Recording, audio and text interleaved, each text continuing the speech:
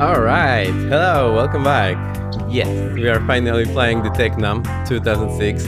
That's the one I have been playing in real life in my multi-engine training and instrument rating training. So I am super excited. First impression, looks pretty good. If you're flying this aircraft in real life, that would definitely help you. For all the integrity, if it's for you, well, stick around, I'll show you all that I can spot, but, well, it will be what it will be. Very nice to see you. Let me see. However, during the first, followed shortly. I mean, it popped up in the same milli, micro, nano, picosecond. Ice Dragons, the one and only. Hoverboard, hyping, Ice Dragon second, hover first. Brace. You guys doing homework and watching stream. That's very nice. I also like doing things and watching streams in the background. It's basically like radio, but different. Do tomorrow. Do tomorrow? No, do today. Oops, I see. Sim crashed. Mayday, mayday, mayday, mayday.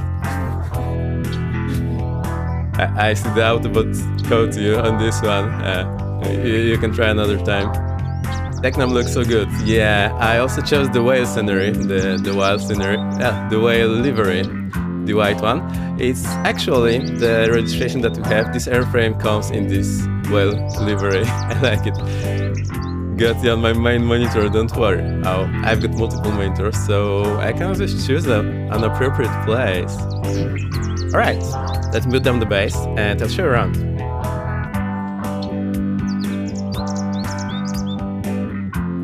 Today equals tomorrow. Yeah, exactly. Tomorrow will be today. Today, tomorrow's today will be tomorrow. You know what I mean. just playing with you. Also, I noticed I positioned the camera so that the light pole is sticking out of the aircraft. Let's move it a bit. That looks a bit crazy. Alright, we'll choose simply a bit different view. How about that, for the time being? Looks pretty okay. Wait, is it Flight Sim Studio who made it? Yes, these are the ones, also known for the Stingray and the Embraer. You're making my brain hurt, why? No, I see. We need to give your brain an easy time. Wait, I still want to adjust this camera.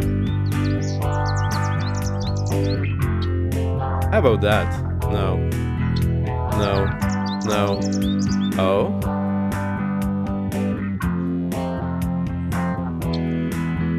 That's just good.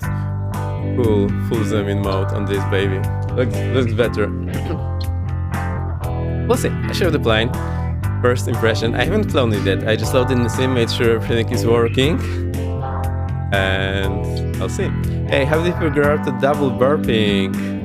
So I saw this in the video by CJ Vietro, and as far as I know, it only burps one. In this plane burps twice because it has two engines.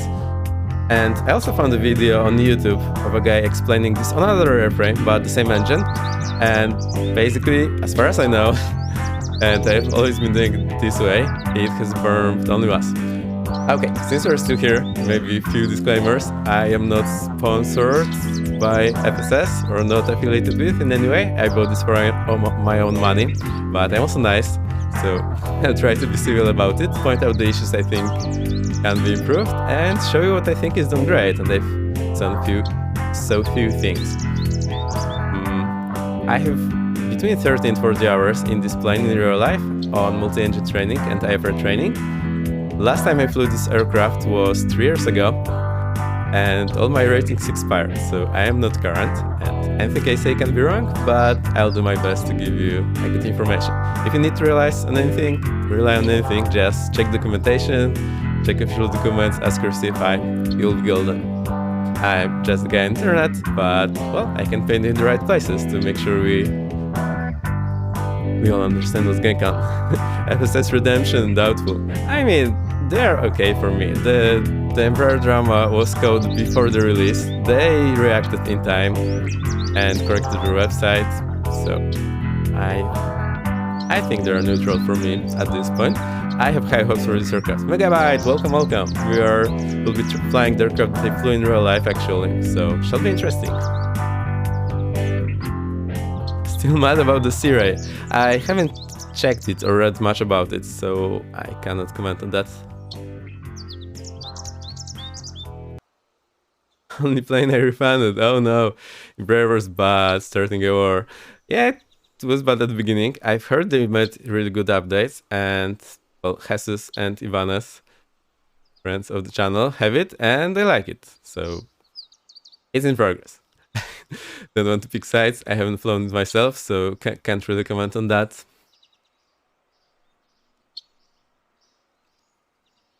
Let me see what's going on. All right, we need the music going. Music is absolutely essential. Essential.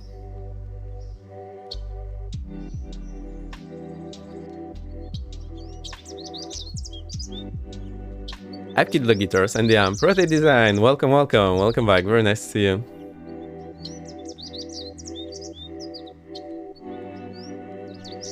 Alright, I need to balance my volumes. Also, I have a bit of a cold, so bear with me if my face is red. That's probably the reason. If I start talking gibberish or don't know what 2 and 2 put together is, that's probably also the reason. But you'll be fine. Blazed, welcome. Very nice to see you. I see. Do the noises, and I will strap myself in the meantime.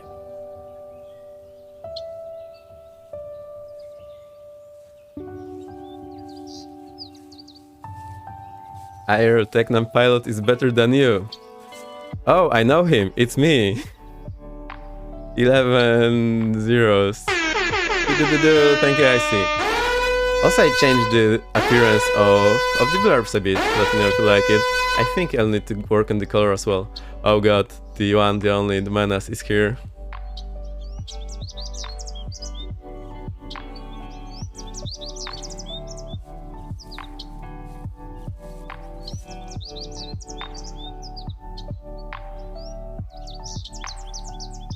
Before we do that, shout out to our streamers who are in chat.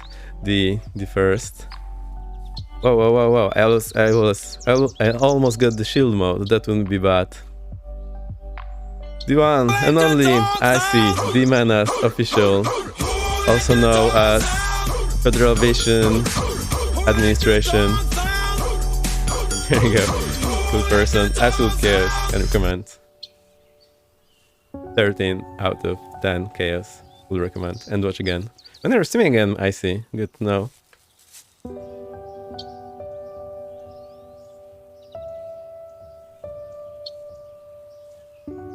Yield mode, I see. I see. Speculating 10 owns. I see ASAP. I mean, it all comes from good heart. If you get it, you get it. Anyway, you can watch for free. No big deal about it. I see you can play your blurbs all the time anyway, so yeah, no need to stress about it. Seems like my sleep pattern 1 sec feels like 4 hours. Really, I really hope your sleeping patterns are back to normal. And yeah, feel free to seek any medical advice on that. That's actually important. Vex, you're on well too. Yeah, I've got a bit on a cold, but it's okay-ish. Also got this cold medicine, which makes me feel a bit high and not fit for flying or driving anything. Great day for flying this aircraft. You'll be amazed. Also, we are in Poland, in Poznań. Actually, look what I did. The BK line was a bit lost last time, which is totally understandable, and I implemented a map that I can show you here. That's actually captured from Navigraph. You're a cult. I'm an absolute freeze. Right, you keep checking around, I'll throw myself in. That zombie, welcome! I love your emotes combo. What did it do? Yeah, I've got a bit of cold. I missed the buttons and hidden myself instead of a map. It's going great. What was I about to say? Yeah, the zombie, very nice to see you. And look, I've got the map for you. Woohoo! Looks fantastic. Let me know if everything sounds okay. The music is a bit quiet, but only for me. We'll put the birds to sleep as well. And no, these are not pet birds. These are actually background music from Stream Deck. I was also about to move my camera. Oh my mind is all over the place. Bear with me, but I'll try to entertain you. The worse I'm doing, the more fun you guys are having, and girls and everyone. So yeah, no worries about that.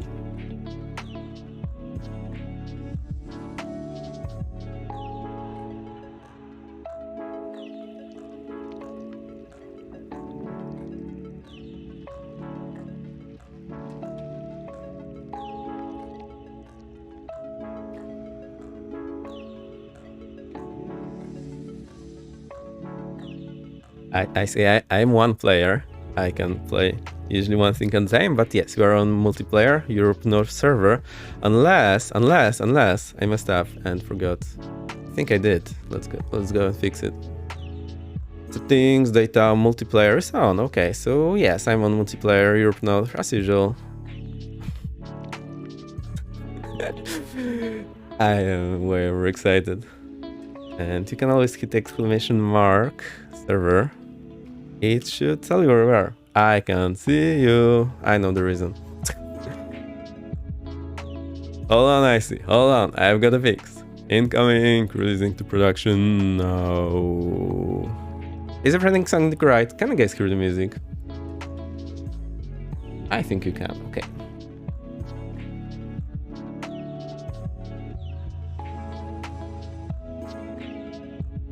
I see ban confirmed.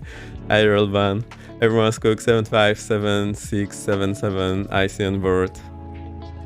My cold voice sounds actually pretty good. What do we do? Okay, I think it may turn out that I will stream a bit longer than usual today, and I'm slightly worried that the kitty will not take it lightly, so yeah, be prepared. So I need to remove my WordCack handle because it's in the way. I'm scaring the view. Cook 75, parse it out. Rice, it's 77 swimsuit heaven. The guy only flies in swimsuits, so he's always ready for a swim. That's very mature of you, I say. Actually, ChatGPT can finish it. Yeah, it's a good one. I really like the chart that I put for you. We'll see. It's not refreshing very nicely, but you tell me how you like it. If you are lost and want to know where we are, just tell me. I'll hit it, and maybe instead of I'll hide my camera or do something else. Most of the time it should be fine. All right, let's see what we are doing. What are we doing today? What day is it? Who am I? Who's this guy on the camera? That I know, it's me. I'm having way better time than I'm supposed. Alright, we have loaded our flight in Volanta. We are flying Sierra Papa Sierra Mike Romeo, which is an existing A-frame in the whale livery. We are in Poznan, where I've been flying in real life as well, and I've got the scenery for this place. Let me see. We have a scenery. Is the command working? Yes. Echo Papa Papa Oscar by Fly Too High. That's me today. No, that's not me, but that's what I feel today. Where, what, how, why, how? Yeah, exactly. That's what we're trying to figure out. This is the route we'll be flying. The robot is sleeping today because, well, you know why. Because we don't need a route. So it's sleeping. But the HC bot is live, the pre-bot is live, the landing crate is live, and the fail bot will be live later, so I'll just put it to sleep, but it's running. My favorite one and only failbot. And the aircraft, the 2006 Mark II blank livery by FSS. You have the link there, which I'll show you right now because that's what I do. Commands. Yeah, you've been absolutely spied by commands. Alright, so that's Flight Sim Studio, Tecnam P2006. Again, I bought this with my own money, so I'll try to give you an honest opinion. But I'm also a nice person, so I have a It's hard for me to openly express criticism, but I will try to show what I see is definitely wrong and we'll let them know. That's the aircraft. They've made a nice website, listed all the things here and have all the screenshots. Yeah, they also have showcased the whale livery. Spanish be like... That's what I should do on Vatsy, because why not? I loved it the last time. How's everyone? How is your start of the week? You having fun? I hope you do. Also, if you think there's anyone who wants to see this, please let them know so they have a chance. There hasn't been much info on this online yet. And I'm here to help you. Also, I've been flying this in real life, so I will have some comments. My memory might not be perfect. That happened before. That's icy. I bought it in Aerosoft because that's the only place you can buy it now. And it costs 36 euro, including VAT.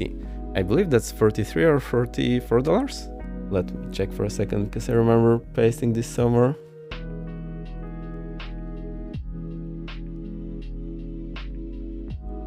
I'm searching for information, checking all my lockers archive, and everywhere where I looked, I found I was asking for your opinion. So yeah, I'm a float plane. Feel free to ask, feel free to backseat game. I actually like that.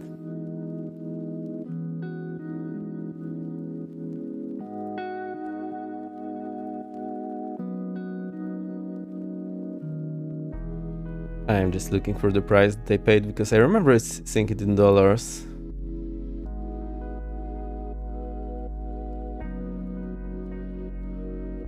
Alright, almost there. 43.04 USD. Okay.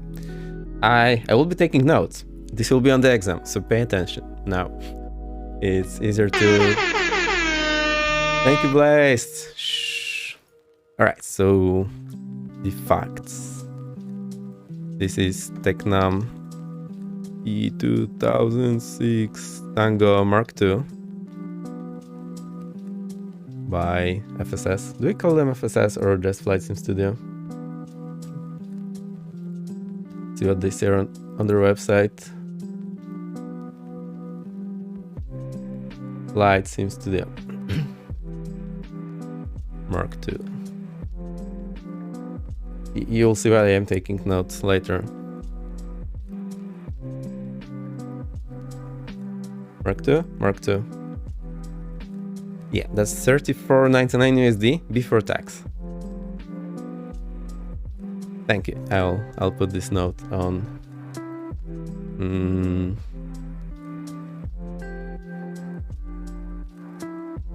34.99 USD before.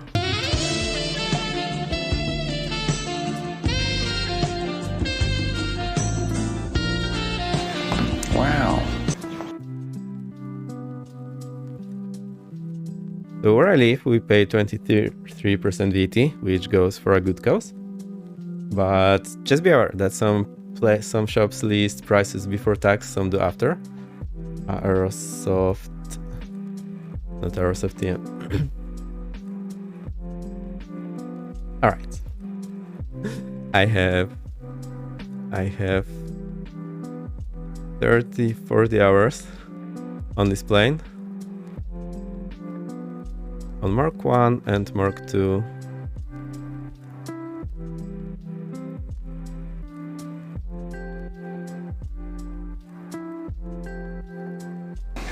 Wow. Right, so that's me.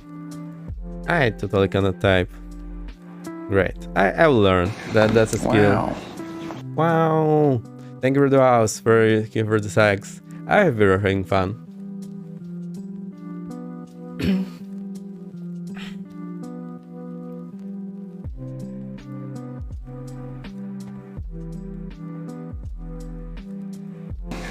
Wow.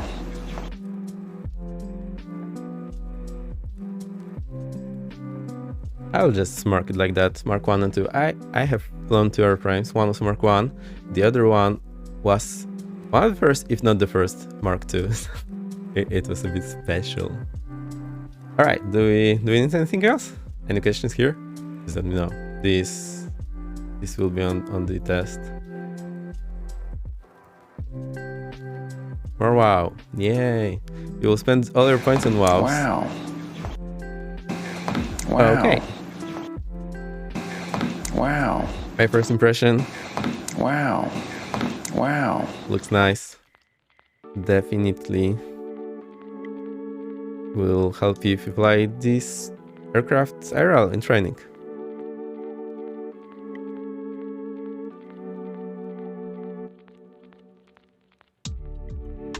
So what I mean is that, well, you have to familiarize yourself with the aircraft. The aircrafts are often unavailable because they're flying or somewhere, and you really need to know where all the switches are. So that's a really good thing, because you can just go here. Wow, there's a floaty float floating in the float. Alright, so here inside, what I mean is that even if this thing doesn't fly in the sim, it's great because you can just sit here, run through your checklist, and look where all the switches are. Actually super important to know where they are, and to be honest, I had a problem with that when I was flying for real. The problem is that you need to know where to reach your hand and which hand. So if you just learn the checklist by heart, you can recite it, like pick every step, but if you don't know where to reach your hand, it's pretty much useless. So having a good model like this definitely helps. So yeah, compared to an hour of flight IRL, this is really not a great cost and will help you a lot. So if you're flying this in training, I definitely can recommend. Anyone else, stick around, you'll see how it works. Vex, can I be mod? Are you joking? Well, maybe one day, maybe not yet. You have my trust, but I'm also a bit suspicious at this point. But definitely stick around. You know what you can have? You can have the VIP.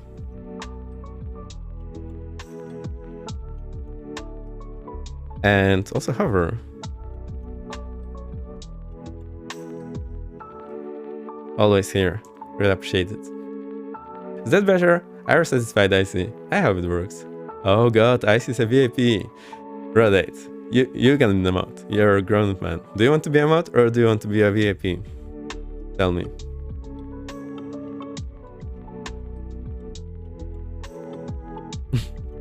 Alright, make your mind and tell me. Mod. Oh, that's it. That's Icy. You're not the one I asked. I'm happy to help out modding. Alright. You know, no expectations. It's just a kill switch button. If anything bad happens, you can just help me out, but really, it's just an honor. Do not expect you to do anything or whatever. But if you want help, you're very welcome. If you want to bring the ban on the bots, please do that. Please do not ban Icy. He's nice. I like him. He's behaving. He's a bit on the edge, but he's behaving. That zombie. Danger, master, danger. Right. I've given few charms, but yeah, I really appreciate you all. You are really making my days coming here all the time. It's really fun. This is taking way longer than I anticipated. What else do we need? Alright.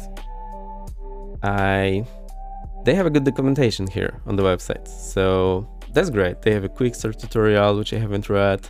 Oh, when you boot the plane for the first time, you get the beak in your screen. Do you want easy mode or do you want realistic mode? Of course I hit the realistic, so that's great. I love it. And there's plenty of things here, including speeds, limitations, performance. Actually pretty good.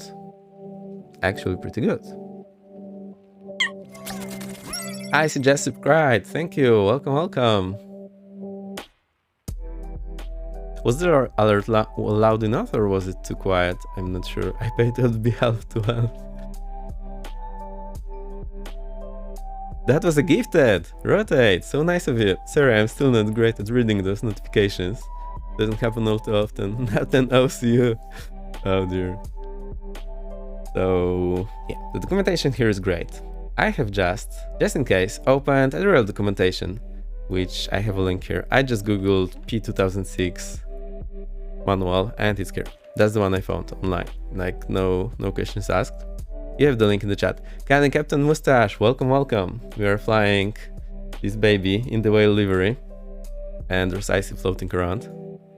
So I am taking notes. This will be on the test, so pay attention. I'm super interested to see your take on this. Okay, I hope you have time. It will take a moment. We should be done within the next 10 hours. Bear with me. I have a bit of a cold, so that's why I'm so overexcited and speaking like an absolute madman. Last time I flew it was 3 years ago. All my ratings expired at this point, but I have between 30 and 40 hours in this aircraft between Mark 1 and Mark 2. Actually, the Mark 2 I flew was one of the first, if not the first Mark 2. That was funny.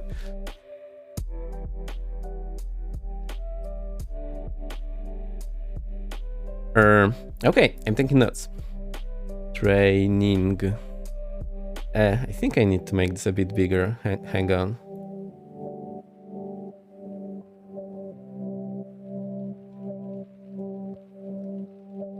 I think this is better now. Can you see that? I need to save it. Great.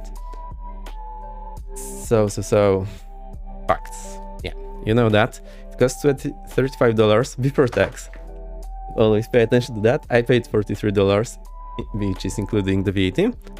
I am taking notes and will send to FSS at look, I came prepared. I have the email here. I asked them in the Discord if they have any official bug tracker. They said to send any issues there. So I'm happy to do that. I want to improve the product. I have some take on it.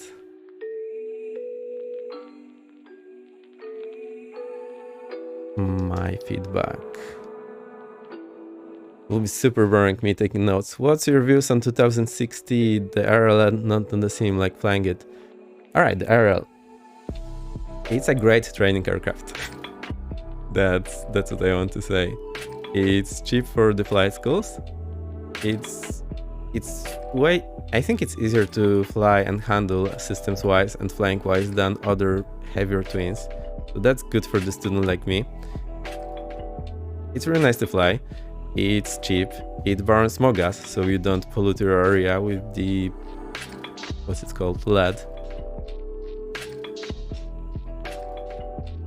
It's very similar to other Tecnam aircraft that I flew in the flight school, so coming here was pretty familiar because a lot of things were very similar. There's Icy. Hey, Icy! Icy just eating it. That's pretty much it. No de-icing capability or anti-ice, so cannot fly in non-icing. It's rather slow. I think you can fly 120 knots usually. I know the manual says more, but well, if you don't want to sweat it, that's how fast you can fly. Not very fast. You can take four people and probably not full tanks of fuel. Any more questions? I have these answers. Definitely a great training aircraft. That's what it's used most for. And it really changed the market because it's way cheaper than the other twins and does the same job pretty well.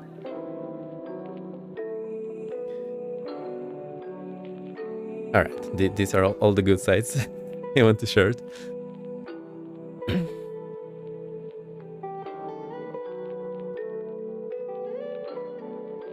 Cool.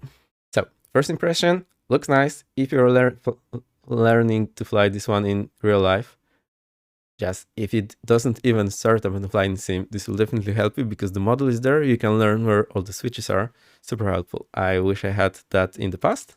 Actually, we had for Explain, and the Explain one from BS Skylabs is really great. I just was too busy to use it.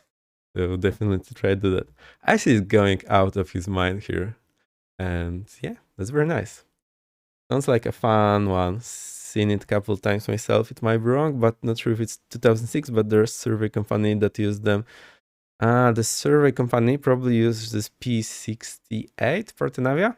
The Portanavia. It looks similar, but it's a bit bigger and has at least 2 times more horsepower, give or take. I see always out of his mind. Yeah, that's just a ricey, but I appreciate it. Having fun.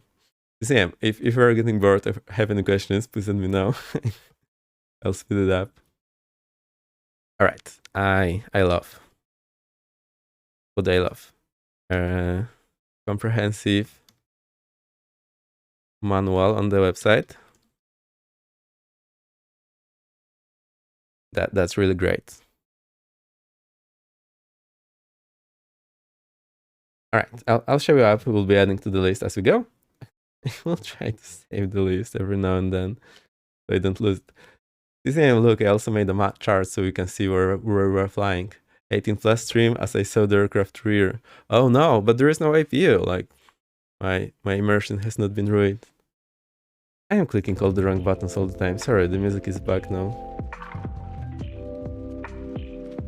Ariane Coldman is into, yeah, I had the one that with pseudoephedrine, which makes me unfit to drive and fly.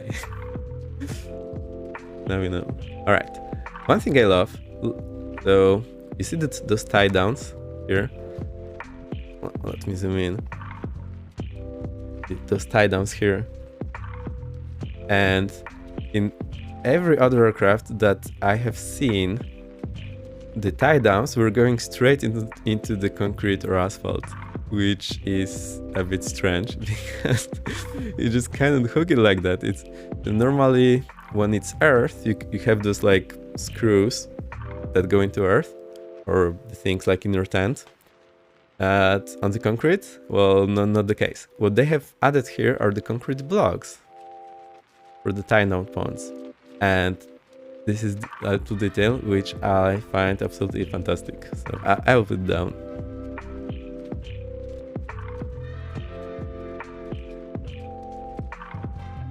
If I do any typo, please let me know.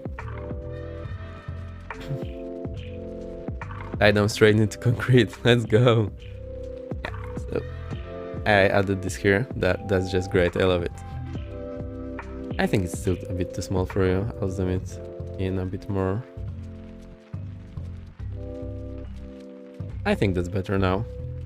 Give it one more go.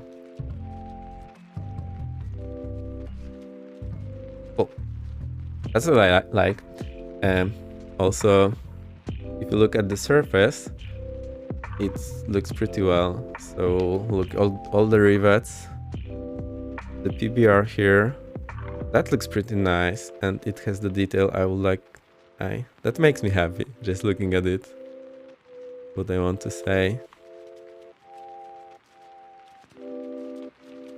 Looks nice close up, looks nice from the distance. I'm not the one to walk around the plane and expect every tiny little detail, checking every pixel, but from a reasonable distance, it looks nice. I am very happy it looks. It has... Right, so one interesting thing is that the Vex make a G aircraft review website. I'm not sure if I'm a good G reviewer, but yeah, I've got the website. It's called twitch.tv/vexfreeze. I review all the stuff all the time here. That's how I roll. Yes. Also, one thing about Twitch is that this creative work, and I put 3 hours in, I get 3 hours out. So that is really the easy mode. When you do anything, you on Twitch TV. Lukaila, welcome, very nice to see you. Yeah, I've heard about Twitch. It's pretty good, I can recommend. There's a lot of cool people. Lukaila, for example, or Icy Dragons.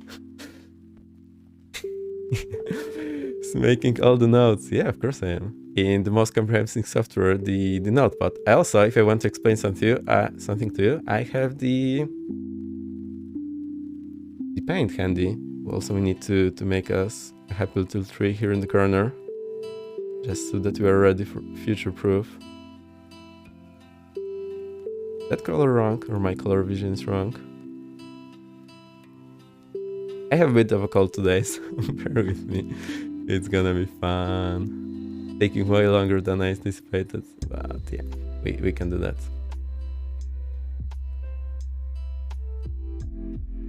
Oops. That's better. Yes, paint. That's a happy little tree. Yeah, paint is a bit underrated. I mean, it's super simple, but it is everywhere. So whenever you go, the paint will be there. If you learn to use it, you're great. I know there's tons of better software, but I learned to appreciate this one. Easy solutions, great solutions. Cool. I'm taking notes. You can have a read. I went over this. I will be sending this to FSS at their email because that's what they said to do. I want to improve the product. Let's go. So I love the DDD EBR exterior. Rivets, surface,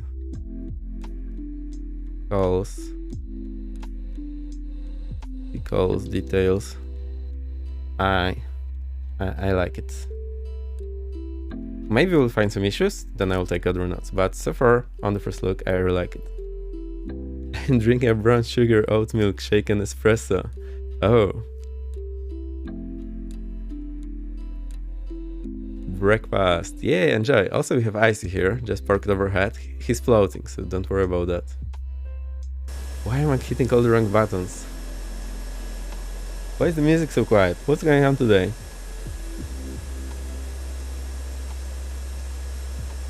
No, it's not the music that's quiet. Or is the music a bit quiet today? How did that happen?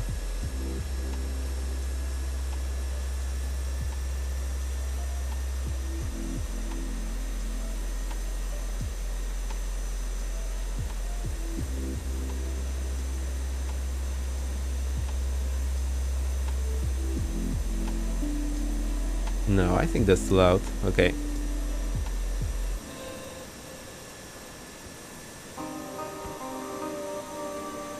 Maybe it was just a quiet song and I stressed out for no reason.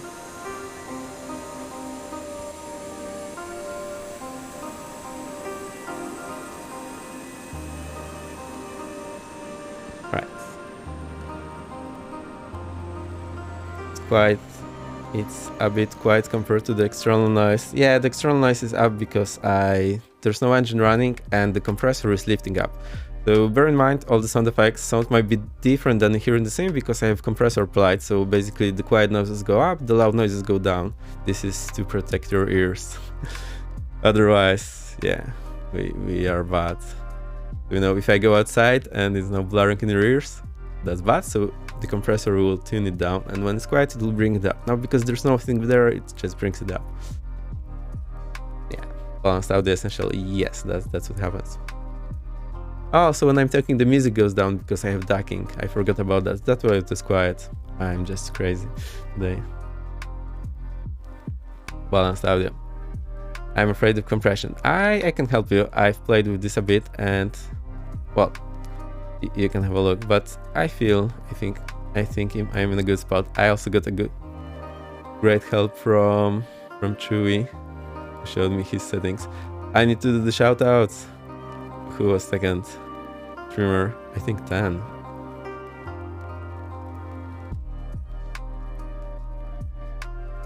There you go.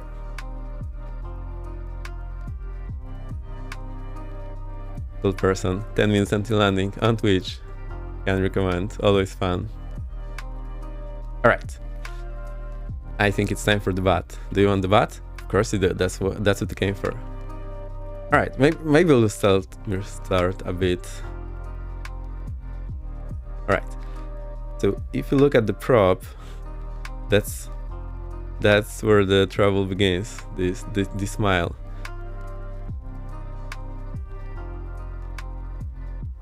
Okay. Wait. 10 out of 10 tank landings. Okay. Just trying to find a good spot.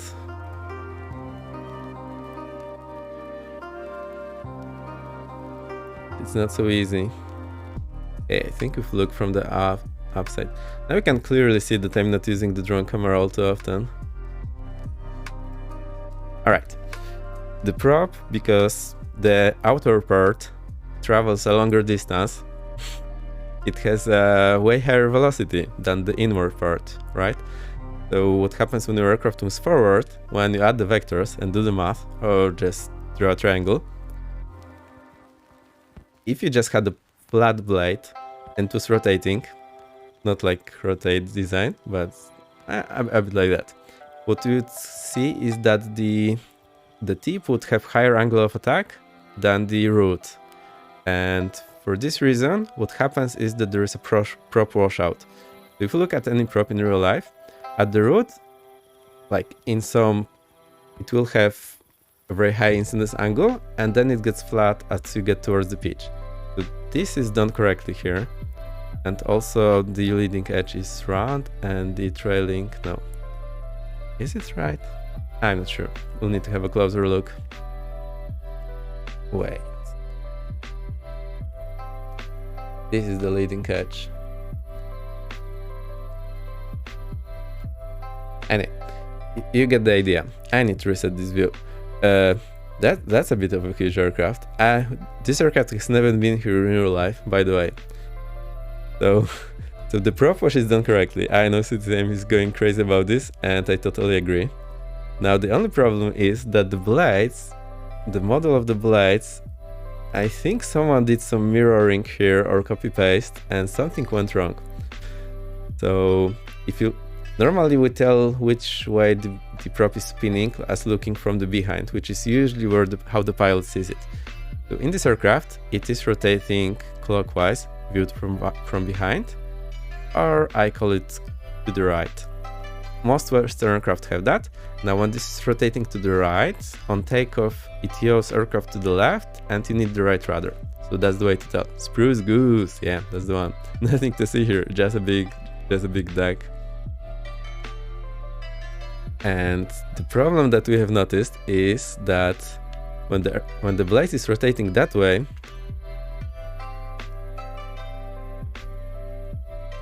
this angle of attack should be basically reversed. So this blade is going downward, which means the bottom part should be forward and the upper part should be backward. So this is mirrored here. I'm not sure about the other blade. It's same on the other engine. So that's a big deal here that needs to be fixed. The other blade is also wrong.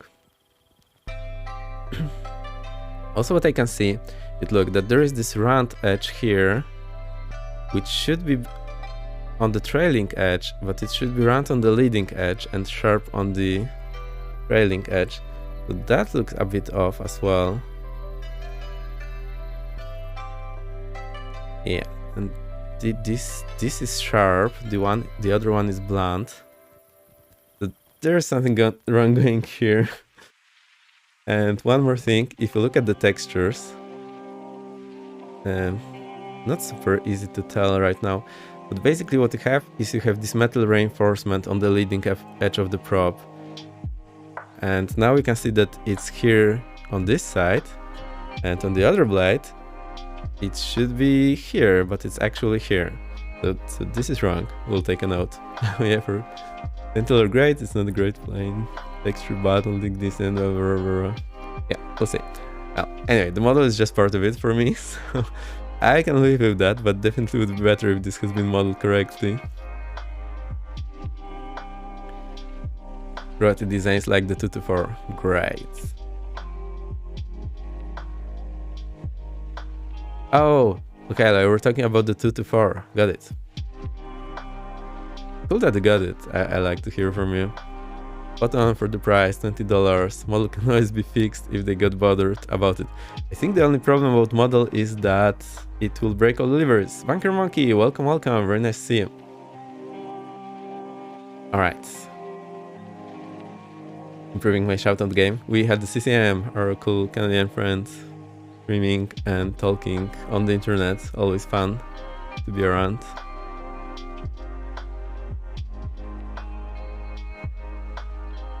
There we go.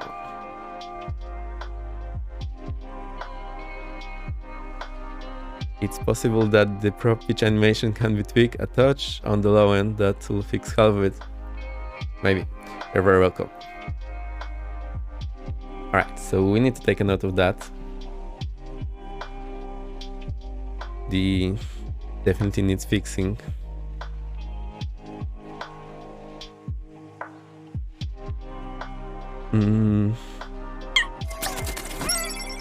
Skyla, thank you for the follow. Prop.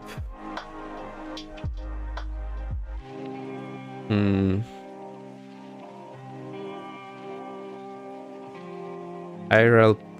Alright, needs fixing. Prop model, IRL. Prop rotates. Gonna take forever when I'm taking the notes. Sorry, need to do that. Rotates clockwise as viewed from back.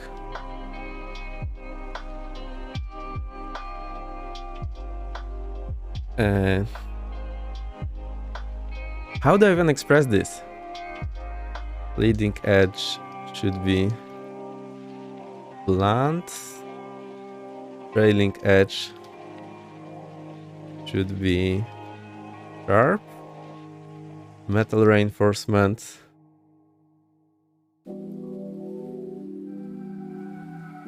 is on leading edge.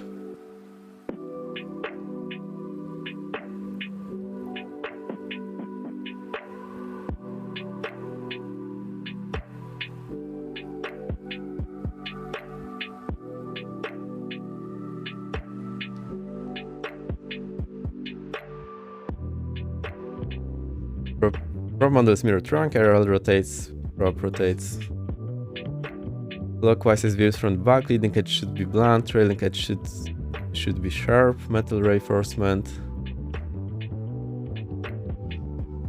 is on leading edge, and blades should have positive incidence angle, should have correct incidence. Well,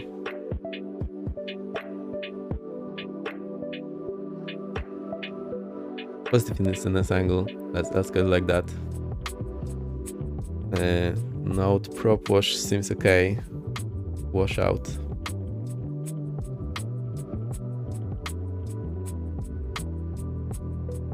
Alright, so that's the one on prop.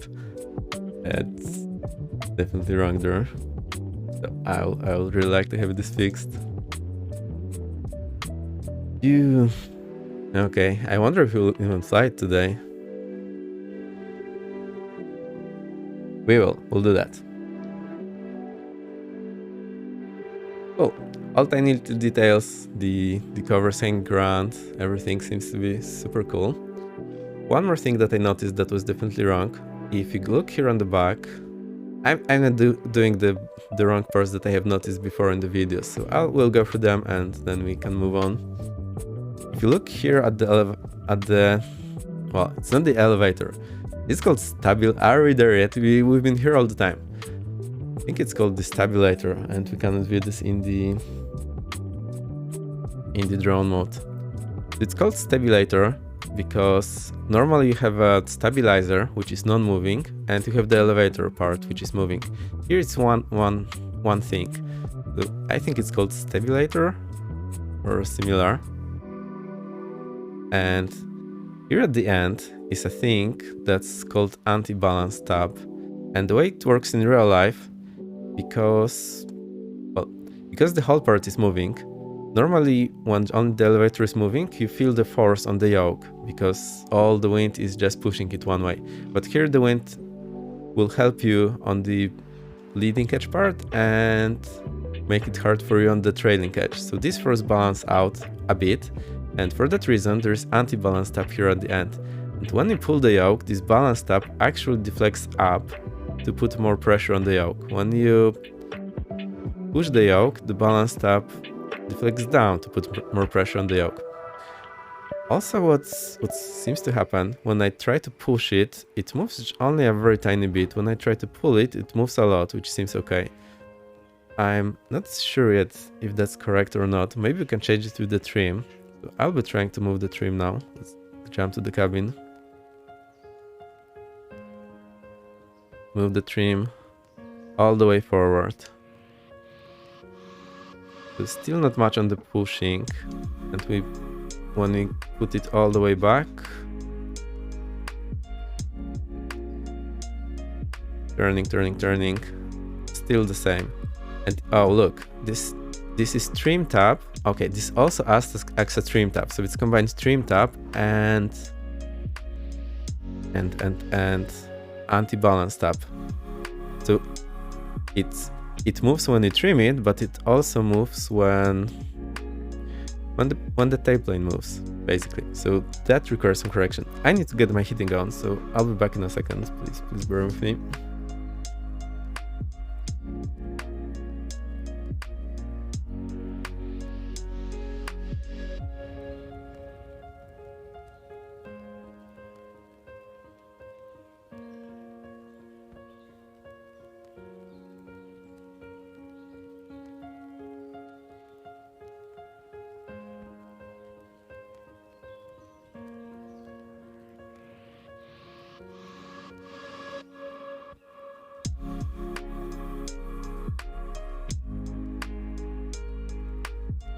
Okay, back with you. So this, I think this would be nice to fix. Let's put it in notes. Nice to fix. Not super wrong. Elevate. It's called stabilizer. Let me check it.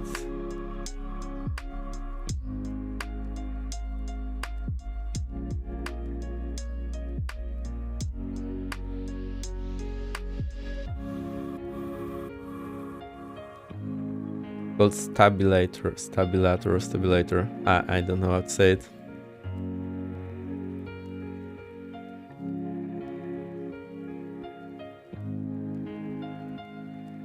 And here on the wiki, you have an example. For example, in F16, see the whole thing moves. And also here on the Piper Cherokee, the whole thing moves. And as you can see, this anti-balance tab is now deflected up because this is up. So just assume that the trim is 0. No, it's stabilizer. Stabilizer is when you have a classic one. Classic. I'll show you.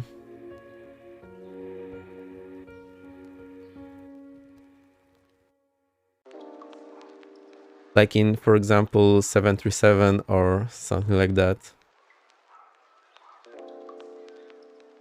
Okay, we have it here. So see, this part that is not moving is called horizontal stabilizer, and the part that is moving is called elevator. But we can combine them together, because why not? And then you have tabby later. That's how it works. So there's the difference, you see? Aramarok, welcome! We're checking out the P2006 that I've been playing in real life. Just going through all the nitty-gritty. I'm just boring everyone to death, but yeah, stick around. So that's something that I would like to see fixing. Let's take a note here. Stabilizer down deflection should be increased, I think. Well, of course, I will need to check this on this real aircraft. And trim anti-balance tab.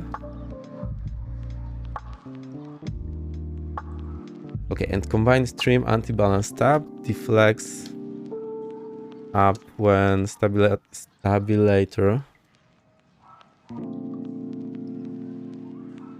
deflects up and down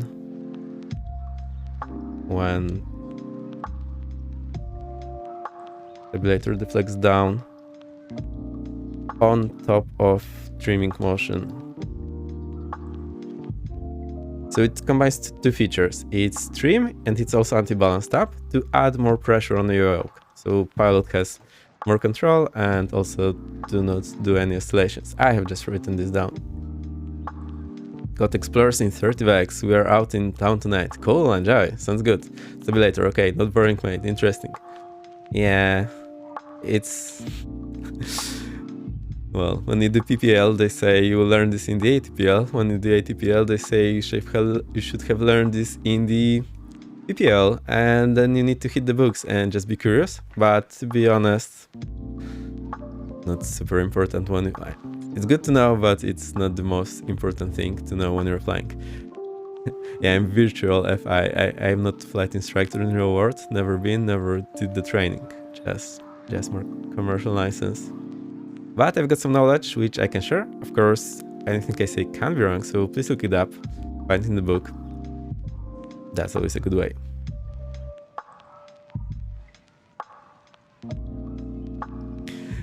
Cool, however, have a nice time.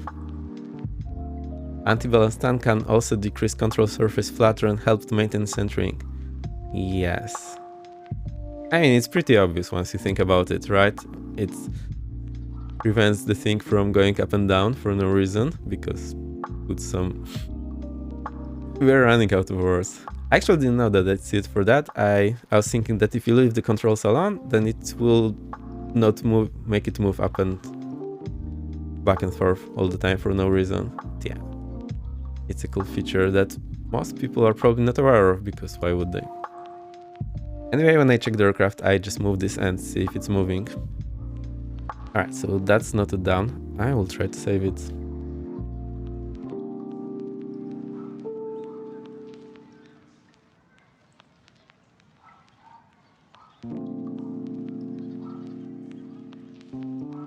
My neck hurts a bit. I am a bit of a cold. Yeah, it's cool. Going great. And we've got 10 hours to go before I need to go to work. So yeah, I think we can handle that. Cool. So that's a nice to fix for me. I have seen this wrong in older aircraft. It's not a deal breaker, but the prop is just mind-boggling for me. Yeah, me and other people were not sure how we can get this wrong without looking. When you're looking closely, it definitely seems like it's not as it should be. Okay. We need to go to the drone mode. So I will try to trim it to neutral. Yeah, my trim is working. Is it? This one is working. So I'm just moving the trim now. Also, one small disclaimer, I am using this why you need to have a website for reviews. Hey, if you're up to watching 10 hours review. Now, to be honest, the pros, they write the script first or they cut down the video. I am not willing to do that because editing a video takes a ton of time. Like for 20 minutes video, you probably spent 8, 10, 20 hours editing it. I am not willing to do that. I just want my 3 hours in, 3 hours out on the Twitch. I actually love it, but then you have to stick around, listen to me, and I hope you're enjoying it. Alright, so we need to note I am using Spadnex for trim.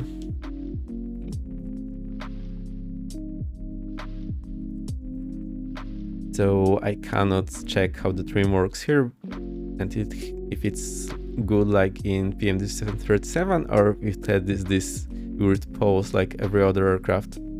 Just side note.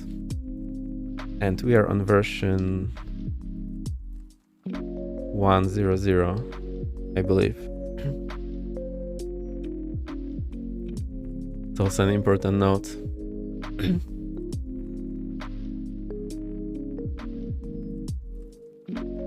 Alright, if I mess up and mute myself, please let me know. Please let me know. Let's get some music. Vex reviews come. Sounds awesome, not gonna lie. Where's the music? There we go.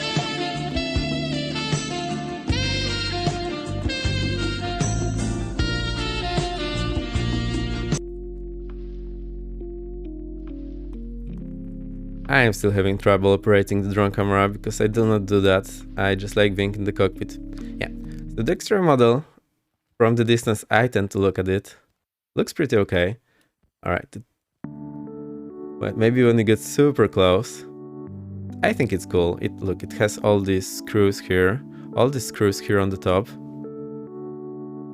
And oh, look, you are all iced up. I can guide you through all the tiny little details. Right, here's the fuel tank, and the top surface and the bottom surface of most of the airframes is unpainted. I'm not exactly sure what is the reason. I have read one explanation, but I cannot find it again, so I'll not quote it. Connect the air, and we have all the nice level. Connect the aircraft to electrical ground before refueling. Yeah, that's very wise. We have the fuel tank tab. I think it's here. It normally says something about the fuel grade and has like a fly to open. That looks a bit off. Yeah, just super tiny little detail. This is air intake for something, maybe for the cabin, not 100% sure. All these screws here, yeah, they are here. Mechanics take a long time getting them off. Now,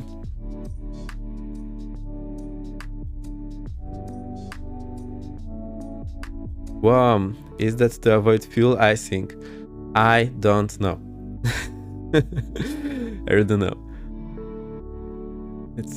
And I knew it was on the top surface, and I wasn't sure about the bottom. I checked a picture and it's also on the bottom, but the airframe I have been flying is painted. It's my theory anyway. Yeah, the other thing I read, but don't quote me on that, because I remember reading it in some magazine and I cannot find it for the life of me, is that they had to wait for a lightning to hit one airframe and then the test is done and then can paint it over. But this may not be true, so do not believe me on that. I just remember reading it. Might be totally bogus, whatever. It's interesting anyway. So yeah, the fuel cap is, sorry for my rough movements, it's called the fly. Like, there is a part that you lift and then you can twist it. Nice to fix. Let's add it. Fuel cap could have a fly. Reading fake news. I have sent 10 times. I am not sure about that and I cannot find the source. Do not quote me on that. I am very, very thorough about this.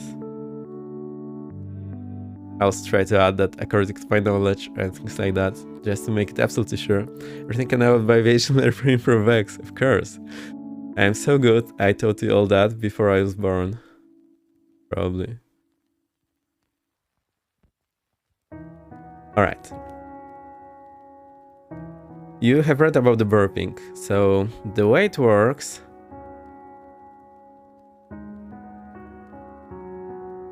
I shared the video about that. I'll try to put it later in my Discord. The Discord is in the chat. You can get a join, share a screenshot, have fun, talk to me, whatever you want, or ask questions. I learned most things from Vex, but I learned how to tank landings from 10. That's the spirit. Okay. So the thing is, basically, before starting the engine for the first time of the day, or when it's called, you need to manually twist the prop in the direction of movement to distribute the oil around. And in the process, when the process is completed, basically the oil will return to the oil tank and it will burp. It will just make my fairly audible burping noise in most cases. Then what you do is you open, I think this is the one here on the top right. You just open it, and there is an oil cap that you unscrew, put it on the wing, make sure you do not lose it, and go back to your turning. Turn, burp. Depending on your technique and things, it will take a long time to turn, and when it's cold, it's absolutely not pleasant. I have witnessed this myself. Only then you can measure the fuel level, the oil level, because otherwise it will just show you way too low, because the oil is not in the oil tank, it's actually in the engine. I hope this makes sense. And I think, and to open it, there is like a screw that you can unscrew with the screwdriver, but it only unscrews 90 degrees and then it lets go. It basically has like a little bolts that are in a corridor, and then those bolts move 90 degrees and there is a corridor up and you can pop it up. Also, this spring, this This screw is spring-loaded, and it will also not is locked so it doesn't fall out. And that is here on the fuel and on the oil tank. Check. So we'll add it to the list. Great, I'm trying to fly the keyboard mouse. Yeah, do it. Actually was able, well, mouse and keyboard flying was really well done in X-Plane, I believe. So let's add this here. Oil.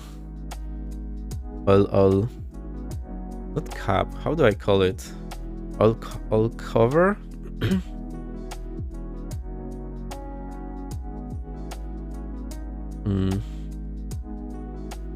I think it's called Joyce, or I know it has a funny name.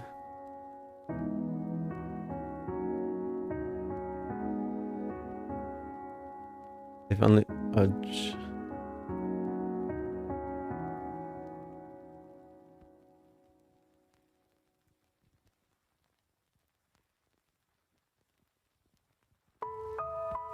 do you know the name?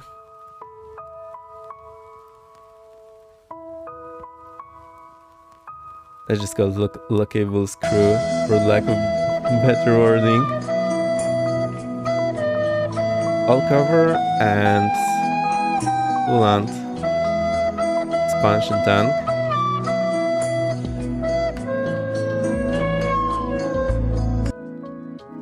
Should have lockable screw. It's also often on the cowlings of the engine. That's why sometimes you see them open in flight.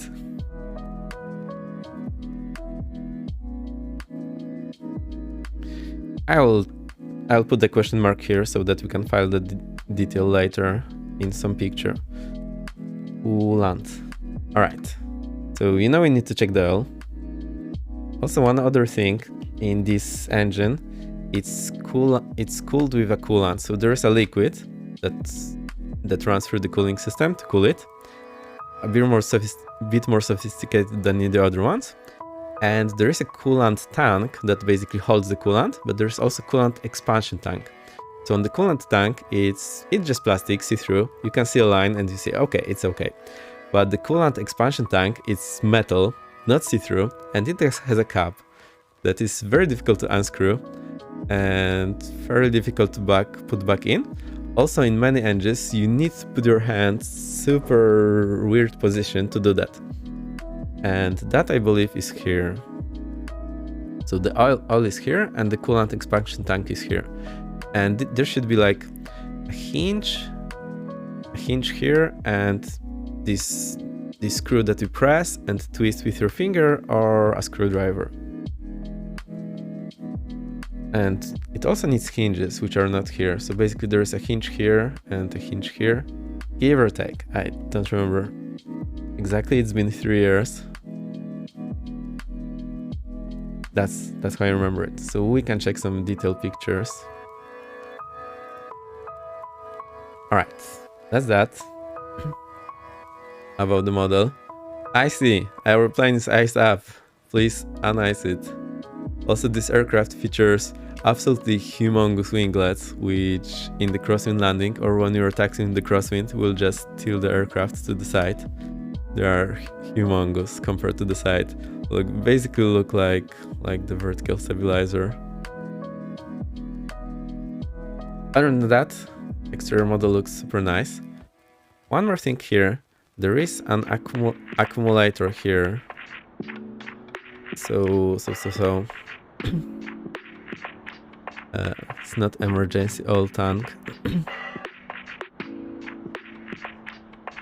So this aircraft features retractable landing gear. Also, you can see the polygon count here is, well, not infinite, but I think this is okay. I like it. From the distance to normal view, that's a-okay, and the rivets are great, so that's nice. Now, when the hydraulic thing fails so normally, as far as I remember, the gear extension is driven by electric hydraulic pump. If this hydraulic pump fails, there is a like gas accumulator here, I believe. Or hydraulic accumulator, I'm not 100% sure. That holds pressure that can be then used to emergency extend the gears. So we need to check this pressure here, that it's above 20.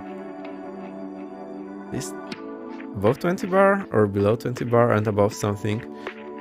You can check it in the manual, and I think it shows it also on the scale where it should be. So I feel this is marked wrong.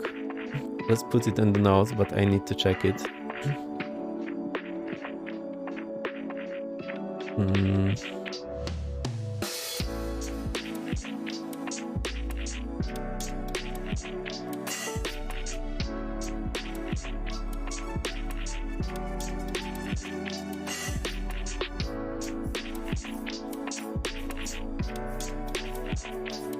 Seems to be marked correctly. So now we know the purpose of that. Let me search it in the manual actually that I have open. Also, further that, here's me flying in the aircraft. That's the Mark 1. That's the Mark 2. And there's the Mark 2 as well. I'm not 100% sure which is which because they are very similar. And as a bonus, that's me in the extra. I am not very tall, and the front seat in the extra is very low, so we do not obscure the view for the actual pilot who is in the back. So I could barely see where we are going because I'm not super tall. I should get a pilot. Nice IRL pictures. Yes, we had the GoPro mounted here on the side. I had 3 hours in the extra 330 for my absence prevention and recovery training. That is not mandatory in EASA before you do any actual type rating. I want to go for outside in the extra. It's the best flying aircraft in the world. You just move the stick, it does what you want. And I thought it would be super twitchy, yet you need to be super precise. It's totally not the case. The difference is that the movement of the stick is huge. You can basically move it from your knee to knee, like basically in the whole stretch of the cockpit. So the aircraft is absolutely not twitchy. You have total control over it. Feels like a glider, but in a glider I can move the stick only like this. In extra I can move it like this. So that's the difference. And basically whatever you do, the plane will do. Also, one weird bucket that I spotted is that in Misfits, when you do rolls and you do like 10 of them, it seems to accumulate the inertia and it takes a very long time to stop rolling, which obviously is not the case in the real extra. You just move the stick to the neutrum and it stops, just like that. Super nice aircraft to fly, but hell expensive. So it did cost me a lot, but I enjoyed it. It was fun.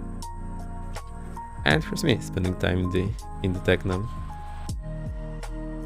That's me when I was a bit younger. So you can see this is Mark 1 with the analog engine instruments and G950, which doesn't have few of the features. Also note that the buttons are different color. They are white here. In the Mark 2, wait, that's also Mark 1, so sorry. Seems that this is all Mark 1. I think I don't, maybe this is Mark 2. I don't know which is which, so seems all are Mark 1, but I did fly the Mark 2 as well. Beck's beard needs a reappearance. Well, I like the current one.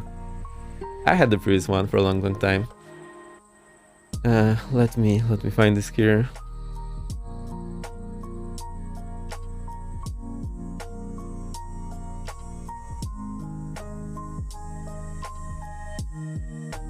Cool, found it. Accumulator. Okay, so emergency oil tank pressure. Why is it called oil tank if it's actually a hydraulic fluid? Confusion, visible confusion. Low pressure limit 20 bar. Low pressure limit 20 bar. Okay, so that's okay. Okay, emergency oil tank pressure. Low pressure limit 20 bar. Cool, so that's good. I seemingly was wrong here. So this is accurate. Why did Tecnam decided to mark this way? Landing gear emergency accumulator.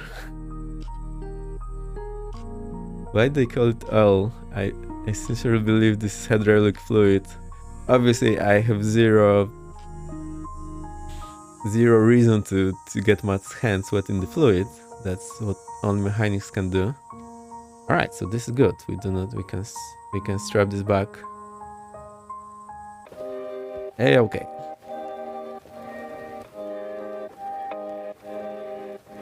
Also, the manual here that I have here is for the Mark 1, not Mark 2. So there should be some small differences, but in general, the aircraft is pretty much the same.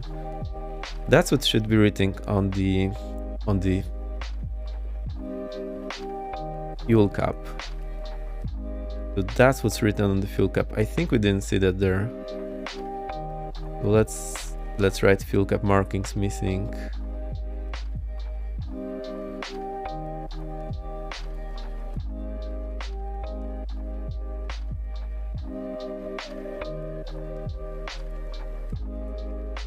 It's a super small tiny detail, but once you have filled the tank aircraft many times, you will probably notice it.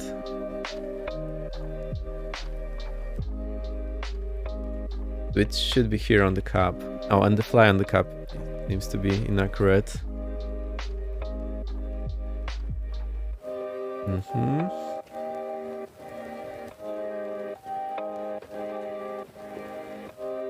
I think it's called a fly.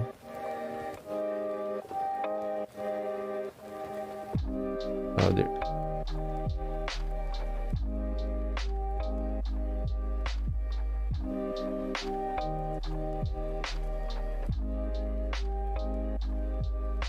All right. These are the things that I noticed are wrong. Everything else seems to be pretty nice.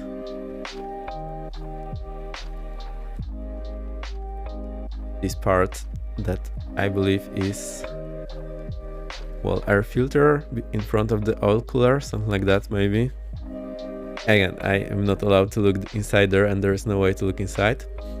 Also, we have the wheelbase. Let's have a look here.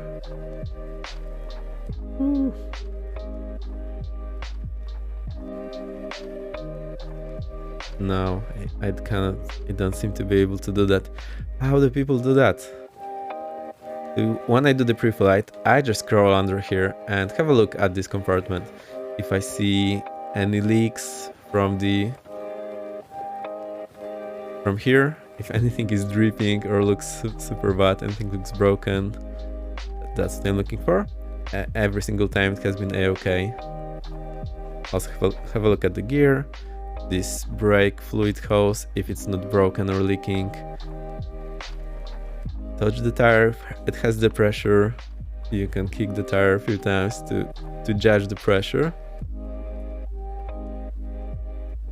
See, those fuel tanks are on patent from the bottom.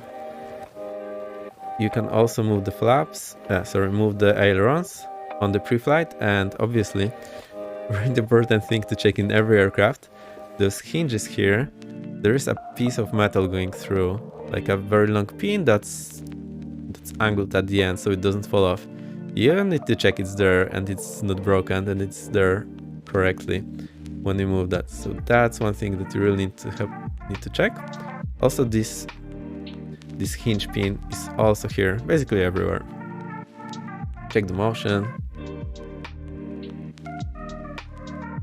All right, it's pretty much it on the outside. I think on the top, that's emergency ditching hatch, so we can actually go out of here if you ditch. Are the strobe lights on the wingtips? I believe they are. I haven't flown this aircraft in 3 years, so bear with me. As far as I can remember, the strobe and position lights are collocated here. And very nice to see you, Matt 747. Welcome, welcome. Plus there will be a strobe here. So this is a strobe, and on the wing edges it's also a strobe, and here on the back it's a white position light. There is no beacon in this aircraft, so this one is strobe. I hope it makes sense. Also, when you're alone and you need to move the aircraft around, it's okay. Maximum takeoff weight is 1.2 tons, so I am able to push this aircraft around with a bit of a strain, but I can do that. But when you want to turn it around, you need to push on the tail to lift the nose and then turn it around. Now, with my measly 65 kilos at the time, when I pushed here, okay, I'm not pushing on the tail, I was pushing on this part of the fuselage here. It was barely enough to lift the nose up. So imagine, in flight, there is a downward force, and I did that when there were no pilots inside. So when there were pilots, you just imagine what's the force on the tailplane. It's a lot. Does it look like they have the strobe on the wings in this model? Might wanna let them know. Yeah, I think you're right, but that's super minor thing. So we'll fire it up and you'll see. This part here might be the strobe. So normally they are LEDs and not like super distinguishable from the side. Also the landing lights here are the LEDs, and there's nothing on the other side.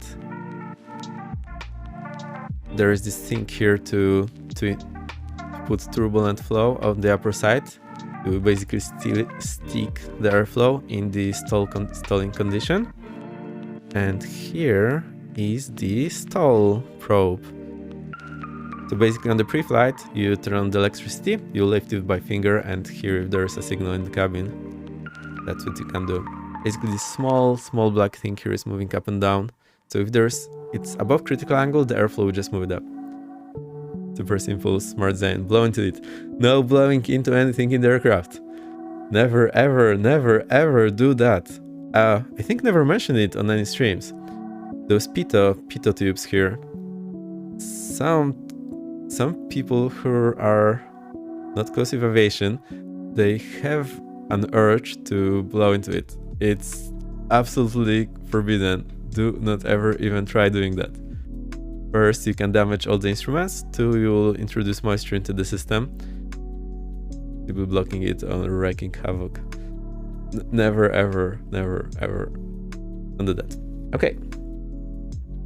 I think. Do you want to see anything else on the exterior model at this point? That's all the details I was interested in. Everything else just looks okay for me from the back, from the distance. I actually like the model. It's cool. Third, if it was recently flown, it might still be hot enough that you live further. You with the plane. You're right. Yeah, in the GA it doesn't get the. Well, I don't know. I never touched it. But you're right. I absolutely forget about this all the time.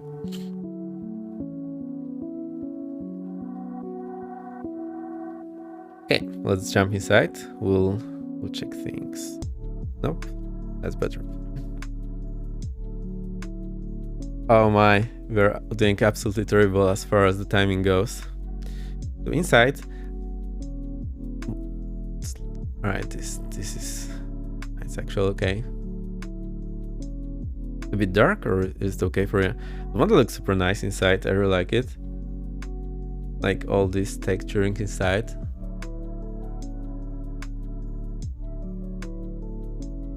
I'm not sure how to. I think the best we have seen was the Phoenix. So my eye is not good enough to compare that to Phoenix, but yeah, looks very nice.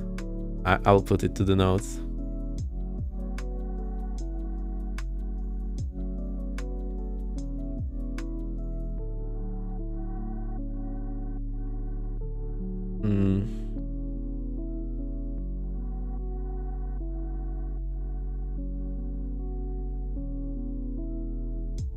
I love it.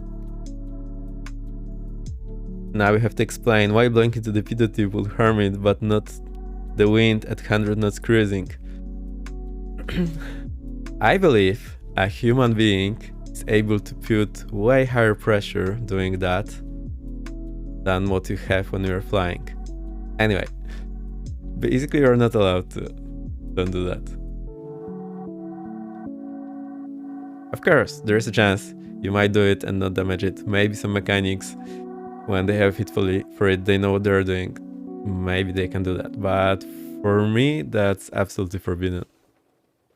If you see anyone doing that, and it's not a mechanic who knows what he's doing, just advise that person to stand back.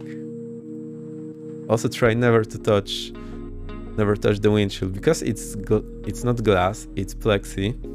So you leave a hell lot of fingerprints, make it super dirty, and you may scratch it or damage it. So for people who are not flying, just do not touch it. I don't touch it unless I have very good reason to touch it, like I'm cleaning it.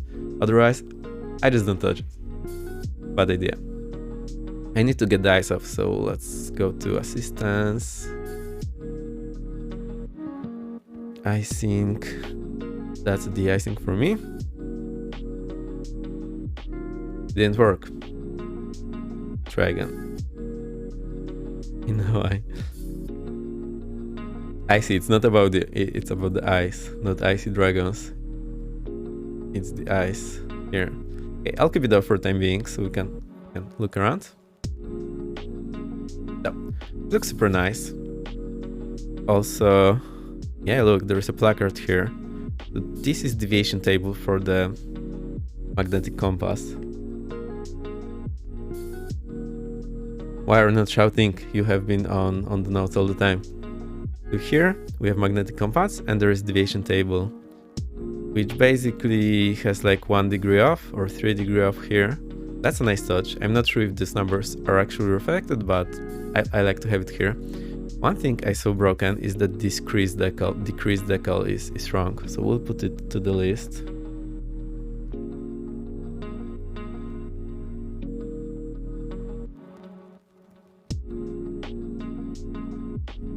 And increase decal is missing.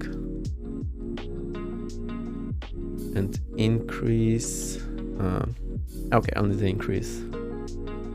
See this vertical speed in hundreds of feet, and there is a decrease and arrow when you twist it to the left, and increase and arrow when you twist it to the right. This is absolutely missing here, so it should be there. Look, there's an autograph of whoever created this table, so that's a nice touch. Other than that, cockpit looks very nice.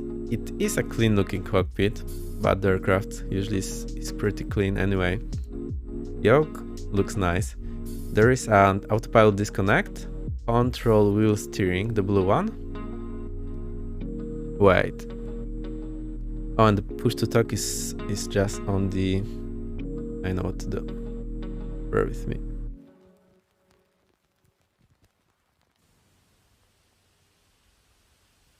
Alright, so the red button is autopilot disconnect. The push to talk is just in the back, so we cannot see that. And the blue one is the control wheel steering. That appears to be okay. All the texture here, all the placards, super nice. Operation maneuvering speed 1 to 2, maximum landing gear operation speed, landing gear extension, and speed, well, with landing gears 1 to 2 knots. That looks nice. The colors on the switches are cool. And oh, let's unmute it. I like the sound of the switches. That's pretty cool. I think they were turned on by default. Maybe I have been messing with the aircraft before for a moment, so maybe I turned them off or on. So that's probably fine. And if I mess up something with the stream, leave you on notes or whatever, please let me know.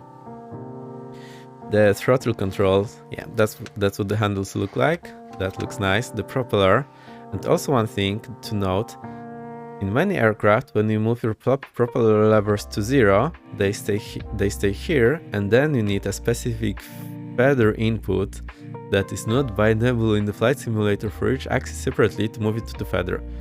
And this here is not an issue. We'll see if it's operating, but it seems that this is done well, so I will put this to the notes.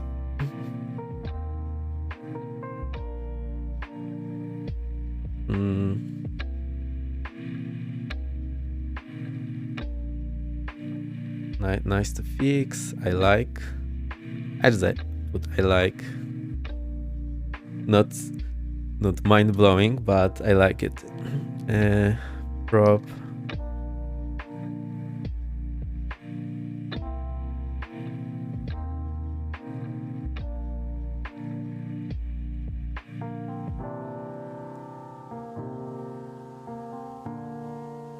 Alright. Prop levers feather position with your normal sim axis movement. That is really good. Nice to have. We use the day. Yep. Icebird, very nice to see you. Welcome. I might have not said hi. Let's go back to the shoutouts. And the Captain Mustache has been shouted out, but there's never enough. Kyla, welcome.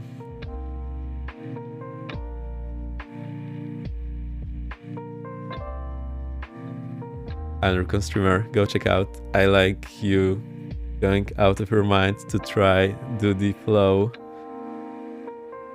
bar on top for streaming. But it seems it will give you a lot of experience in using the flow, so yeah, I'm looking forward to that. And you did put the code online, which makes me very happy because I can have a look how you did that and it will help me doing my things. Go check out, cool person. I've gotten a lot figured out now. Yeah, I saw this settings window, which I was thinking about. So be sure I will be looking at that. Also, you showed me how to start coding in Flow, which I couldn't for the life of me find. Let me show you. So here in the Flow, you need to click this edit button to start coding, and I couldn't for the life of me figure out how to start coding. So look, Kyla helped me with that. Setting Windows actually getting shelved for now. Yeah, but it's there, so that's a good start. And it looks like it's doable. All details here, super cool. There's a carburetor heat, which is actually a lever, but the way it works, you either have it on or off. Now, there is no mixture lever, and Rotax engine has an improved carburetor design that by some mechanical magic and pressure differences automatically sets correct fuel-air ratio for you. You never ever have to touch it, and the correct mixture is always there. There's no mixture axis. Yay, fantastic. I love that. That's a very nice thing, and it's good to have this in the real aircraft. That's real helpful. One sec, I'll correct my mic.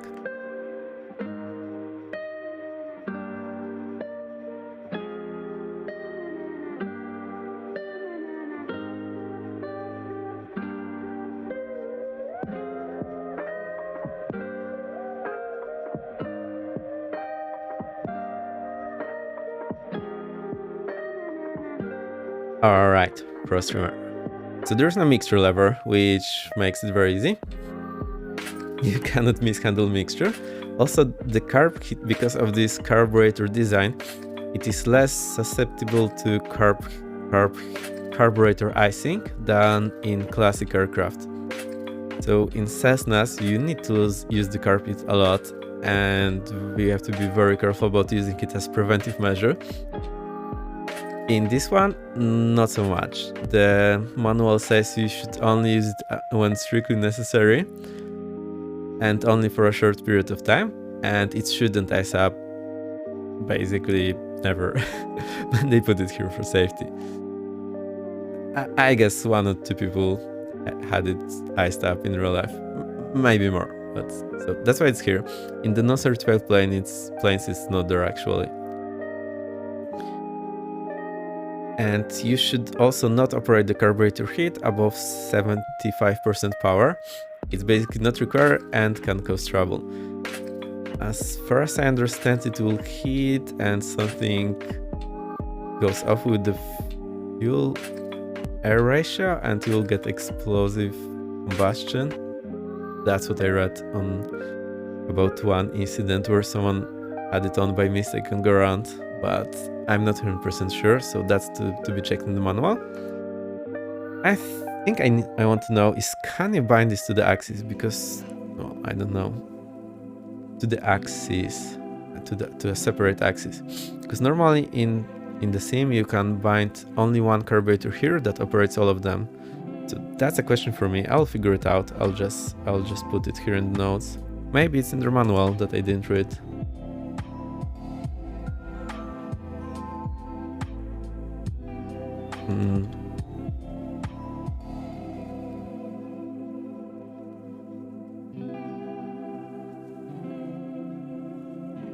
Separate axes.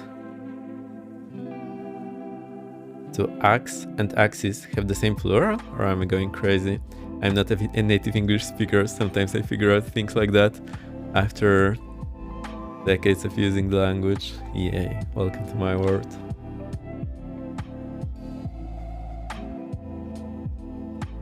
Cool. This is fun. Meter. Oh, we have the meter. That's the ATC bot. Push to defrost, pull cabin heat. Okay, I don't remember operating that, so I think this just hits the cabin. It seems to be okay. And there's push off parking brake, pull parking brake. So I have this mapped to the lever.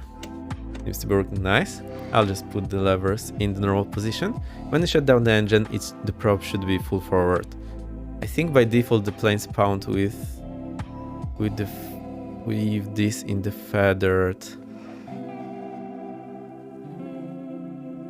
axis. Let's put it to the notes.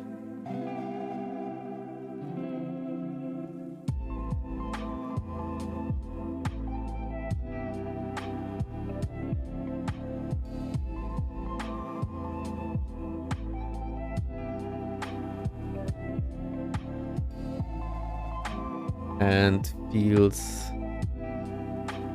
on. It should be prop forward and fields off. I don't remember, so that's why I put it in questions. I'll try to figure out later. Alright, there's a trim wheel here. Another thing that got me thinking is there's a rudder trim. And as far as I remember, it's not an electric trim, it's actually a wheel.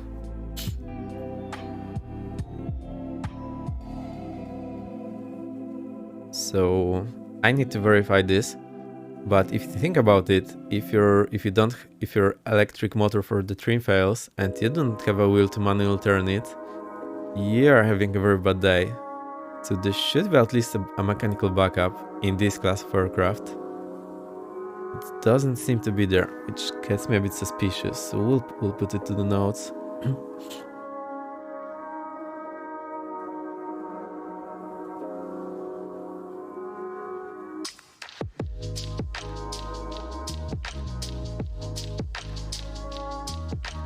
Right.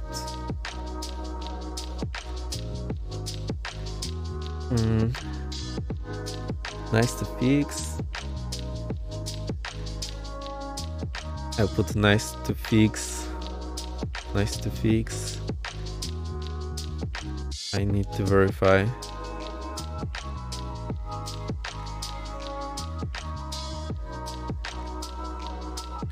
Alright, possibly nice, possibly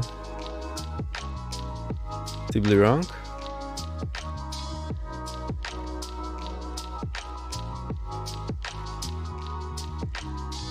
I need to verify first. I think this is pretty transparent.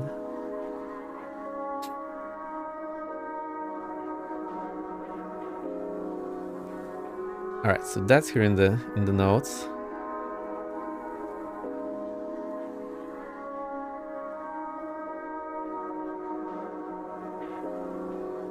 Okay.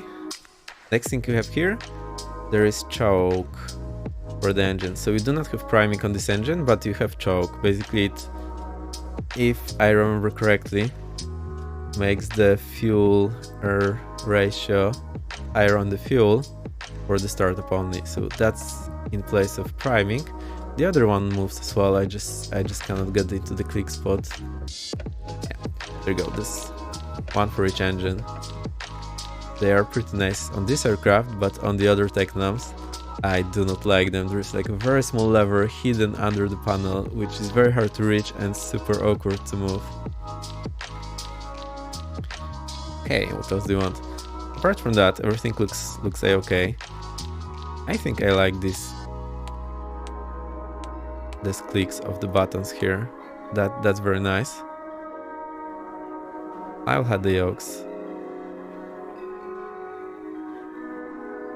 We have the ELT, which is non. Actually, you can use that. Great.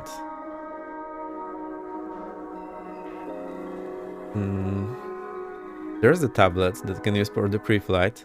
I don't know if it can be hidden. I would like to get rid of it, but I cannot find any click spot. So I'll put this to the note.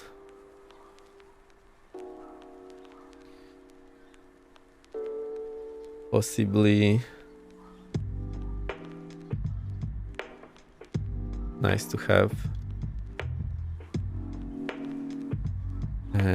Click spot too.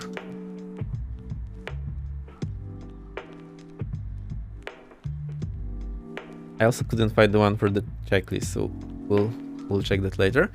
So there's the tablet. It has the nav map, which is very nice. So I think that's the sim one, but I like having it somewhere. I saw it on the Mini 500. I absolutely love that feature. There's the pre-flight, so that's all the things, the weights, the options, and here you can go between operation modes, so that's easy and that's the realistic one. Also, you can load the panel states, so let's go cold and dark. So this is all in the off, and let's see the other one. So we were ready to start by default.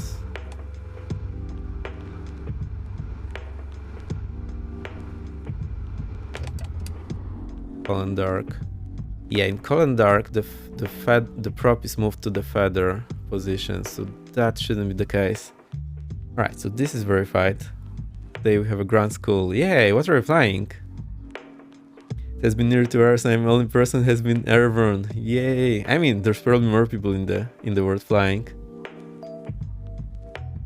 I didn't intend to go such long into checking this on ground, so I hope you're enjoying it. Okay. Cold and dark. Should be prop forward.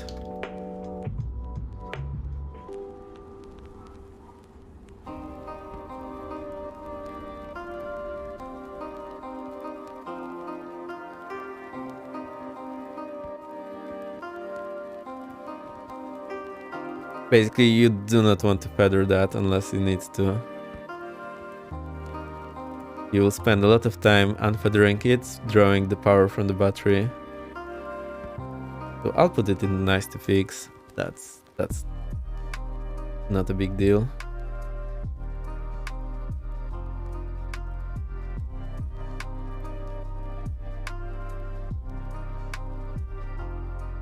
Okay.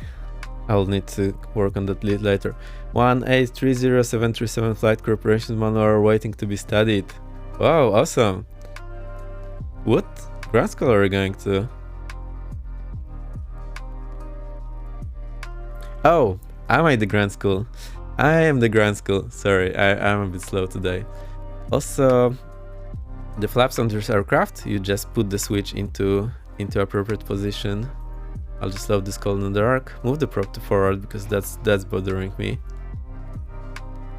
So on other Tecnam aircraft, you have to hold it down, and as soon as you move to neutral, the flaps stop moving. And you're flying, you have to hold it down, look at the flap indicator to make sure it goes to the correct place and then stop it. So we're flying and you are distracted doing that. In this aircraft, it's a bit better. You just put it in the correct position and it stays there. That's a-okay. The landing lights switches are here on the right, so you just have to reach on top of your instructor knee. There is the airflow here. And we have... Right, so this tablet, I would really love to get rid of it. I would really love to be able to get rid of it. Doesn't seem to be any option here. Other than that, it's pretty cool. Let's put it in notes. I think we like it. I like.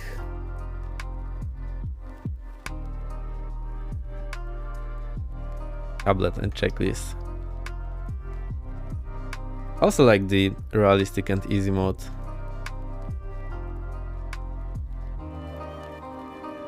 And state loading. I think the state loading is missing in many planes. For example, the Kodiak. Once you fail the engine, you cannot fix it. And cold and dark state loading would help there, so I don't have to go back to menu. Alright, this is done. We have the panel with the circuit breakers. Seems all of them are operational. That's great. And also they have the ampere markings on each of them. I'm just trying to click all of them. I never did that in the real plane. There's zero reason to do that. Yay, they all work. So in the Mark II, they are located here. In the Mark I, there's a bit here and a bit here on the left. Let's get the... And nothing is powering up. That looks correct. Alright, I'll just load the cold and dark. We have them. Oh! Look, the circuit breakers did not... maybe that's... didn't click it. Cabin light number 5 is missing. Camber light... Where do you see that? I don't know where to look. I'm sorry. I don't know this by heart. Not like you need it every day.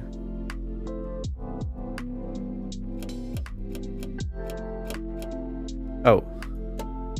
DME and DF work at the same time. Oh, okay, fair enough. Good evening. May I ask where you live? So like Czech. I live in Poland, but that's very close to Czech. And yeah, I like my Czech friends. Very cool people. I have been there many times for their shows and stuff. Let me show you. This is my nav graph. Oh dear, I can barely see anything here. So I live here in Wrocław, and Czechia, Czech Republic is here.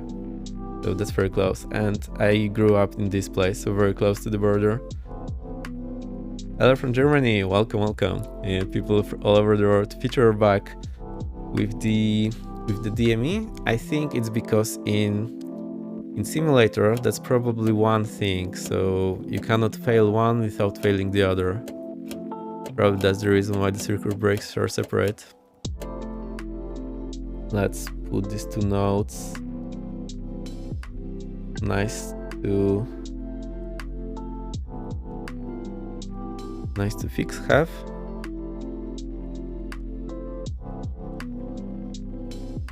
Reset DBs when loading cold and dark.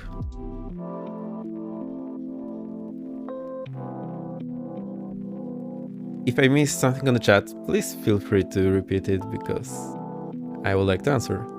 Cabin light number 5 is missing, you didn't click it. Oh, I didn't click it to get it out, got it. So cold and dark, no. Ready to start? No. Okay, let's get them in. Hard to see. Also, you probably know from other people that the circuit breakers, they very often have a color here on the side, so that it's very easy to see that they're popped out. I think in this plane they might not have it. I do not remember, it's been a while. What I like to doing is I like to just get my hand and just get over it, and it will be very easy to feel if anyone is popped. Circuit breaker, yes. Welcome Ivana, it's very nice to see you. How has your day been? Has Jesus been nice co-pilot or captain? I hope he has been treating you well. Let me know if everything's also right. We are here checking out this Tecnam that I flew in real life. We have been doing this for 2 hours. I'm nowhere near starting the engine. I never thought it would come to this, but hey, here here you are. What can I do? You know what's the problem. That's the plane. I flew it. I actually flew it here in this place. The 5 still pop out. ADF. Cool. Thank you. Nicotine 70. Welcome, welcome. Very nice to see you. You are very thorough. And yeah, there's still a few of them popped out. Let's just have a look. I really like to feel them. Just swipe my hand on top of that. The DME and ADF. Okay, let's take a note.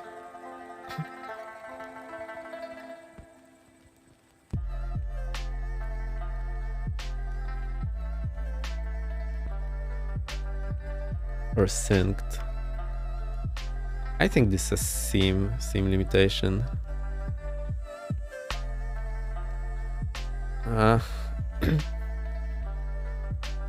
This okay. Normally, if you had steam gauges, they could go over that no problem. But here in the Garmin, well, you cannot really do that. Transponder. Oh, got it. And no worries, it's hard to read. And sometimes when I look in the middle of the panel, I sometimes don't remember if the labels are on top or on the bottom. And then I need to think, okay, so let's go to the bottom. Oh, okay, see, they're on the bottom. Let's go to the top. Okay, they're on the bottom.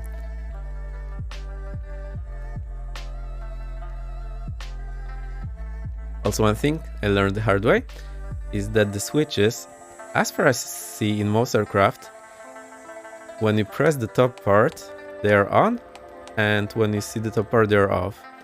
Sometimes it's opposite on the overhead panel, but it's the same here, and you can see those off markings.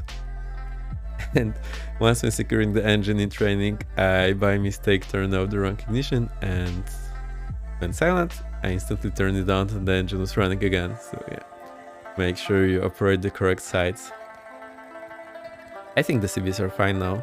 Also the cockpit details, I'm really happy with that.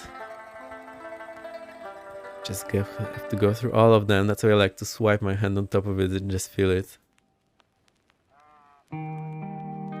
This all off. Flaps go to up. Oh, they're already in up. It's just an awkward angle. And this all off. Carpet. I want this forward. Okay, we checked the autopilot. The autopilot in this thing is a very bad pilot. I saw in one of the videos, I think by British AvGeek, saying that the autopilot is maybe not violent or brutal, but a bit harsh in the inputs. And that's how it applies. If there is any turbulence or convection, I am getting a bit of seasick and I just have to turn it off. So I think this fire system detection button was red. Button check. Maybe I'm wrong, maybe it's not red. No, it probably shouldn't be red. And there's the gear handle here. Very small little gear handle.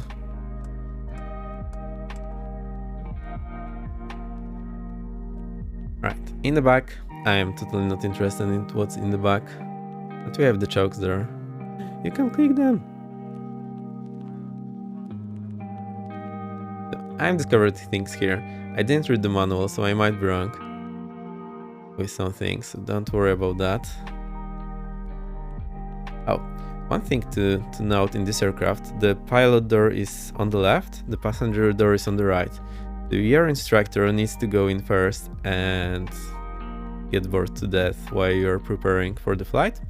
Also, there is this little spot here to hold your things, I believe, but I never ever like to hold my stuff on top of the cockpit on the dashboard, because it has a habit of going forward and I am unable to reach it, or I can scratch the canopy or put some dirt on the canopy. Also, they have the checklist here, and many planes have checklists in the sim or on some tablet, but this one is in a perfect position because you can see it when you're flying. You can turn the pages around. Also the checklist, I haven't read it yet, but it looks accurate, and you can stow it here. So I really like the checklist and checklist position. I'll put it to notes.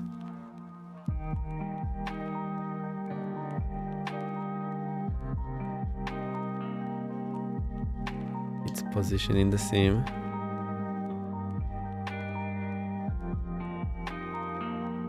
In the cockpit. Is there a net or being by your side for documents? Yes, of course. It's one of the most important features. There's one here. We hold the pito covers here and also the documents. So I wouldn't put my checklist here. I would put it here. But I would like some click spot to just completely get rid of it because it's in my way. I would like to get rid of it completely. Same for the tablet. Yep. So yeah, there's a tray. I'm not sure if there's a tray on the other side. Also, okay, let's go look at the door. I want to show you a few things. So the door here opens and closes. There is this lever here to pull to open it. And in real life, I have a lot of trouble closing this. Not just like in your car, you smash it and it's closed. It requires some very fine touch to close it. I don't know why I'm having trouble with it. Also, this plastic will bend a bit, so if you try to pull by this part too hard, you can damage it. And one thing you can notice here, there is emergency exit lever. And if you get suspicious about it, I'll explain how it works. Basically, if I recall correctly, the oil pressure from the engine, when there is oil pressure in the engine, so think when engine is running, there is a hey Folko, welcome, very nice to see you. Also, let me continue the shoutout game. We had Lukaila. I missed anything? Please remind me. We had an Armorok night. Oh, Bunker Monkey was before Armorok. Let's do that. Another cool streamer from the player race community.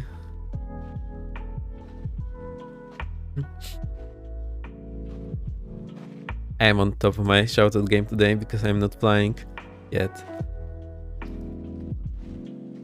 Cool person. You can check out. I think the bot just replied. Okay, very nice to see you. I have been flying this plane in real life, so I'm super excited. So far it looks okay. We have found some issues that some issues that need fixing, like the prop model is way off. And I have found a lot of lovely things. That's Icy practicing his flying. Very well done. I didn't know you for real. Yep, I did.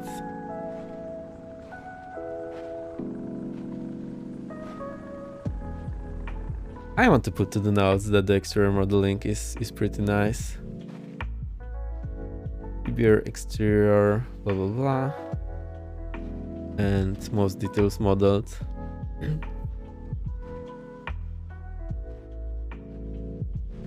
That well.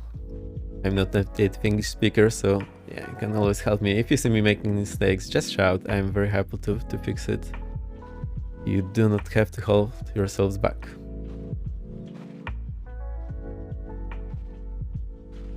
Also, I'm having a bit of a cold today, so that's why I'm behaving a bit crazy.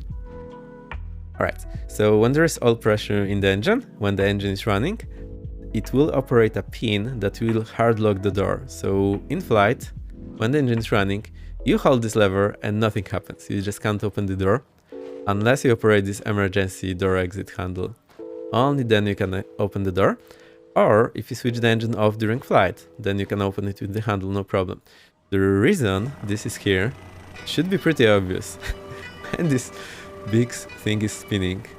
If you open it, you will most probably get the prop hitting your body, so you want to avoid that at all cost. As you can see, you're too high. And there is pilot door on the left. I see. I saw that. That is absolutely wrong. You shouldn't be doing this. Oh boy, sorry for shouting. I still get me over excited. And passenger door is here on the left, so it's behind the prop and covering the prop. So there is a better chance the passengers will not hurt themselves. Also, it's somewhat tight spot here between the engines, so you just have to crawl inside. It's a tiny plane, to be honest.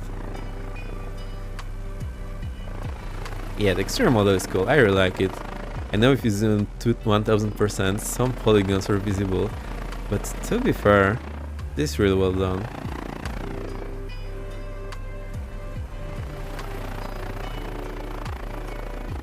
I'm just afraid they will be hesitant to update the model because that breaks all deliveries. Okay, another thing I saw British AvGeek asking about, he said that when you sit here, you look to the side and you're greeted, I quote, you're greeted with the wall of the plane. And actually this is what happens in the real plane. You just look here and that's what you see. So if you want to see the engine, you have to do that or lean forward. And if you want to see where airport is, you just need to lean forward. If you want to see up, actually easier to go. I don't remember. Just jump on VC Ice Dragon, wanna ruins your heli skills. Oh boy, have fun. Alright, we can do next shout out. I think Aramoruk was next. I'm doing the Dryson thing now, just shouting out all streamers in the order they came. Also, if you're a streamer and I don't know about it, please make yourselves known. I'll be very happy to shout you out. And follow and check your stream. I had the cases. I didn't know some people are streaming.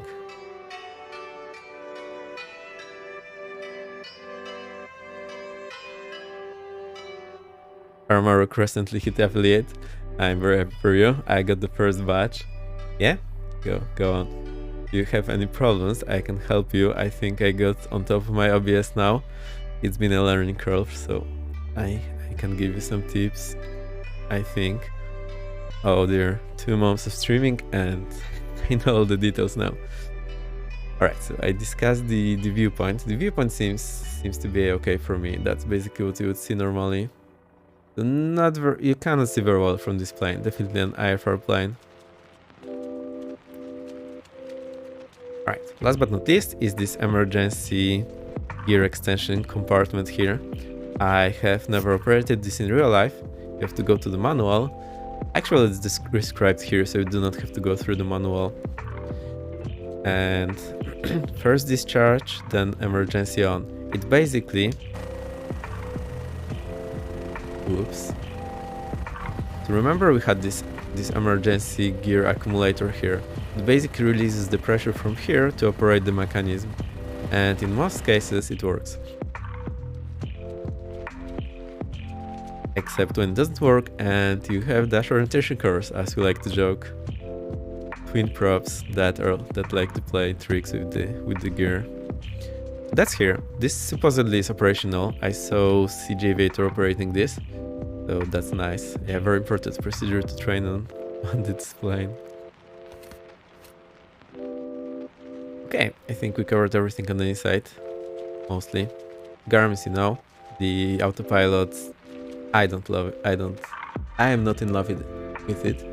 Oh, we also have the lights here. I think they are not adjustable. That's okay. One thing that I saw in the reviews, in the CJ Aviator video, and I absolutely love it. So you have the fuel selectors here. Now we operate it. Now it's in the off position. This is the crossfit position, and normally this, when you twist it, this locks falls in place. This is normal position, crossfit position, and off. You cannot go to off unless you unlock the lock. It only is there for a moment. Let's see. Will it fall in? It falls in. So it's just if you do the wrong thing, it's just giving you a few seconds to change your mind, but then it falls in place. That is fantastic. I absolutely love it. That's a super cool detail. Let's put in the notes.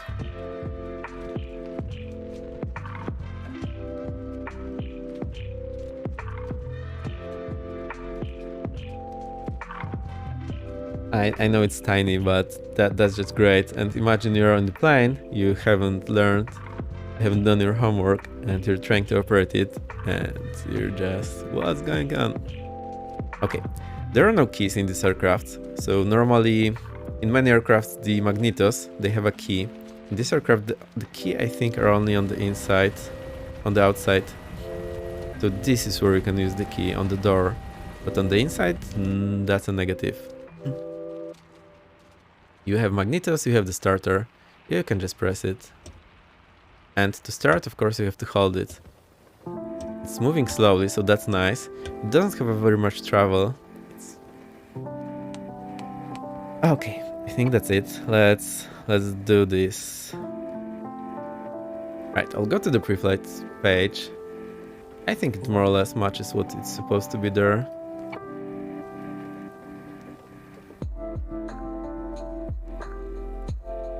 That's also quite similar to what you have in the manual.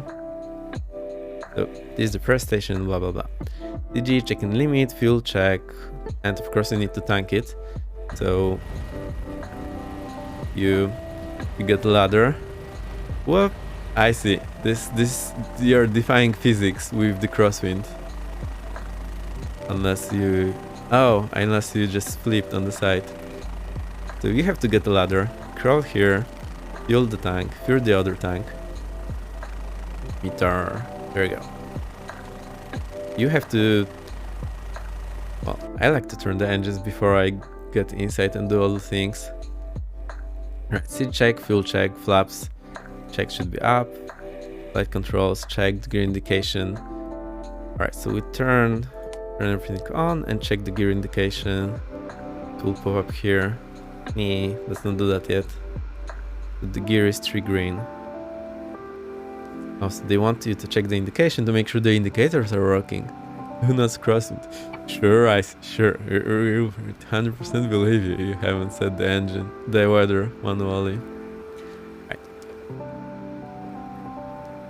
So when I fire the aircraft, I can also check the fuel indicated and see if that's matching what's in the tanks. That's not a lot, so I will get it filled up. Can we actually do it from the tablet? Let's have a look. Wait. Nee, I can't do it from the tablet. That's okay.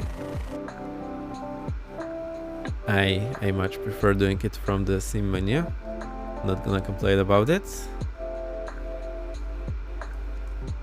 We need 100% fuel. That's how much I like to have. And we have 2 people in front, me and you. And is everything in okay then? TG is between the limit, between the forward and aft limit. And we are a little bit shy of max takeoff weight, which is 1230. So that's number to remember. Everything okay? Are we bored to death? Snoring, sleeping? Let me know. So let's go to the shout out. We had Armorock, then who came next? I think I'm getting to the end of the list. We had Ibanez and then Volko. Hope I haven't missed anyone.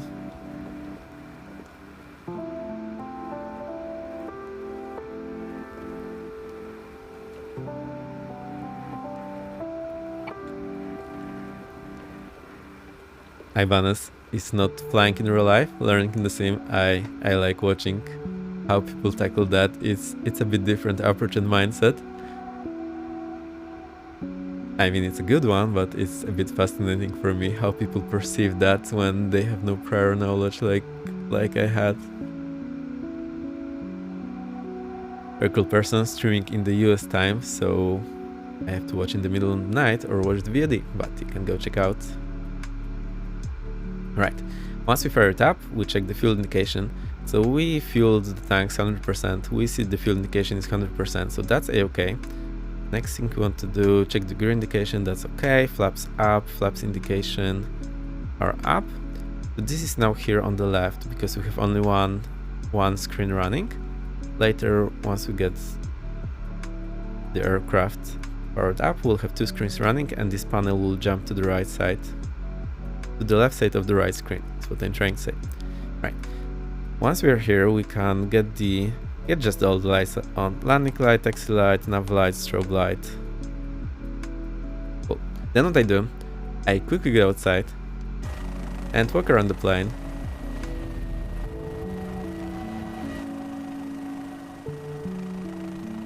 Okay, so this is interesting. This light is not shining, but this may be okay because we don't have all the buses powered up. It might be possible that the other light is powered from the other bus that is currently unpowered. This might be normal. We have the strobe here. That's okay. And we also have the position light. I cannot see. It may also be unpowered at this point.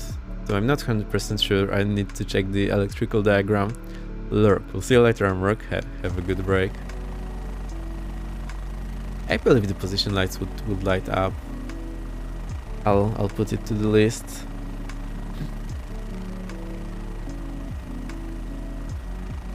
So that's nice. Okay. I'll just rename it nice to have, and the other one possibly nice to have. I need to verify first.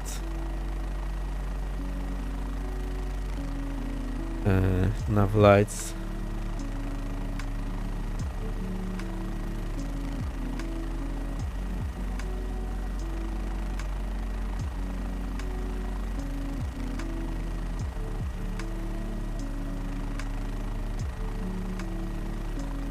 Nav lights should be on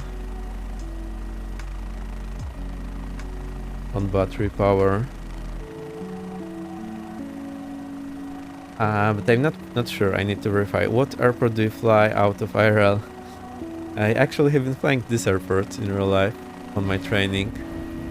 So that's Echo Papa Papa Oscar. I also got the scenery here from Fly to High.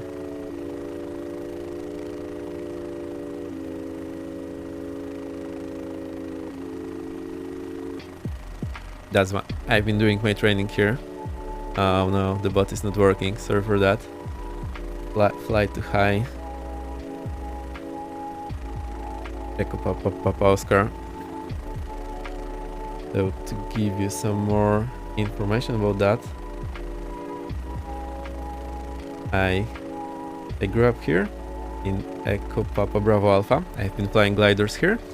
Then I moved to where I'm currently living, Echo Papa Whiskey Romeo. I did my PPL here at Echo Papa Whiskey Sierra, and then I did the rest of the training at Echo Papa Papa Oscar. I also went to the simulator for the instrument rating. Oh, we don't have it here. Somewhere around here. I went here only for the sim, for instrument rating. In Europe you can do a good chunk of instrument rating on the simulator, actually 40 hours, which is a very efficient training device. Surprisingly, Edge is faster than Firefox. Really?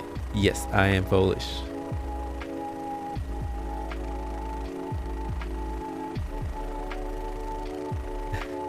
Yeah, Edge is pretty well those days. They did a good move moving to Chromium.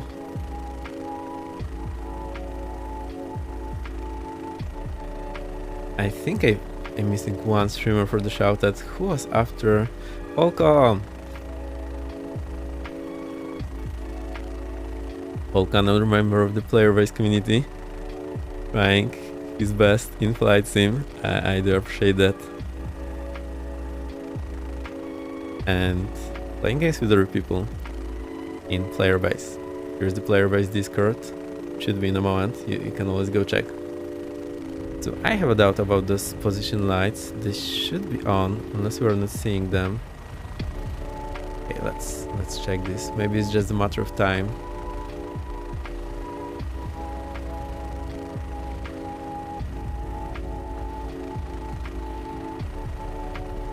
Nope. Not shining.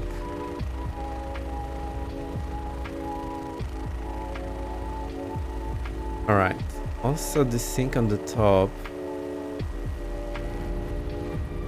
I'm pretty sure this is a strobe, so it should be also blinking. Let's put this in the need to verify list. Oh, Matt 747. I can also show you. Look, here is me flying the plane, but this is Mark 1.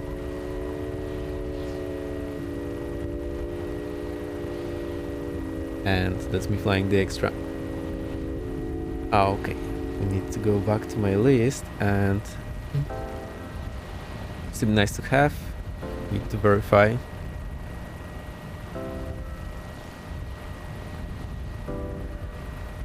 That's a question, and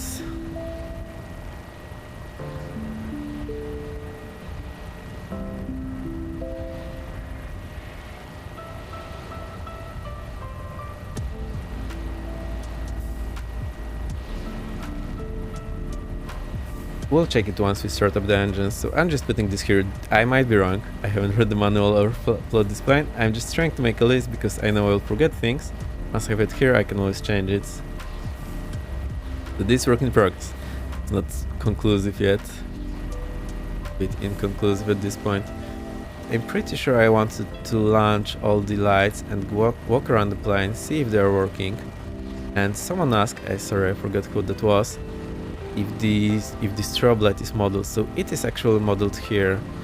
Actually, now that I think of it, I think they're on a single light bulb. It's quite possible that there is a single light bulb or a single array of LEDs that contains navigational light and the strobe light here on the wing edge.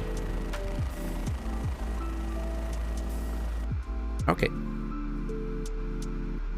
So we'll get the power off because we'll run the battery dry otherwise. Well, let's see how much is there. It's showing about 12, so that's look okay. And scale will so if the plane powers down in flight, you lose electricity. You have 1 minute to hit this button to keep this running. Or I can just turn it off. And yeah, if this turns off and your artificial horizon gets unaligned and you're in trouble. So you have to be careful about that. Gear indication, tire inflation condition.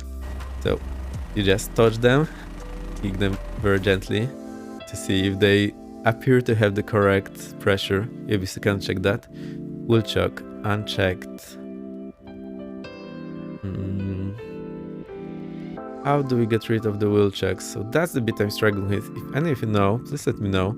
I know I'd get them out by clicking here. Now I probably need to click them. I'm not sure how to do that. Can I get out of the cabin like this? No.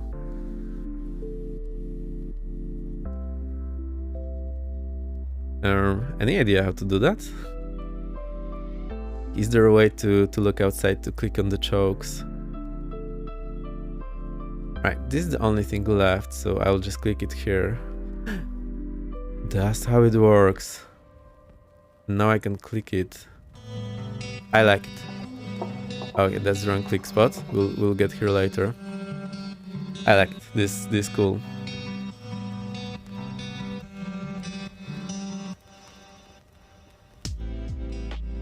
Oh, okay, let's put in nose. I like it. I think is I love or I like? It's I like.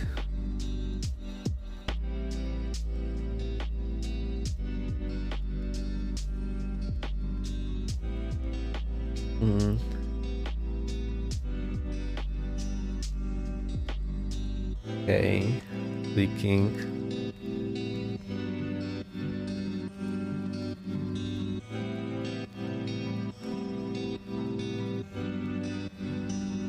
I was actually wondering how this is done. This is super cool. So the reason I'm talking about this is that when you're... Okay, how do we get back?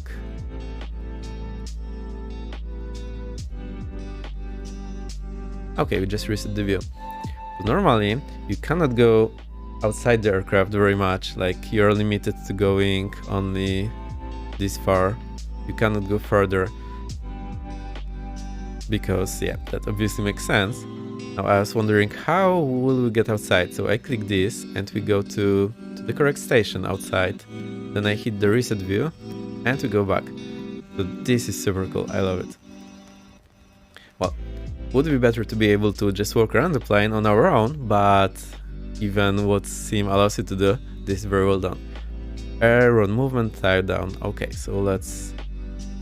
Oh, we got rid of the tie downs already, it seems. Need to check the aileron movement. The aileron is here.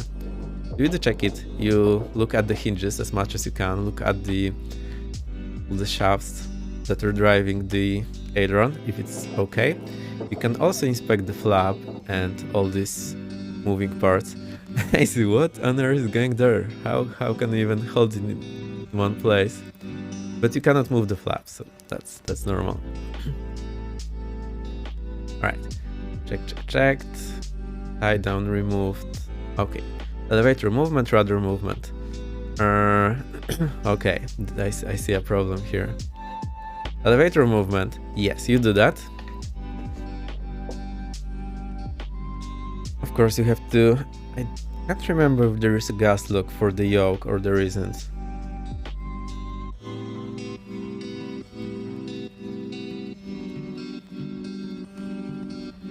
But you check the elevator, you check if it moves smoothly, you check. Oh, cannot move all too much around here.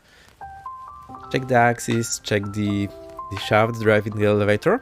Also, when the elevator is moving, the combined trim and anti-balance tab will move with it. So when the elevator is down, it will move down, and it's up, it will move up. And at this point, you can expand the hinges here if they look correct, if the pins are inserted. I will add it nice to have control surfaces hinges pins. Nice to have control surfaces pins.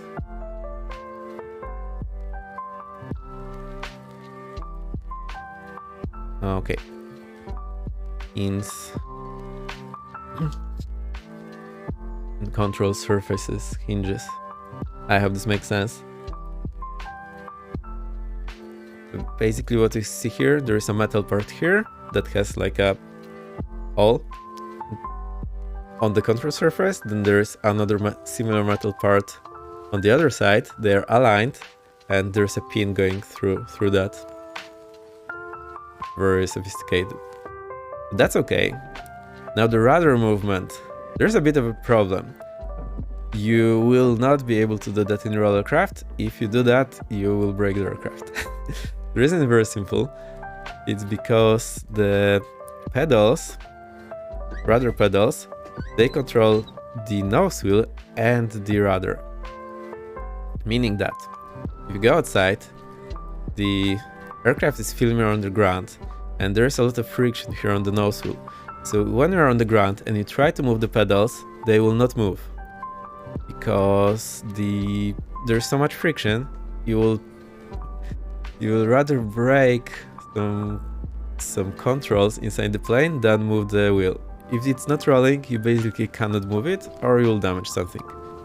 And now because the pedals are hard linked to both the nose wheel and the rudder, you cannot move the pedals on the ground and you cannot move the rudder and the nose wheel. Like they're all three linked together.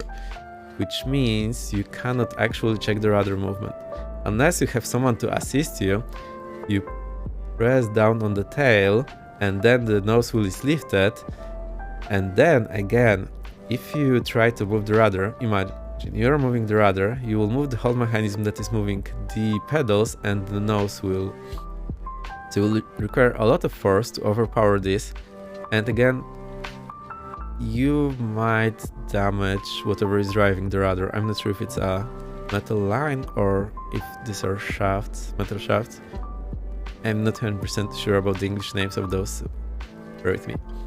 So as far as I know, you are not supposed to move the rudder on ground. Like, you're not supposed to move this mechanism by pulling the rudder manually. The only way to do that is by pressing the pedals when the nose wheel is not touching the ground. So I would say that that's a no-go for me, but I need to verify what the manual says. Because the manual might say different, but to be fair, it's pretty much impossible.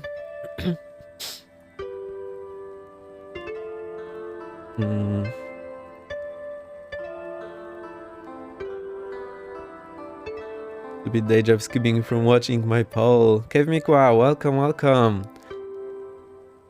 Alright, I just ran out and yeah, you're another streamer, so I'll give you a shout out. For a long time I had no idea you were streaming, so I'm glad I know now. Welcome, I'm checking out this plane that I have been flying in real life.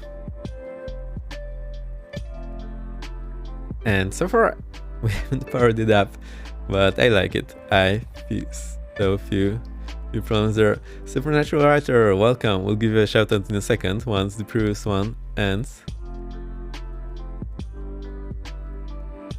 Super, we are checking the plane that just released today. It's the one that I have been playing in real life. And actually I have been playing it on the server here. I can show you. So that's me playing the plane years ago. I appreciate the shout out. Yeah, Kevin guys is cool. Also playing the drums, I believe. That's another plane, but I liked it. Alright. You're not supposed...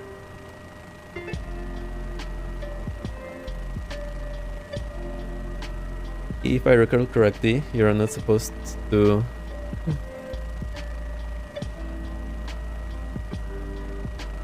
on the ground and or by pulling the control surface.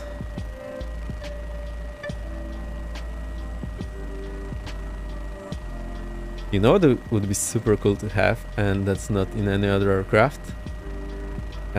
Being unable to move the rudder when you're on the ground and the nose wheel is locking it.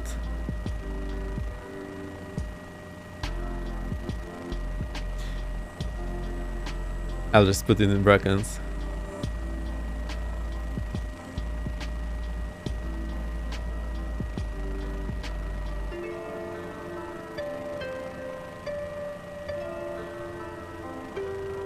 We're going to get our flights in band together, right? Oh, band, not band. I mean, not like in forbid as in play. Maybe. It's just hard to do that. I like to play my loops alone. I don't have much experience playing with other people, but I like to go and clip my loop, and then I can go to Chewy and make him sing. That's actually really cool.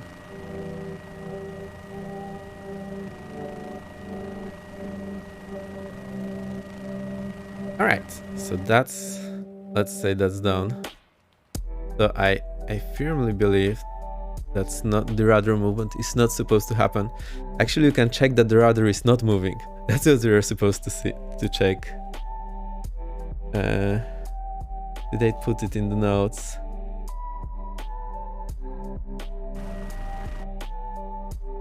Shall we?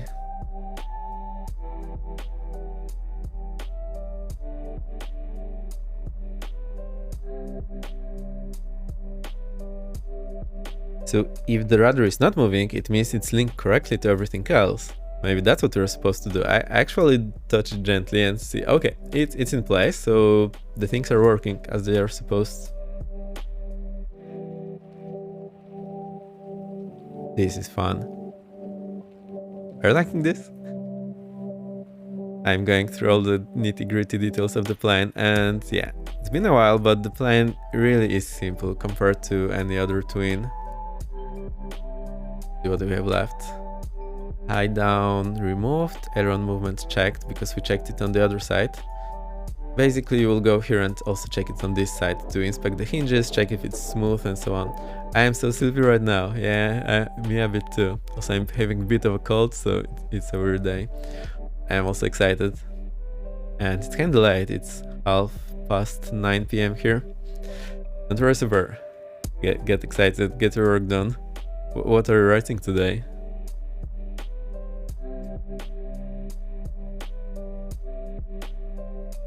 Let's give it a shout out, and also the other one.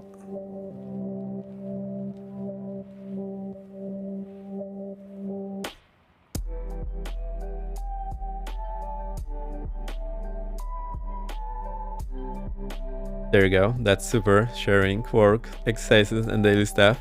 I haven't been seeing anything like that previously. It's definitely fun to watch. And just hang around. Right, Taudan is removed. Icy is playing crazy there. I'm gonna pass out like 5 PM, I swear. No, maybe you need a nap. Sometimes an afternoon nap works wonders for me. Okay. Last thing we have here. I missed a station here. Wheel check removed. I think we also have the wheel check on the other side.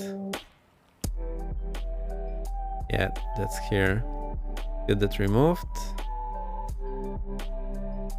That's super nice. It's taking me places. I really like this.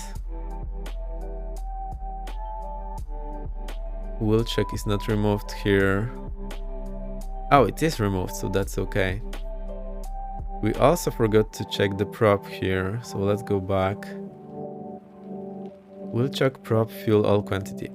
Okay, so I told you that you go up there and check open the oil cap, and then you have to turn the prop. So you turn the prop a lot. It's turning in the correct direction. So at least this one is moving the right way.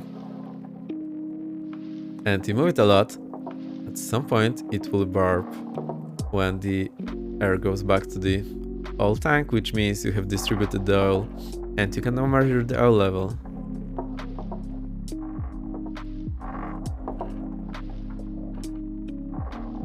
It takes a long time to do that. I never liked it. Actually, the small single Tecnams, this thing happened way quicker than on this one. I don't fully know why. Maybe it's just the system is a bit different. How has Tuesday been treating you?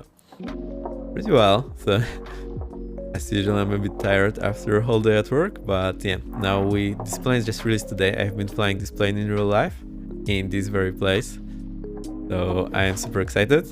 I'm checking and showing people cool things that I found or things that I think are not exactly working as should be. The model is pretty technical, huh? What do you mean? Yeah, there's a lot of tiny details that are on the model, like see all these tiny plates here. I just noticed few things that are off.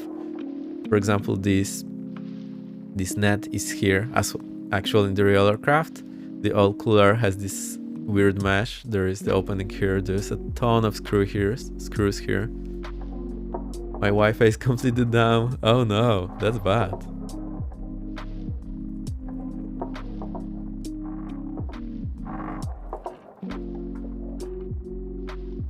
Right. Also give the shout out to Crow. He has been here a few days or a week ago. Is that how you write it? Did I get it right? Just check quickly.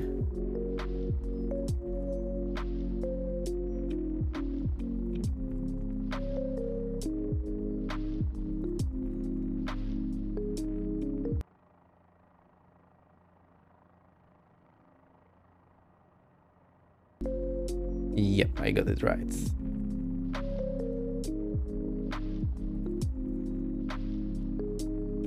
Another co-working streamer? Cool person.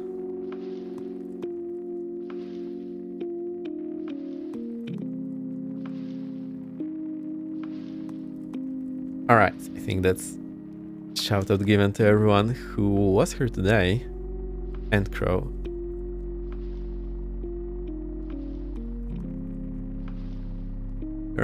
Turning. Let it burp.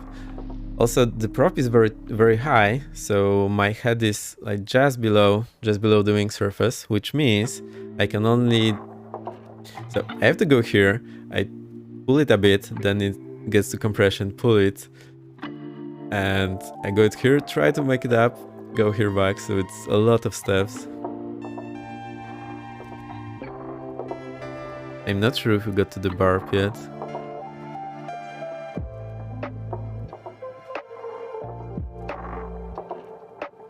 Just check one thing quickly. Okay.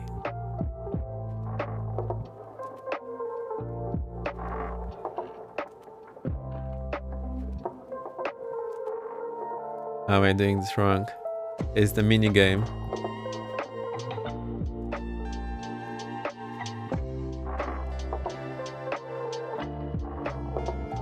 Okay, let's get into the cockpit. See what this checklist says. I haven't heard it, so that's a bit weird, but it says prop checked, so that's okay. We have the same on the other side.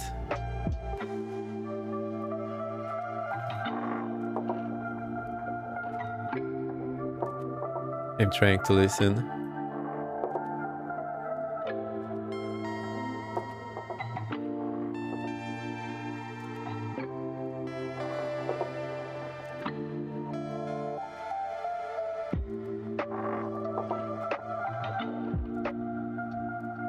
There's IC playing AC tricks.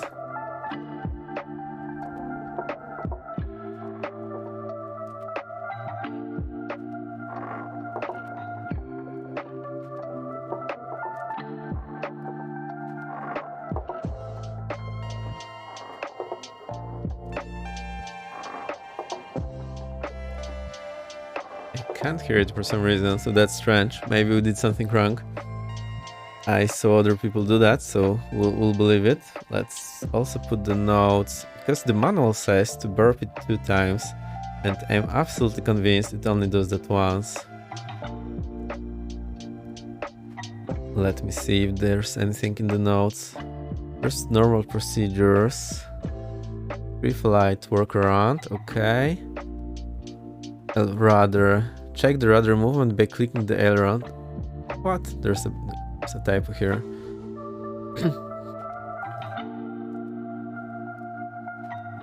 Oh, we can also check the tires.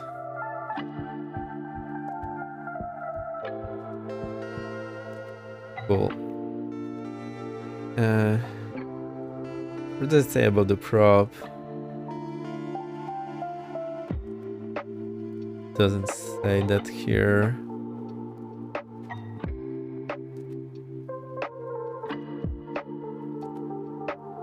Fuel, flaps, flight controls, gear indication, tower, choke, prop rotation. Rotate the prop until you hear a burp sound twice for a proper oil distribution. So I'm absolutely convinced the burp sound is only once. I'll put this in the notes. Also, it requires the oil cap to be removed. So let's put this in absolutely needs fixing.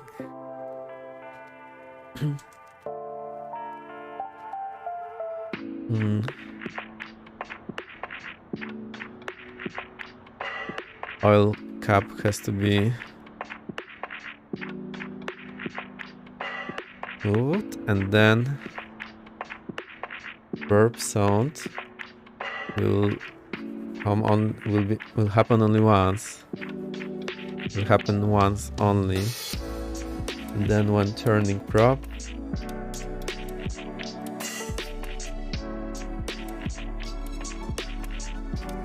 few times, a number of times.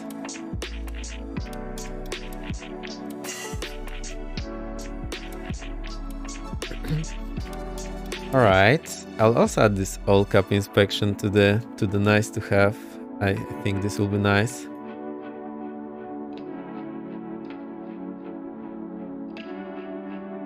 Oil cap removing before turning prop. Oil level check. And coolant expansion tank cap inspection.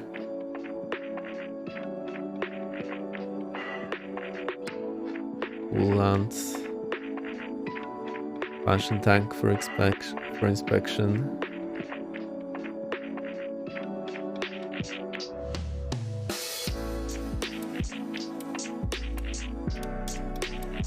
That's absolutely necessary to check before flying, otherwise your engine may die.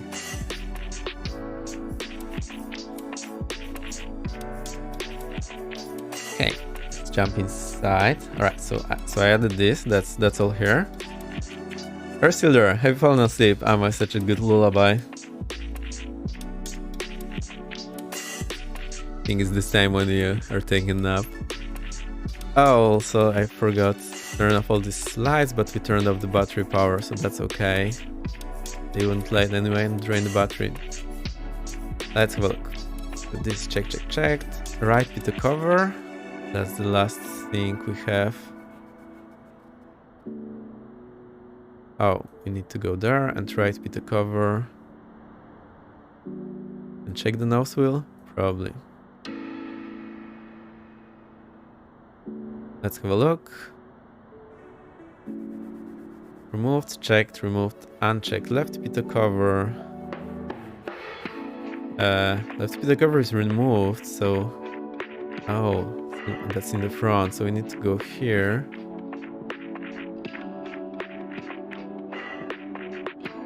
and yeah, remove it from there. That's done.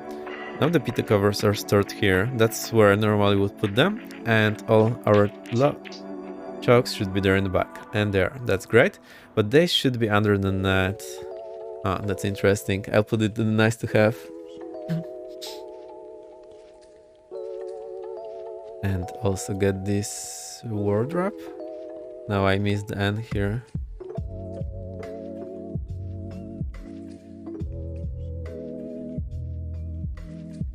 Wool chokes should be under net in baggage area. I had to think about the checklist, so click and where's that?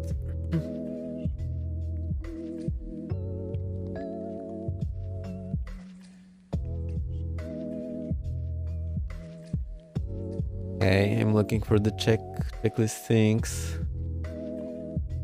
Possibly, okay, I'll put it to the nice to have.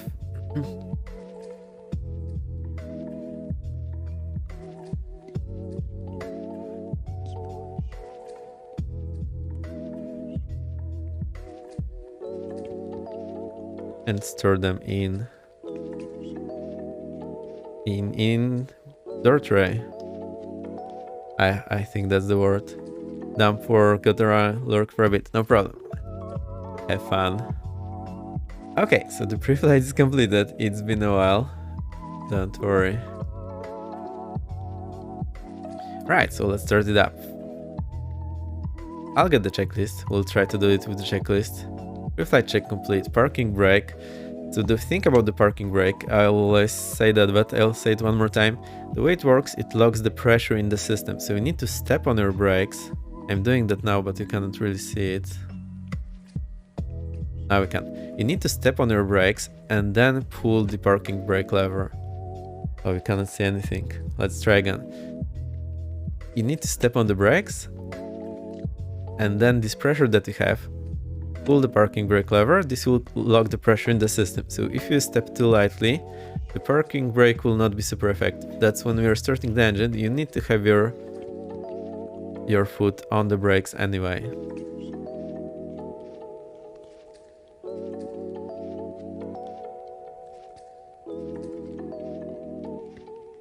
Okay, parking brake set, flight controls check. Let's do that.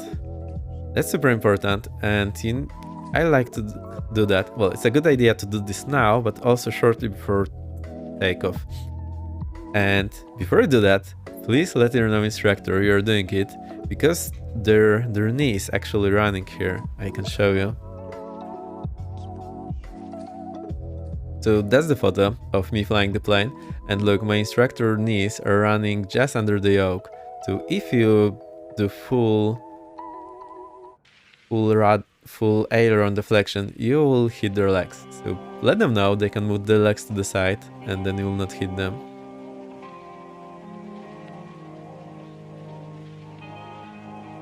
Alright, so pull back, pull right. I think it moves a bit more than that. Pull forward, pull left, pull back. Okay, I think the yoke deflection should be higher, way higher. It goes, I think, almost 90 degrees to the side, not 45 degrees. So let's put this on the nice to have list.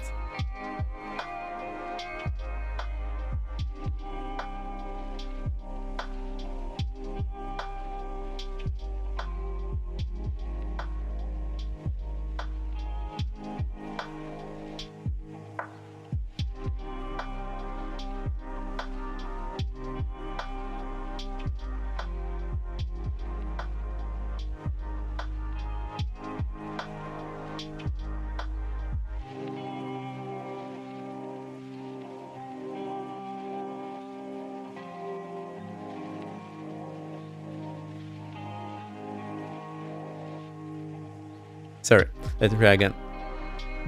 Thank you for letting me know. Actually means that I have a plan to do LED that will shine in my eyes when I'm muted. Thank you, Nikitin. Very nice of you. Thank you. Please do that all the time I do something wrong. I'm very happy when you help me like that. Also, you can get my attention with the blurb. because sometimes I'm just talking. So we can do that. You should have the points. Danger, master, danger. Alright. So see the star, there is a star and I save it every now and then. I'm smart like that. Yoke. Roll deflection should be higher.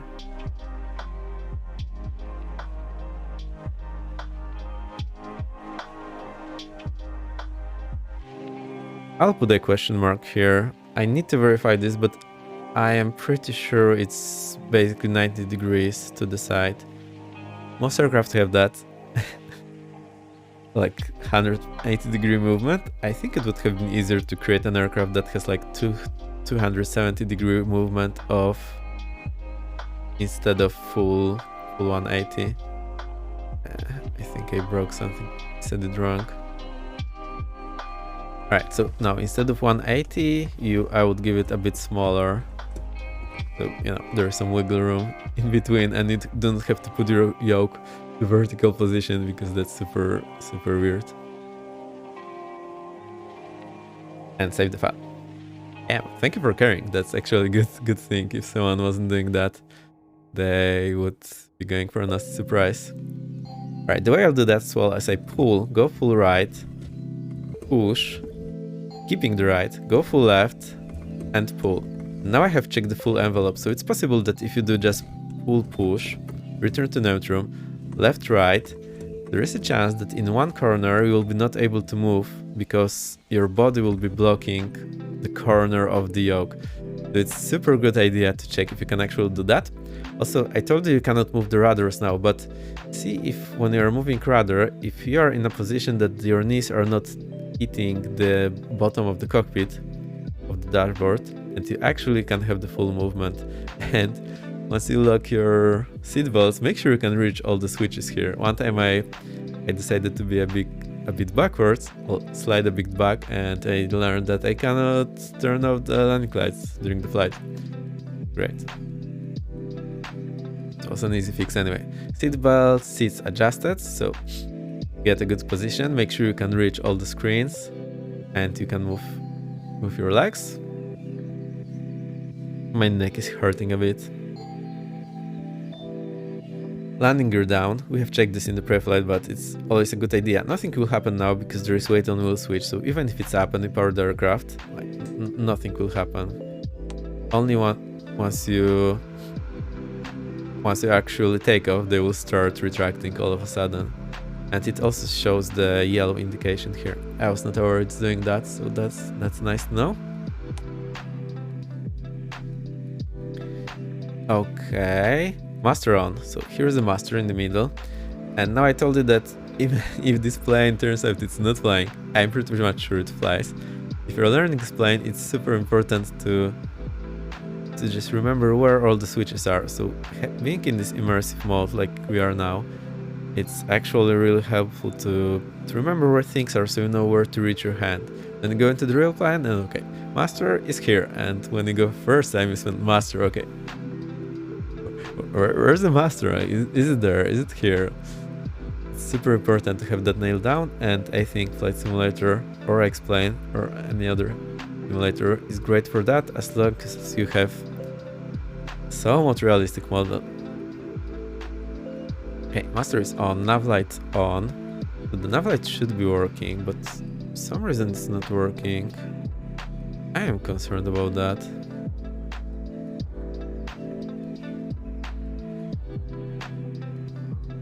Yeah, it's not working, so that's super weird.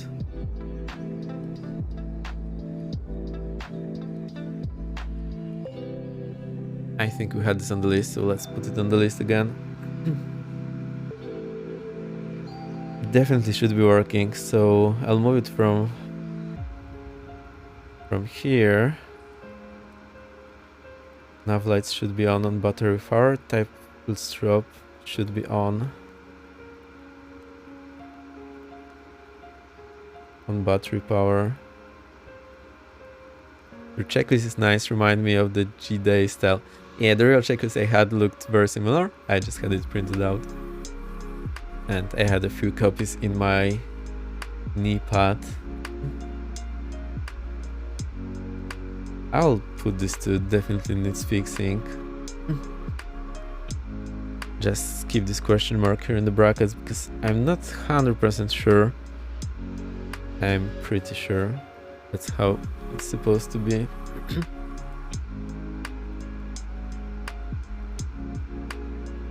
Or do we put it to nice to have?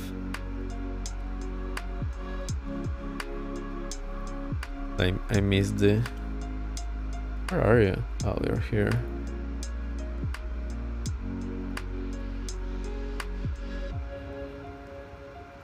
I'll rearrange the list. Yeah, but the checklist is nice. It's actually very readable and it doesn't have a billion items like many planes do.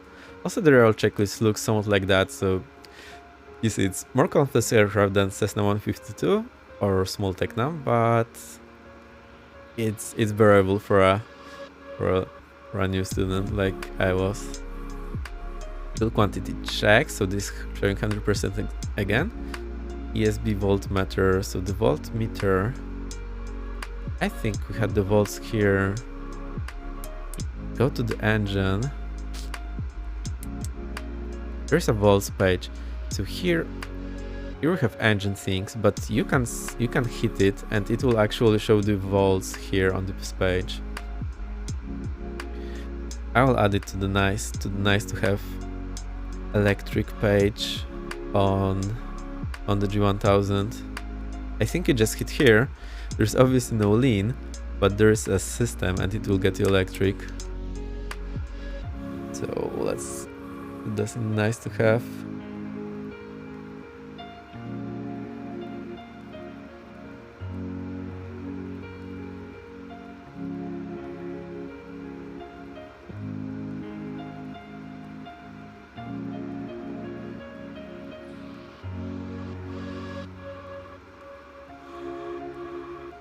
Alright, that's a nice to have. I just added it here.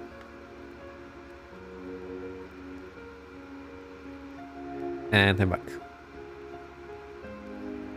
So if I remember correctly, the way it works, you hit this electric and well, all the sync here in the bottom will just swap for the electric page. Like some of these engine indicators will be swapped to electric indicators. We also have pitch trim indicator. So I'll get it to the neutral. We have the rudder trim indicator. There is no aileron flap in this aileron trim in this aircraft. Okay, the rudder trim is moving. I'll reset all trims just to make sure I haven't hit anything by mistake. That would be unfortunate. Reset all trims. Okay, so that's done. Flaps up. Okay, it's also a good idea on the pre-flight to check the flaps. So you get them to full, see if that actually works. It drains the battery a bit, so you should think about that before you do it. But it's definitely a good idea to check this. Also remember that from the cockpit you can't really see the flaps, so pre-flight is basically your only chance. Hey, it's one of you. Is it you I see or is it someone else?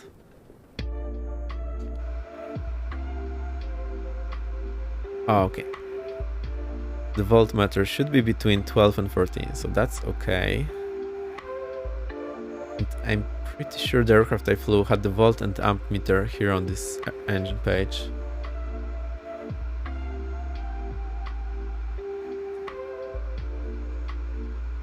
I'll put this a little question mark there. I think I'll just send this to my instructor and ask him to check on the real plane. Or maybe I'll make a trip there and ask them if I have the time. We'll see. Uncontrolled airfield, weather info obtained. So you have COM1 working only. The COM2 is in op because the COM2 comes from the second unit, which is currently not powered because it's shoved off. So you turn your right is here, get the info, call the delivery or tower on this airport, get the clearance from them, and get the startup clearance. Oh, one important thing I super forgot about earlier. We have the starter relays here. And when you are turning the prop by hand, remember we were doing that, it's a very good idea to pop the starter relay circuit breakers. So even if someone comes in, turns all the magnetos on, and hits the starter button, the starter will not engage because the circuit breakers are popped out. But that's one of the instructors told me it's a good idea, and I totally agree. It's one more safety measure to keep you safe from getting the prop in your head. I'll put them back in. The checklist is fantastic. Did I put it on the love it? I need to put it in the love list.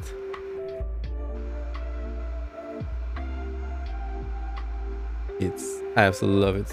I think, is there any other aircraft in the same that has checklists in such a convenient place? Because when you're flying, you don't really want to look around all too much. And when I'm flying in real aircraft, what you're supposed to do, you're not supposed to look down on your knee pad, where my knee pad is here. So it's a very awkward position. You're supposed to pick up the checklist and put it up to your eyes without moving the head. So that's actually where it's supposed to be, to read that.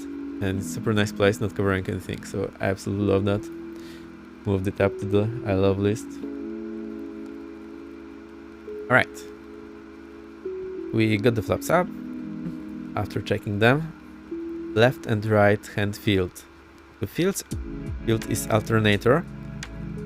As far as I understand how the alternator works, if you read any simplistic description, it will tell you that there are coils and there are magnets. But in fact there are no magnets. The magnets are actually electromagnets. So there are two coils, it's just one of them is powered. If I get it right, I'm not expert on this electric stuff. The way I understand it is this field actually runs the power through the coils that are acting as electromagnet, and then the alternator work. That's why it's called field here, not alternator. Just another name for the same thing. To make sure that the field is off, means the alternators are off. Left and right hand avionics off. They're off. Now the Garmin 1000 in this aircraft will basically run for you because, well, it's the primary instrument you need it. So even if the avionics box is off, the G1000 should run. There should be a way to pop it here.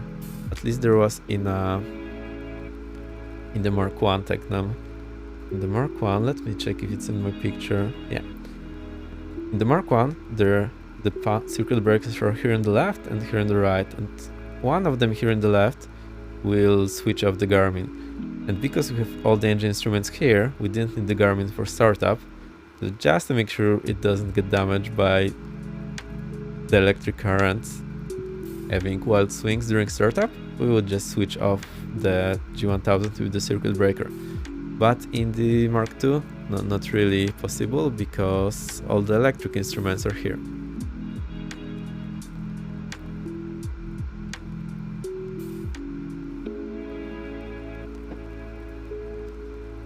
Okay, so now we know that. Phoenix off, cross buses are off. So cross buses let you power your left bus and right bus. Some things are powered from one, some from the other. I don't remember by heart which is which, but you can probably now. Yeah, you can tell here there is both left hand and bus bar and avionics left hand. I think you pretty much can tell from the circuit breakers panel what is where, but it's also described in the manual in detail. It's a lot of things, so really not feasible to remember by heart. Okay, crossbus off, throttle fiction, set, and idle. Okay, it's not visible here, but on the right there is like a screw that you can turn to tighten how easily or hard the throttle is moving. You will have that on all aircraft. This is to ensure that when the aircraft is taking off and it's vibrating, the throttle will not retard on its own. That would be a bad thing to happen. Okay, so we check the friction on the throttle, on the props. Well, carb kits don't have the friction to be set by you, as far as I remember. Carb kit. Okay, throttle friction, set and idle, so that's done. carb heat off. Carb heat are off in the forward position because for takeoff, all forward. That's an easy thing to remember. That's why carb heat are off in the forward position and on in the backward position. I hope this makes sense. Alright, this is covered. Prop levers forward. And they should have been forward already because whoever left the plane before you should have shut down the engine with the props forward. Left and right choke as required. Okay, we'll need the choke for startup, so we'll start with the right engine because the right engine powers the right bus and well, right engine powers the right alternator, right alternator powers the right bus, which has some things that are more necessary for the startup than the left bus. Also in most aircraft you start with the right engine, and the reason is that there's the port and starboard side. Port is where the port is, like in people and cargo. So if you're starting engine, it's a good idea to start the engine that is away from people, not closer to the people. If you fly a plane as passenger, you will notice that you always board from the left side. So if there are people on the left, you start the right engine. Basically, they will get the warning and run away. The model looks super nice. I like it. Did I put it on my list? I'll put it twice. I like.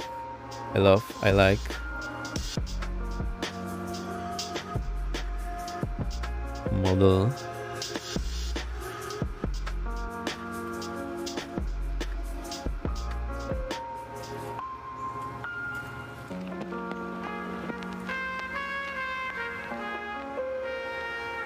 Model PBR surface. Details, decals. Yeah, I really like it.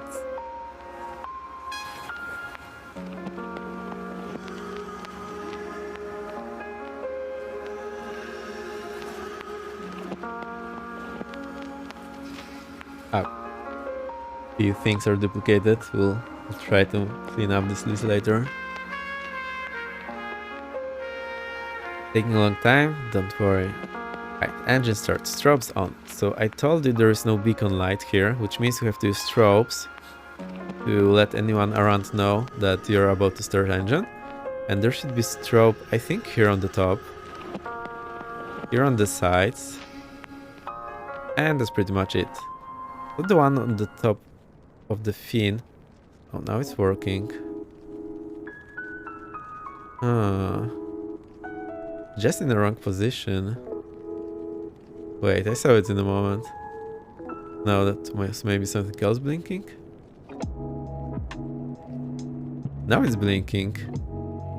When I zoom in. Strange. That is very strange. Right, I'll put it to needs fixing. Let's do that.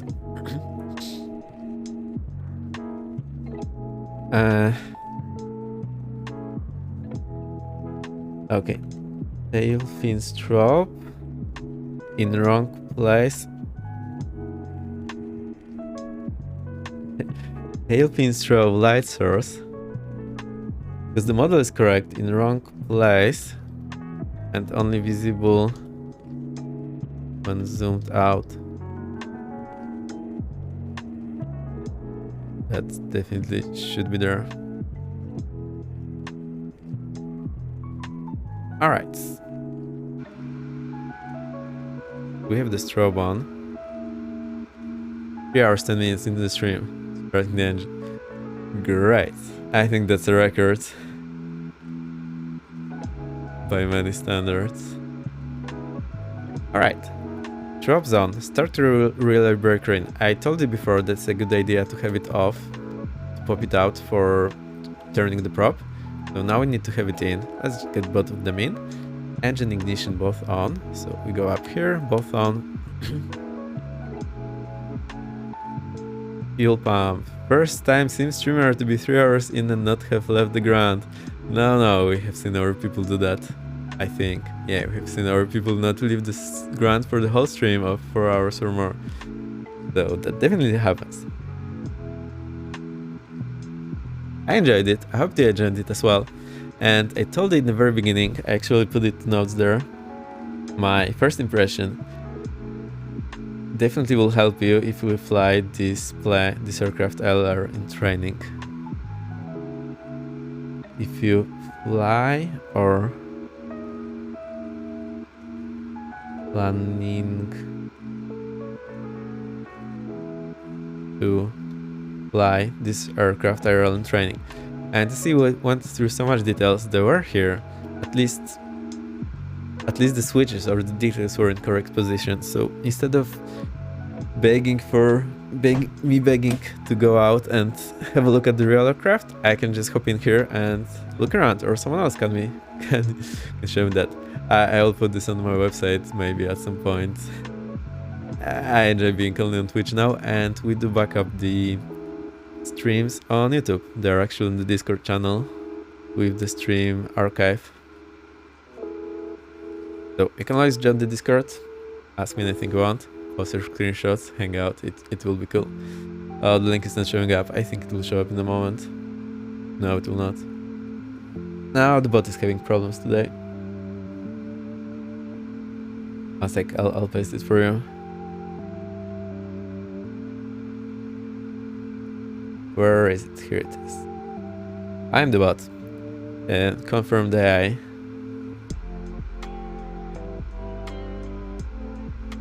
Together with Icy, AI brothers. This is how it works.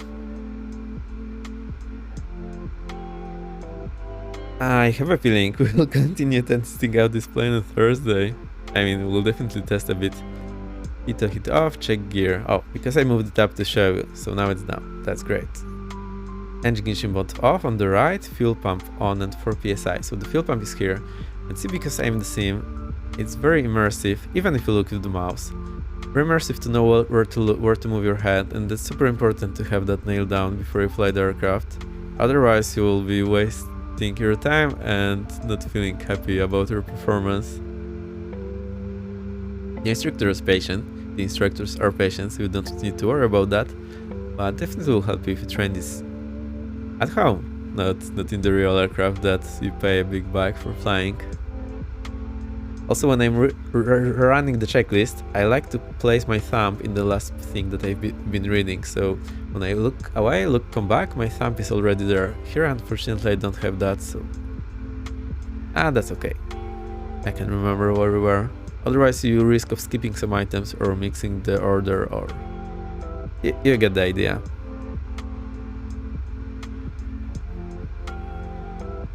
We can run the poll. Will I start before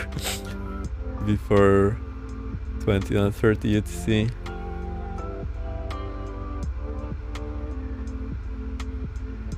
How do I put it? Yeah, will take off before 2030 UTC.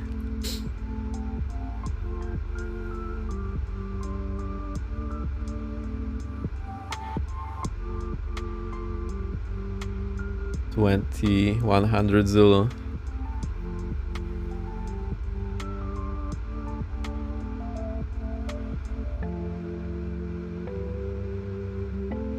Alright, I'll give it 2 minutes. Better points. How is it? Yes, so far so good. I'm taking notes. I will organize it a bit later and put it in my Discord. So far I really like it, and here's the most important thing for me. If you are flying this plane in real life in training or planning to, this will definitely help you a lot, because, well, just how immersive it is. You can learn that to get the fuel pump, you need to go here. This switch is here. This thing is here. All the details are here. I caught a few things that are wrong or need correcting, but it's not something super major that will be breaking. It's $35 before tax and $43.04 for me after tax.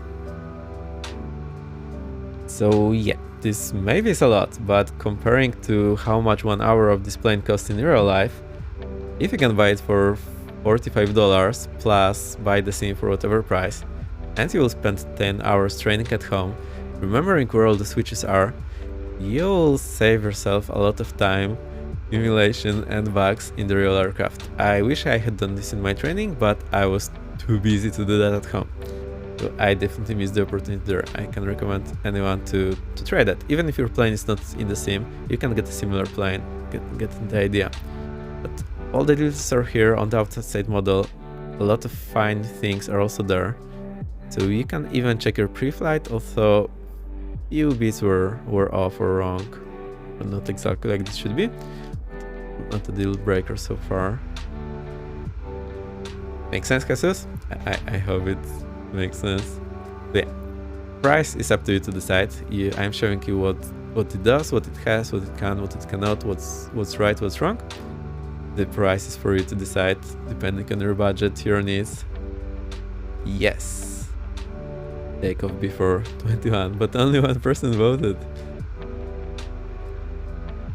So you cannot... I think the points will be back to you.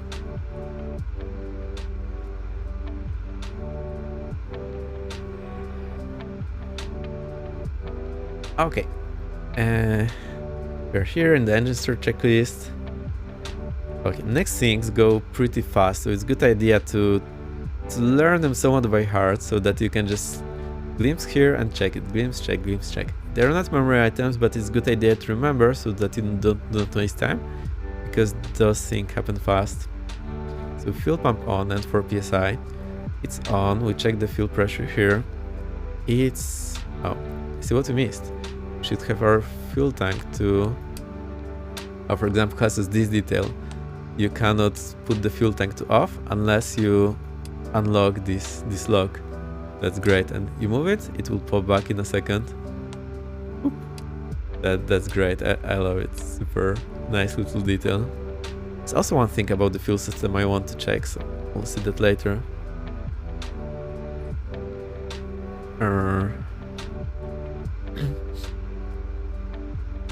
No luck here. Why?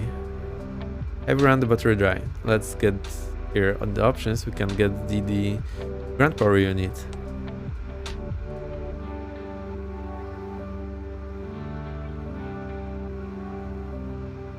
Oh no, this reset the whole plane. Shh. Alright, so that I think needs... that's strange. Alright, we need to start over again. Also the ground power unit, I think it's model. It's humongous. This is supposed to charge the battery. I'm not sure how it's implemented. Battery seems to be okay.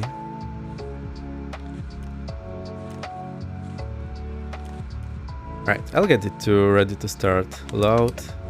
Get this off. I'm still a bit confused about that. Why does it reset everything? Huh.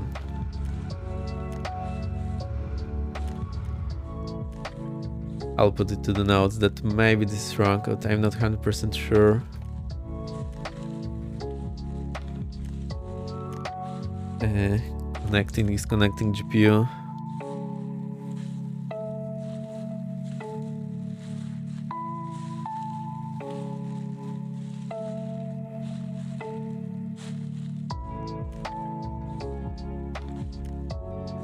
I'm not sure about that.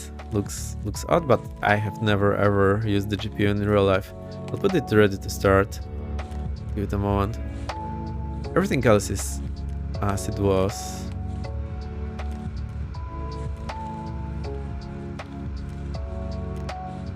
Why is the fuel pressure not going up? Oh, now it's up on the right. I was looking in the wrong place. So it's at 6, that's okay. Okay. Proper clear, engine start, all pressure check. Field on, crossbus on, amps check, RPM. Okay. And we have choke on.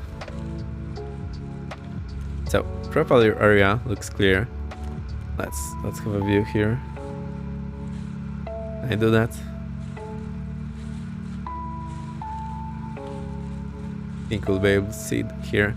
I press and hold the starter, so you should press and hold it. Let's see if that works. I'll press and release.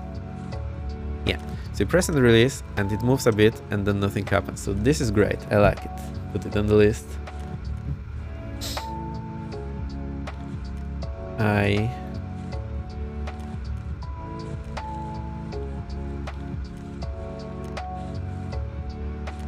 You have to hold starter button. That's great. I love it.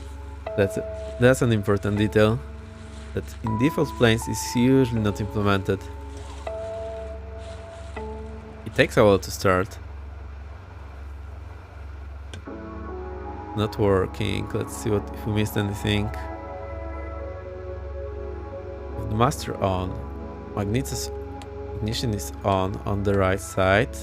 Fuel pump is on, fuel is on. We have the fuel pressure, and the choke is on. Okay, there is simply a chance it will require some more time. Oh, had throttle in reverse, so let's try it again.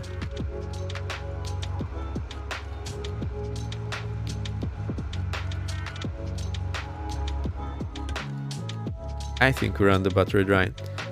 In that case, because I've been doing so many things so long, let's just restart the flight and we'll get it going again.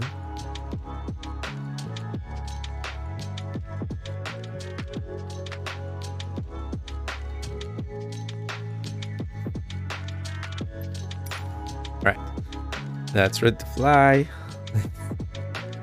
I am afraid we'll not be able to take off before. Get this on, this as we left it, so that's nice. Get the fuel to the normal position. I'll blank in the moment, just testing where I'll be flying tomorrow. Cool. Turn on tablet, get the checklist out. Get this off. Parking brake is set. Strobes on. Nav lights on. Light, let's go look. Checked, unchecked. Tire inflation condition is unchecked. Okay, we can do this on the right tire. Oh, and Hesses, you can go outside and Fabi level more than 3 hours on the ground. Yeah, and you can check the pressure here.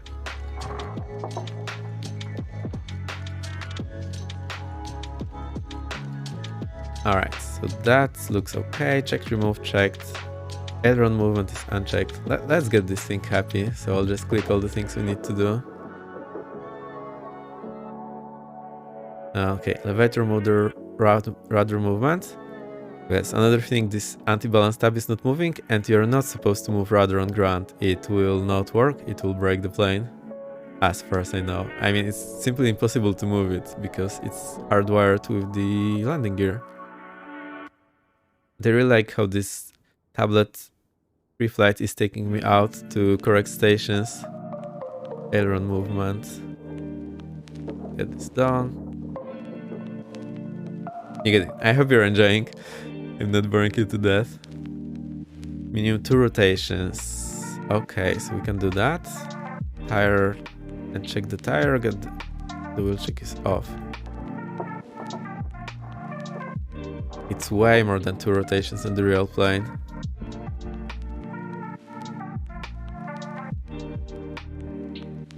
Check, remove, check. Okay, we only need the nose wheel tire, so I click it and to check it. Also nice view. I'll hit the screenshot here. Okay, it worked. Okay, this is done. I think everything is happy now. Right, the checklist seems to be happy. That's good. Our battery is not working.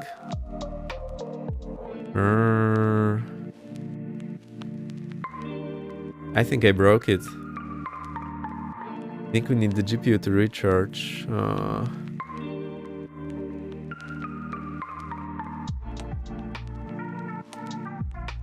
The volts is showing 0 here. What happened? Have I missed something? They break the plane straight away, not even flying it. Seems to be the case. All the circuit breakers are in. Front power unit. Okay, let's get it done. Let's see if this works. should also be able to start the engine with the ground power unit. Again, I have not done this in the real aircraft, because never had it. Let's see if that helps. Okay, the fuel pump on, fuel pressure on the right is 6. It usually takes a moment for it to go up to 6, so I will put it on nice to have list. Okay, let's put it on the nice to have lists. Nice to have.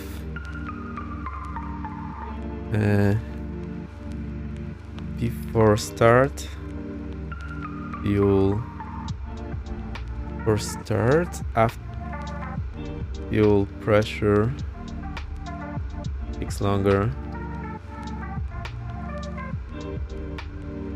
after turning on fuel pump.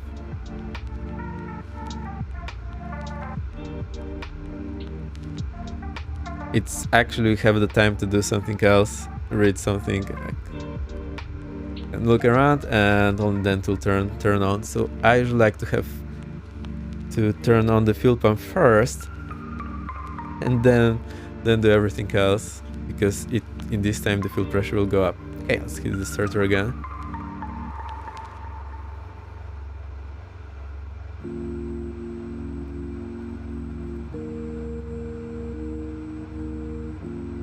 It's also super cold, so maybe this is simulated.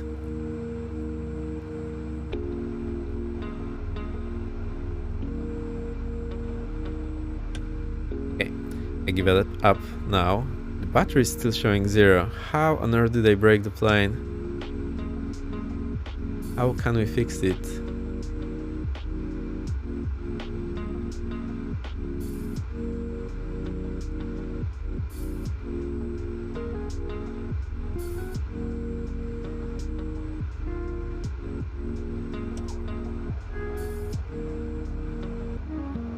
I heard the engine is turning.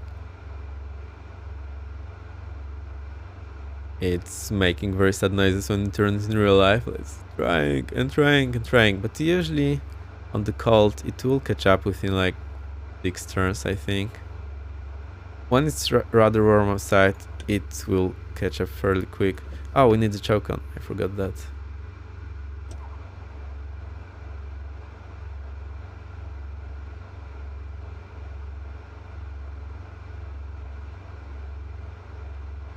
Nada.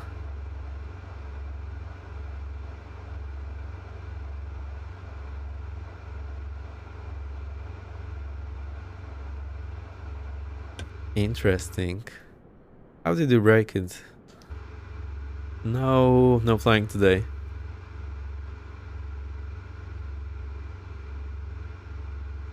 How do I fix it? I'll try the other engine. So ignition's off here, fuel pump off. Let's try the left engine.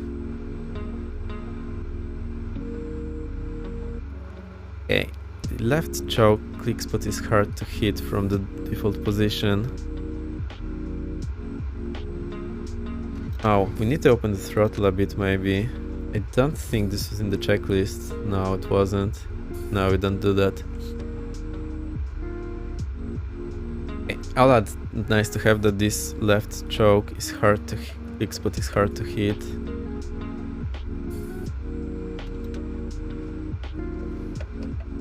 Let's add it to the list. Nice to have. Make left choke big spot.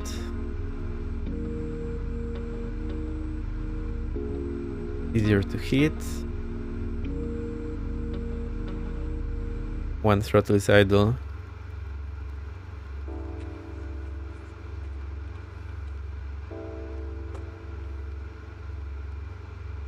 Alright, this added to list.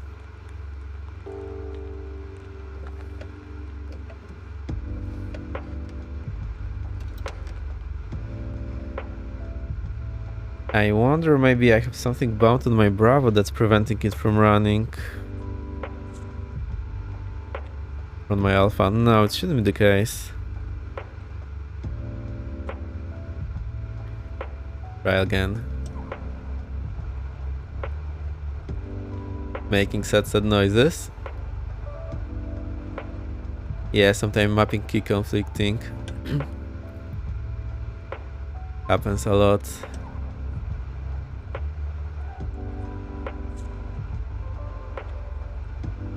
Just don't know what that would be.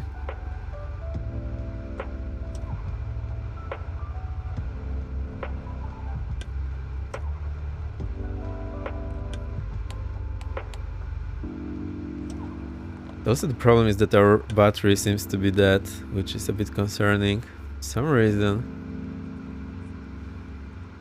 You broke it, yeah.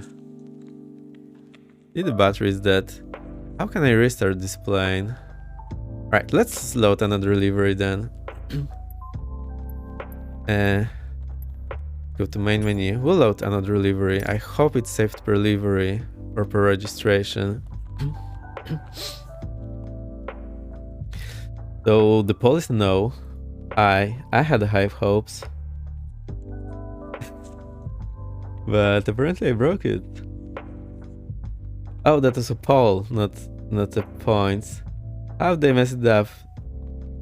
It was supposed to be a prediction, not a poll.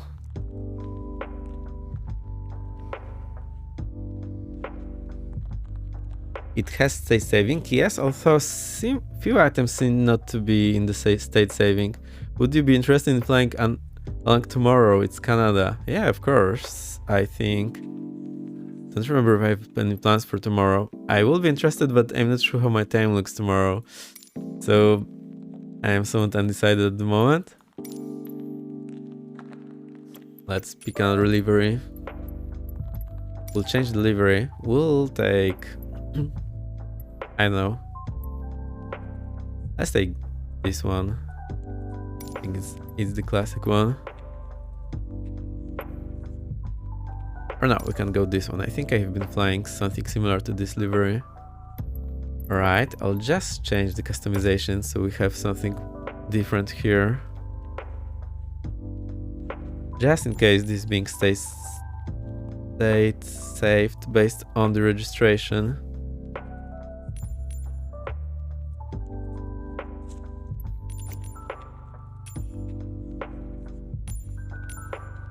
Alright, to make it a bit lighter. Let's start it. Vex repair needed, yeah. I'll put those on the list. That's some of the nice to have pending verification. Some items seem not to be state saved.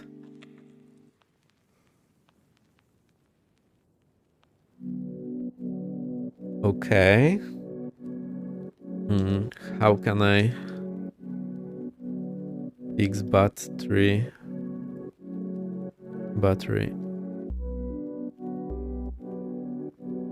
Maybe recharge.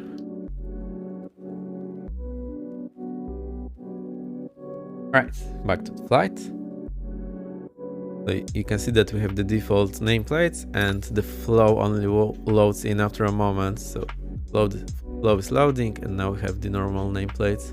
And there's an update which I don't have yet.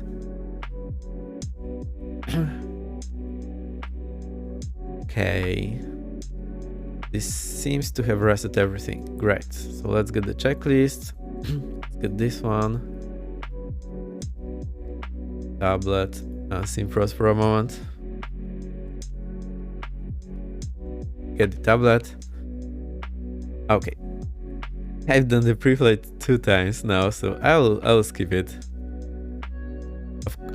Of course, the engine turning and burping is absolutely critical. You should not start the engine until you do that.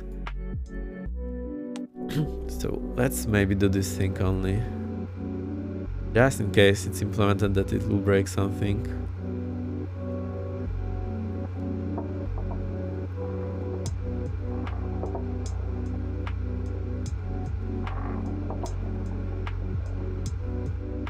Alright.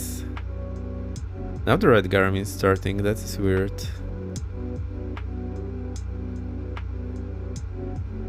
Do we have the cross buses off? Yes, that's the reason. Avionics on. Oh, now that's better. Prop is checked here. We need a prop on the left side as well. I love this feature of going out when I click the checklist items. That's fantastic. I haven't flown this livery.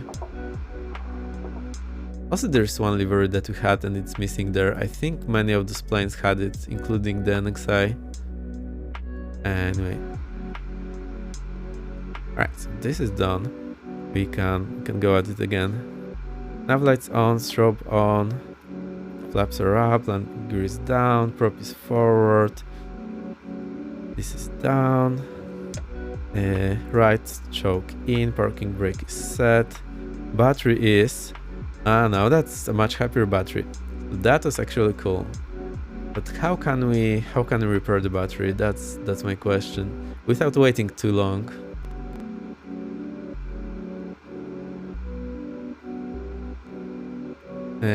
How can I recharge battery instantly? This would be nice because otherwise you have to do crazy things like I just did. Okay, get the fuel selectors as they should be, perfectly balanced. Right magnetos, well, it's ignition here. Right fuel pump on. Pressure has rised. I think it tells a bit longer, so you click it, you look here, you wait a moment, and then it starts rising. I think, but I might be wrong. So I will put this to pending verification.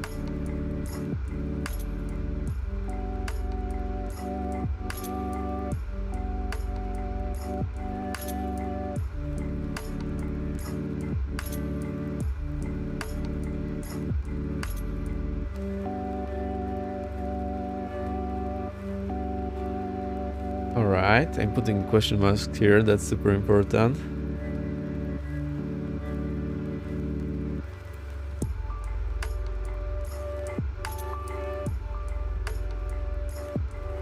There's a ton of typos here. How did they manage to do that? Okay, fuel pressure is in, so let's start it now.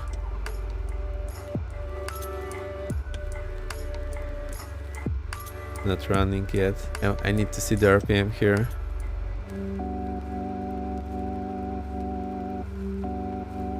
Actually takes a long time when it's called, so I wonder if that's the issue. I can hear it trying to do the job there.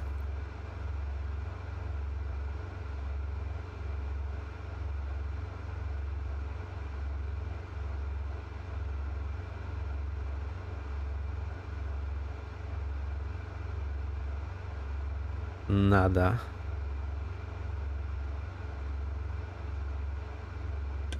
Ah. Choke is on, prop is forward, mixture is idle, master is on, these things are off. Fuel is to off. Okay, let's try to make it warmer. We'll just check what's our current temperature. It's minus 0.5. Let's remember that.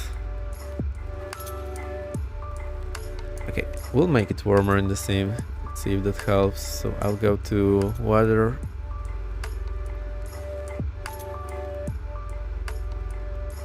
Live weather, not Arctic chill. I wanted the warm one. Blazing sun.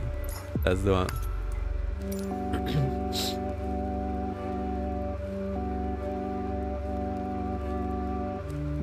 Me doing type again. Now it's -5 again.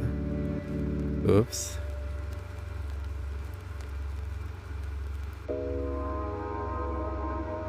Do we have temperature indication here? 32 degrees outside. Let's check if it helps. Has it helped?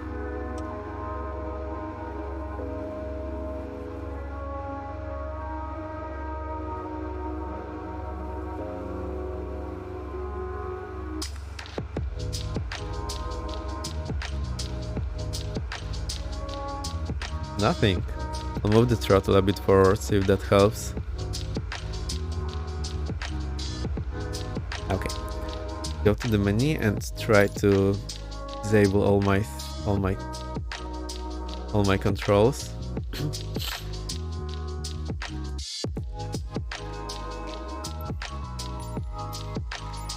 There's view only on alpha. This should help. none here on the Bravo. Maybe this is messing it up. Maybe they have assigned cold flaps to something else. Okay, I'll keep the rudder. It shouldn't be a deal breaker. Okay, everything else is disabled. I know what might be the problem. Maybe the cold flaps are mapped to something important. Let's see.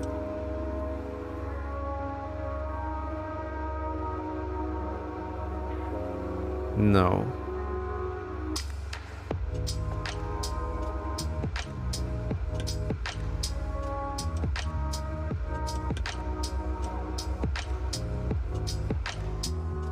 Maybe it's because you haven't done the barb.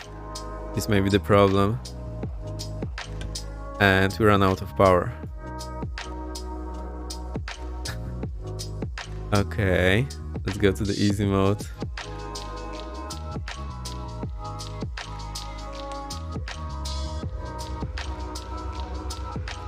Maybe it's because we didn't do the barb and we tried to get the starter to do all this work.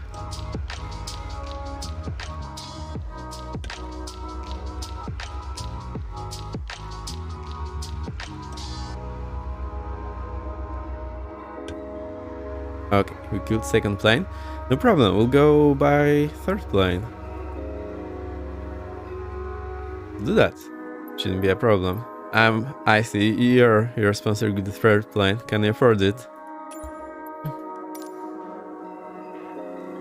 I'll try to find a way to clear the state sometime later. Next step, watch for mod conflict, disable all mods.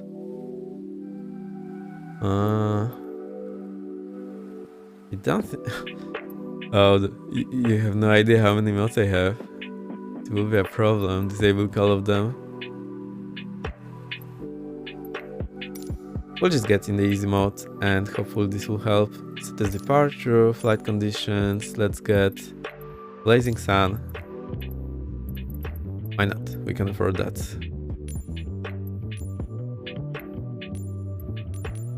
We'll make it May. Okay, that's done. Now we need to change the livery. We'll get the Bertolini one, the all red. Customizations. There are my. I think they have in for Tango Charlie.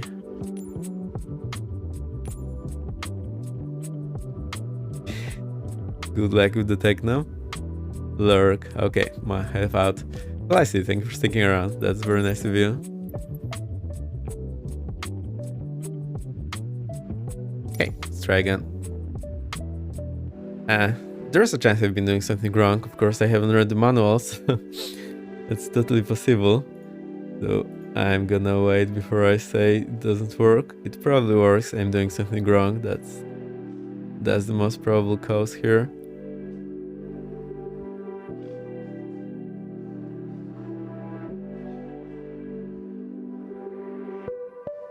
They also have these very nice flows here. Quick start tutorial, easy operation mode. We need to do the pre-flight check. But it said the probe was checked, so I'm sorry about that. But they say pre-flight check first.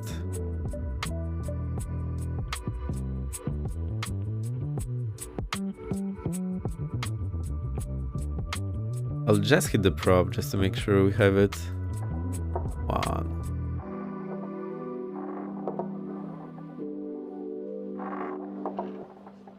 I wonder how many times I have to do it to hear the burp. Control E. Did you try run it directly from and keep engine? Yeah, I haven't flown this plane before, so I probably through all this talking I have messed something up or missed some important step. We'll try that again, don't worry. Right, we'll try to go back here and also go to the other engine. make it happy. I forgot to switch to the easy mode.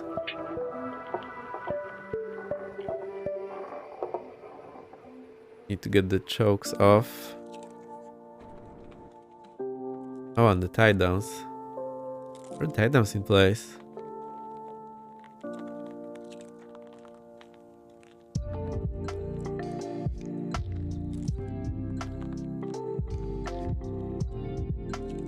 This is actually super cool to have this all tiny little details. I really like that. I'm just forgetting to hit the wrong switch to get inside. I almost hit the inside outside view. Well, should be clicking the reset view. Anyway, don't worry about that. We'll check remove, checked, unchecked. Tie down removed. Checked, okay, tie down removed. We'll check. Prop is checked and prop is checked here. We're on the easy mode. So let's try to do that. Master on, nav light on, strobe on. Wait for this guy to pop up. Oh, I have unbound my throttles. Should be a problem there. I also have the spad next running, so maybe there's some issue there. Get the choke. Fuel in normal position, ignition on, fuel pump on, check the fuel pressure. Green, let's try running it.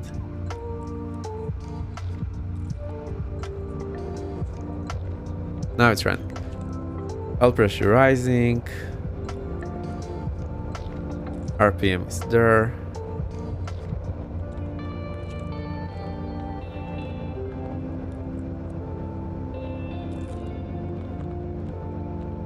Okay, that works. I'll try to find what is the issue. Maybe it was one of my mappings, maybe something else. Oh, we also had this avionics and cross buses on. Any chance it wouldn't start because we had the cross buses off? Let's try to start the left engine now. Get the fuel to normal. Fuel pump on, ignition on.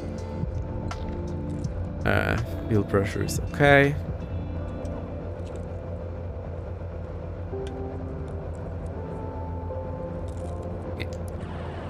Now they're running, so that's okay.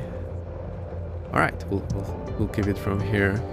So I'll just do some short flight around, see how it flies. We'll check engine failures and everything else next time. We'll do a few patterns, see how it flies. I'll try to see what was the problem with me not able to start in the realistic mode. I'll tell you next time, and then we'll try engine failures, things like that. Might be some of my mapping or something like that. Let's see the flight model. Yeah, I'm not super worried about that anyway. I also forgot the field, get the strobe off. Yeah, I'm totally off the checklist, so I'll skip the checklist for now. We'll go with it next time. Right, this is running. Also my Phoenix Masters, cross buses. Get the Garmin running. Oh, one thing I would like to have. This aircraft does not have synthetic vision by default. I would like to have it off by default. So you go to PFD options, synthetic vision, and have it off. I don't think there's heading back. Anyway, maybe there is. I'll add it to the list. Nice to have. Nice to have. Synthetic vision off by default.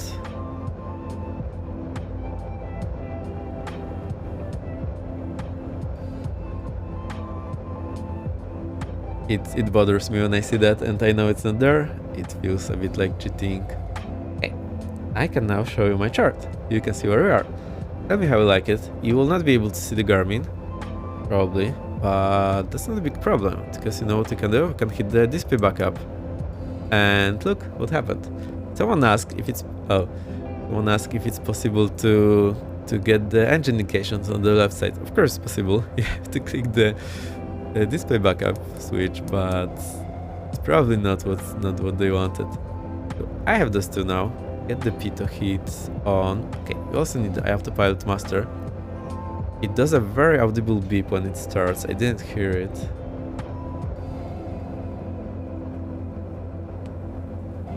Let's kill the music.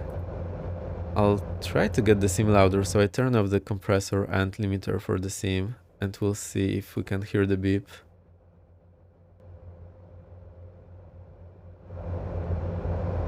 Right, so that's not super loud.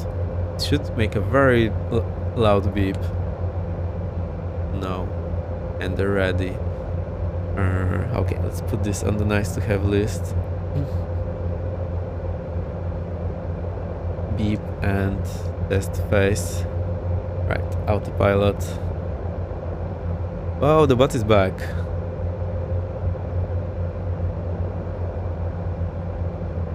Autopilot startup beep and test phase. 10 minutes with the cheer. I thought it's some late notification.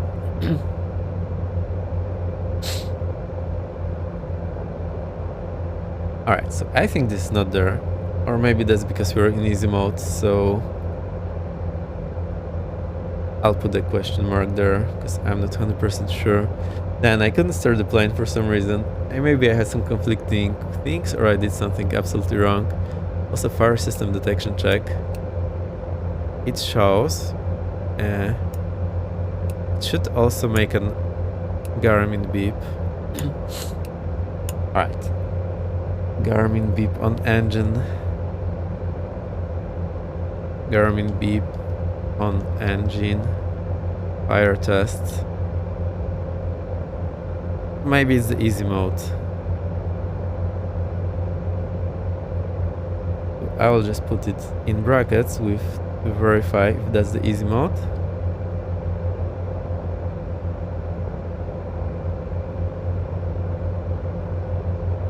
Russell, welcome, so nice to see you. Looking while get ready to head for the airport. We're flying. Awesome to see through your being with this.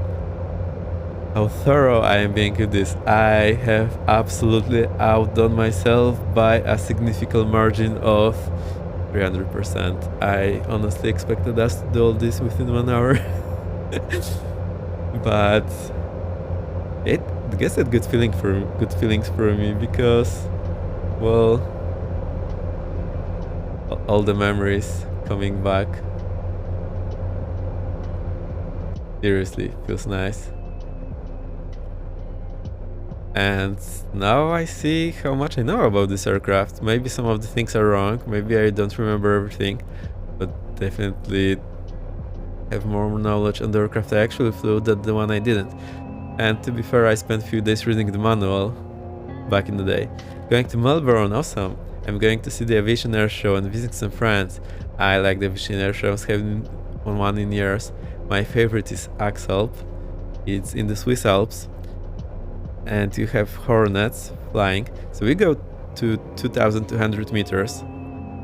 Not all the way by foot, but a bit. There are Hornets flying and they're live shooting the guns at the shooting range. Just in front of you. And the aircraft are flying above you and below you because you're on the mountains. Absolutely fantastic. I love to see Axalp sometime. Yeah, it's amazing. And the gun sound is so weird. First time I heard it, I thought it's a broken speaker, but it's like burp, burp.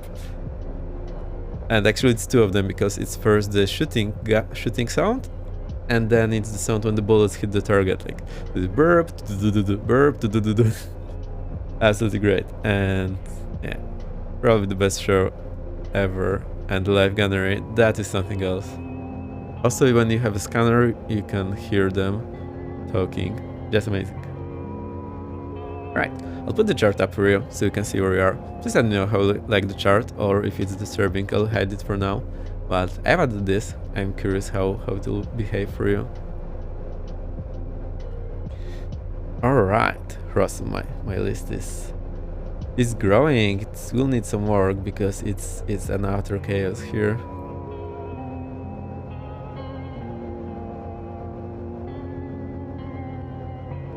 Man, if you'll have an opportunity to go to Axalp, I absolutely recommend it. Just a word of advice, do book whole week for that. Official days are Wednesday and Thursday. And thank you for the horn.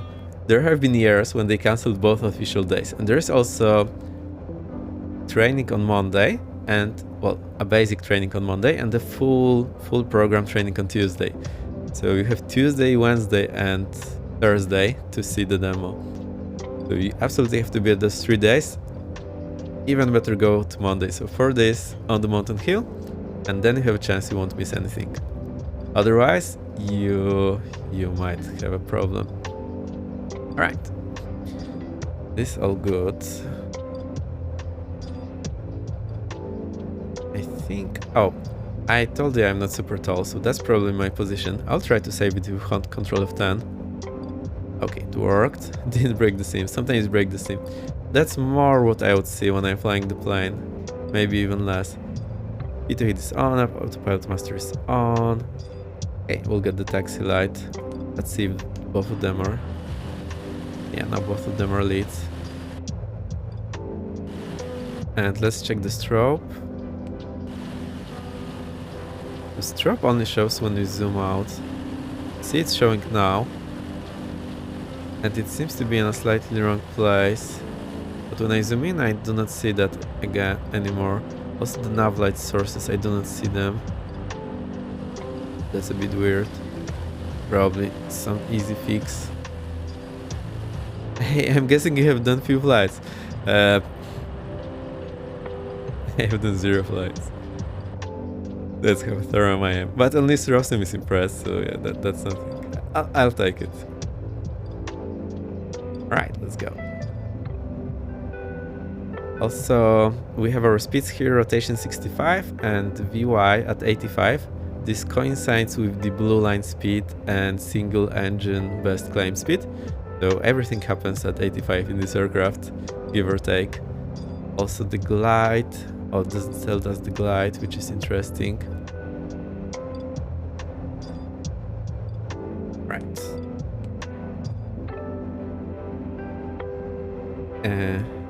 We got this. Alright. The chokes are off, so that's good. Battery is now showing this. We do not have the ammeter. How do I do that? Now, normally we would have the amps here on the display, but well, it's not here.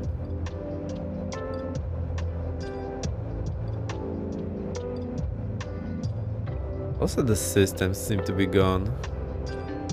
When I unhit the display back up, I do have on the right, I do have the engine menu.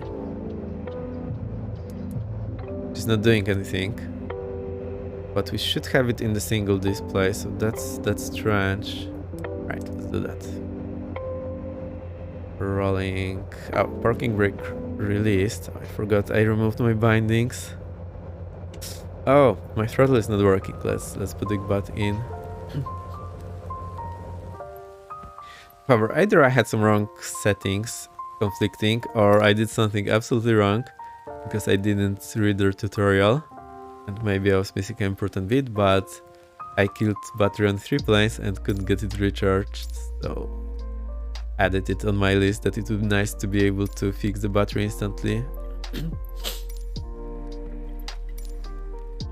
We need alpha, and we need alpha for the twin.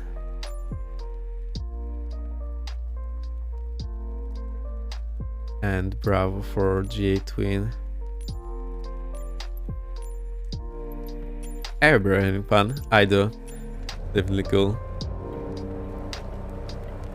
I believe we'll be able to go faster with flying next time. Is this zoomed? Is this view zoomed in a bit? We have to go here on this taxiway. Also remember we have a custom scenery.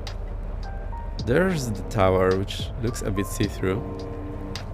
You go here, it's taxiway Golf, Alpha.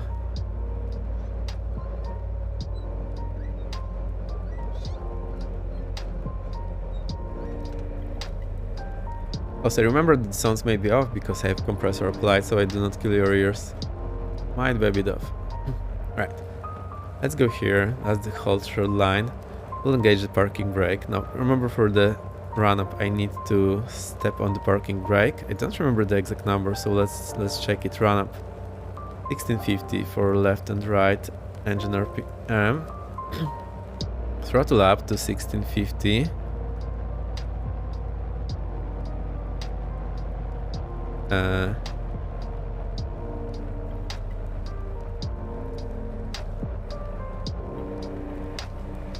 Okay, let me try to set this up.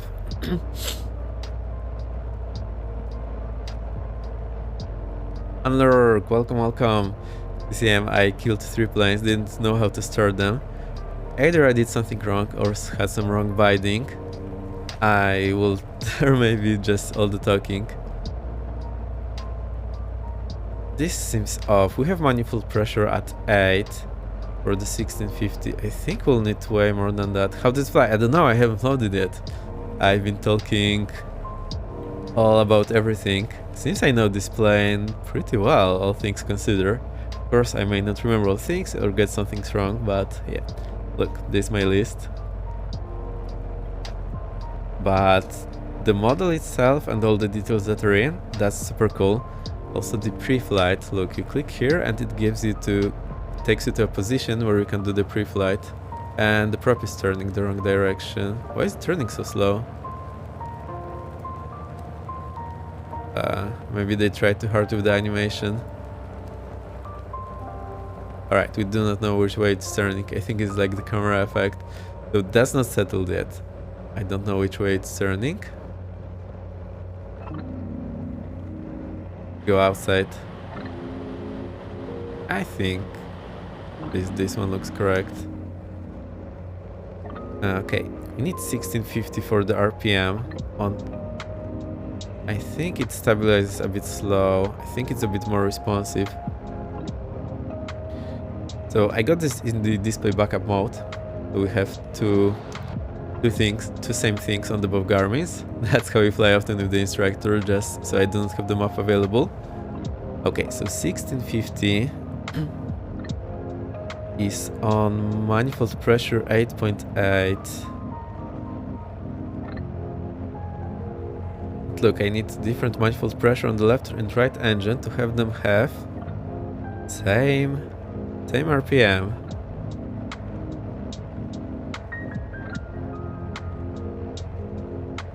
Okay, I remember it was a bit easier to set this up, so I'll add this to pending verification. But this 9 at manifold pressure definitely seems a bit low. I'll add it to verify.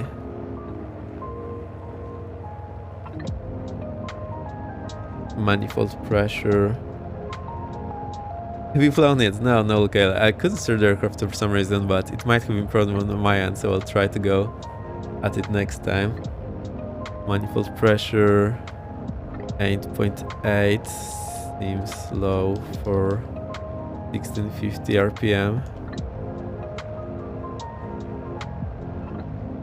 Okay, RPM response seems to be sluggish.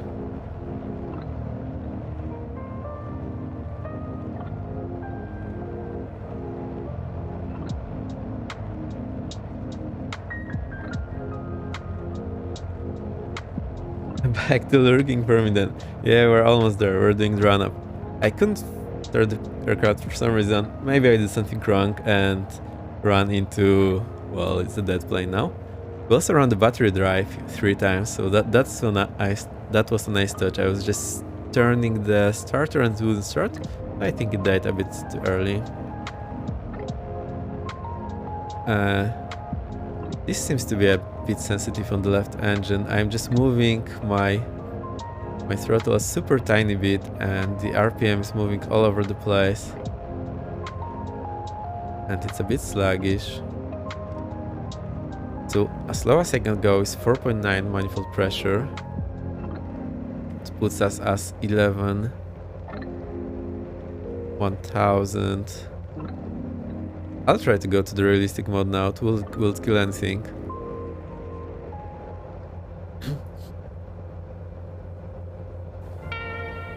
No. Okay, idle RPM at 1000 seems high. Normally need to add power to have 1000 RPM. Okay, I'll add it to nice to have list.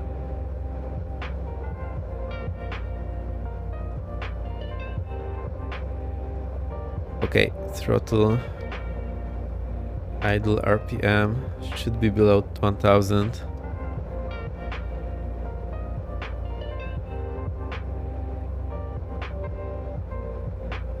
Okay, throttle idle should be below 1000 RPM. And I know that because we use 1000 RPM to warm up the engine, and when it's warmed up, I just go idle and it goes below 1000. So this doesn't seem right. I move it up. Okay, it responds, but it's a bit sluggish here. It is sluggish in normal plane, but in real plane, but not as sluggish.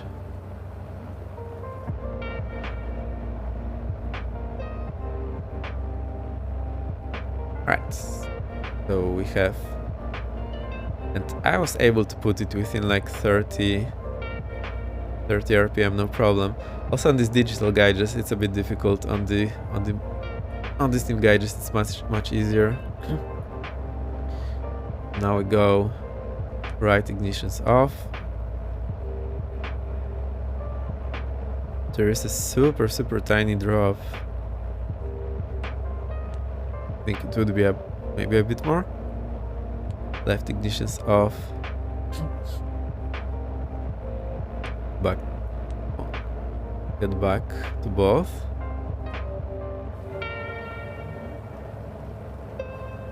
Interesting. Try again. 1630, 1640, 1640. Okay. Get the rights off.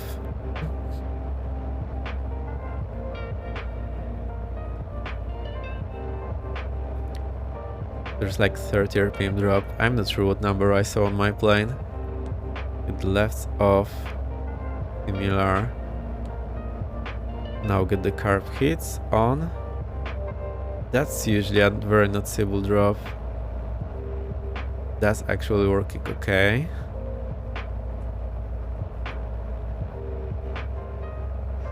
And check the props.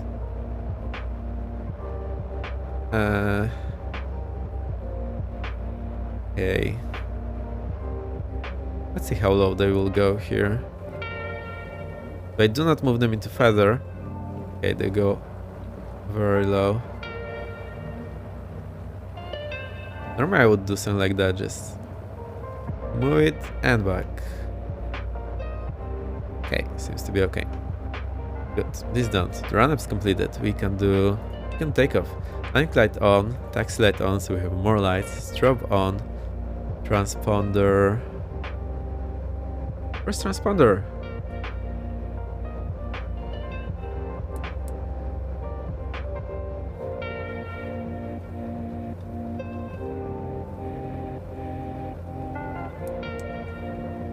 Should be here.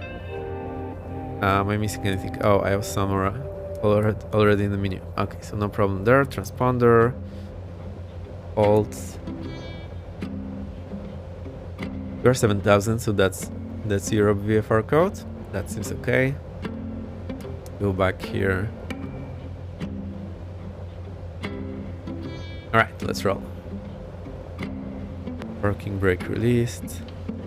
Oh no, it's taking so long. I'll do a few traffic patterns and call it a day. I think the default view is zoomed in. Whoa. Line, not so fast. Oh. I set the full power here. Sorry for that, I totally missed that. That's just my mistake. Normally you would totally hear it happening. Right, let's go. Full power. Manifold pressures reading. I think a bit low. Okay, I think the rudder is a bit too responsive on the takeoff roll. Seems heavy on the nose, so that seems to be okay. I might be way off with my trim, so don't worry about that. Also, I forgot takeoff flaps. That's true. That's how we are supposed to taxi VEX. I'm pretty sure that's not how. Sooner is a bit borked. I think that's a known bug with the DX12, but I'm happy with that. Just the grass popping up through the asphalt.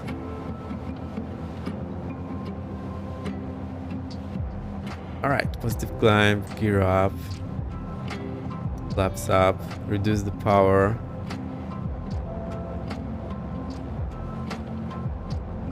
Right, so we got, I believe they had 27. So I wonder why our mindful pressure is so low. 7, go back on the prop.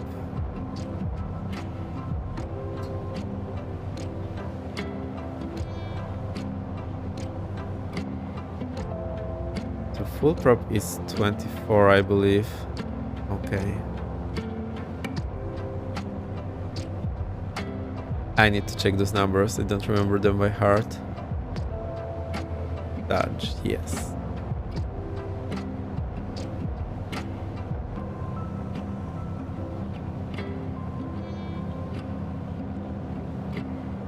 Anyone following along, or can I go to the menu and get the engine to 100%? Audible here on the outside.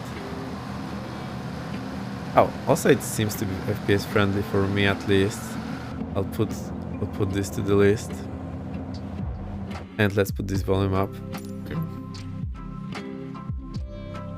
So I'll put this to I like. Seems FPS friendly.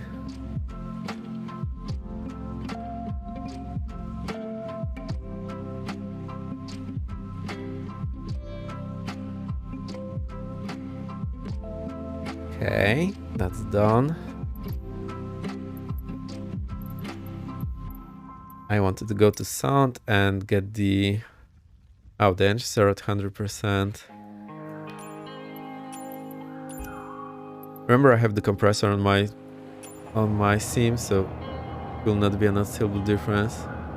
Okay, it's okay. Right, let's see. Seems sluggish in roll. I don't remember how sluggish it is in the roll in the real plane, but it's almost sluggish. The list has grown since I left. Yeah, it's a huge list, but there's a ton of things to verify. I thought this will be a more concrete list for me. Well, there's a lot to verify.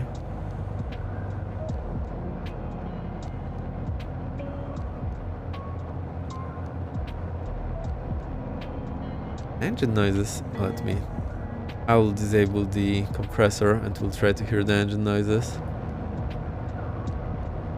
Seems a bit weird at the moment, so I'll disable all my filters on the sim audio.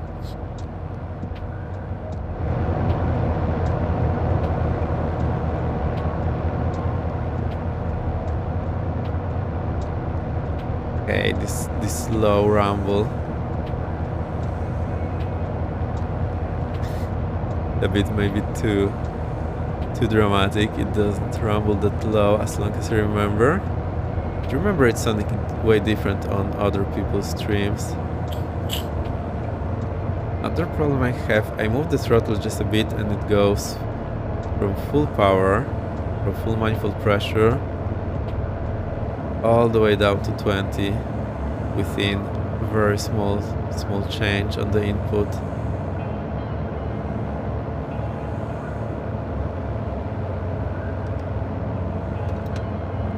Interesting. So now that's 50% of my throttle. That's 100% of my throttle. And here's 0 to 5, 14, 28.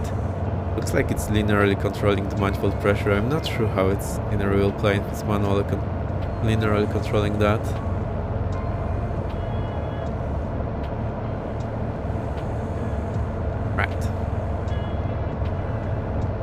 Go to idle, prop forward. It should slow down fairly quickly.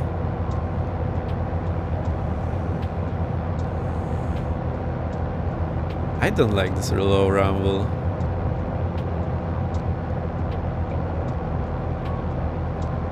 Right, we are descending now, so let's try to keep that.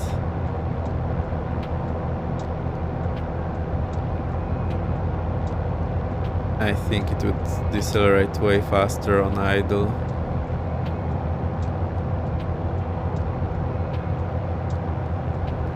This might be the problem, that the idle has way too much power.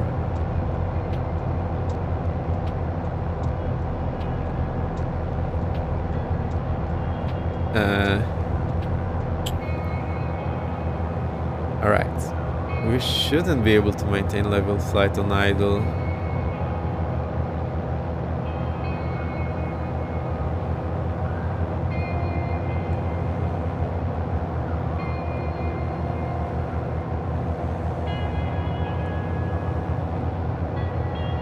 Let's try if the autopilot can do that. Try to turn it on. Where's the autopilot master? Not this one. Autopilot master here just turns on and off the autopilot. Okay, maybe it's actually here on this button. Or do you just click it in heading here? No, it has an autopilot master, I believe.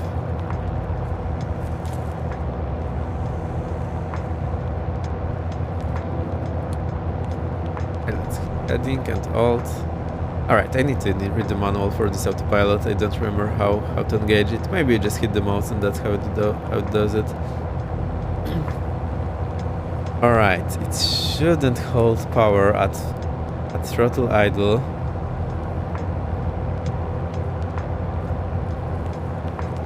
Now altitude mode just should lock on the altitude that we had, not what is preset. So don't worry about that being different.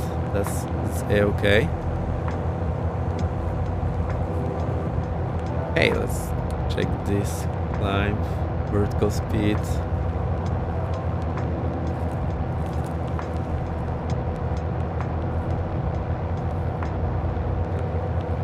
It's climbing like a champ.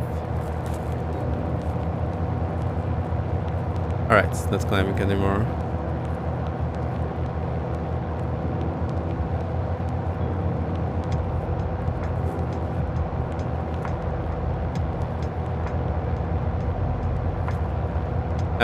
But we shouldn't be able to hold altitude at idle. Disengage, engage again. Alright, so that definitely needs fixing. Shouldn't hold.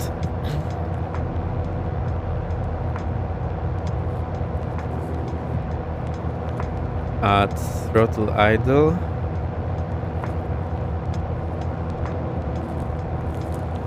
Prop forward. Basically the props are windmilling at this point. So that's super weird. I'll make it official. Should not hold altitude at throttle idle and prop forward. Alright, I'll disengage the autopilot. Oh, this autopilot disconnect button doesn't work for me. Let's see if it will work if I click it here on the click spot. Alright, so I probably have the wrong button. We are throttle idle, and that's super weird. We shouldn't be doing that. We should be going... Alright, at throttle idle and prop forward, it goes like that. That's what you see. Definitely not level flight. But that's super weird. Yeah, I'll get the sounds down. I do not like the rumble, so I'll put this on the list. Low rumble on. Low engine rumble. Put it on possibly on to verify.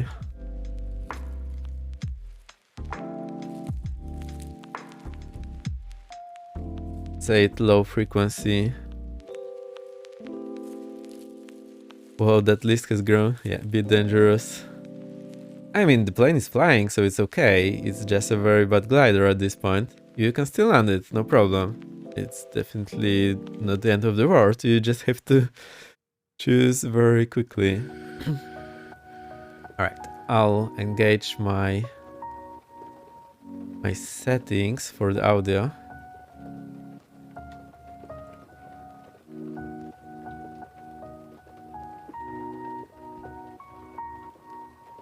Almost hit exit on the OBS. Right. Prop forward, throttle forward. Let's go to VY. So our best climb. Best rate of climb, no best angle.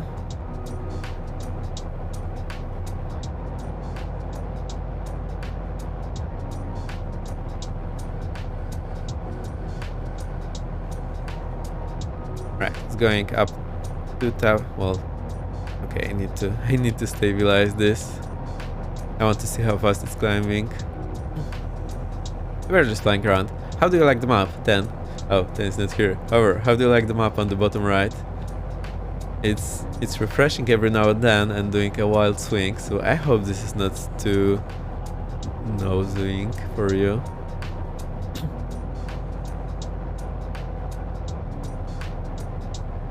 I'm just trying to keep the VUI and look all over the place, so don't mind me.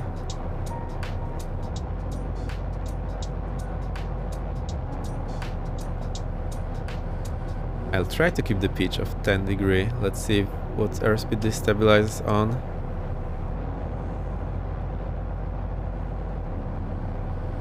Alright, our bar is standard, so 29902.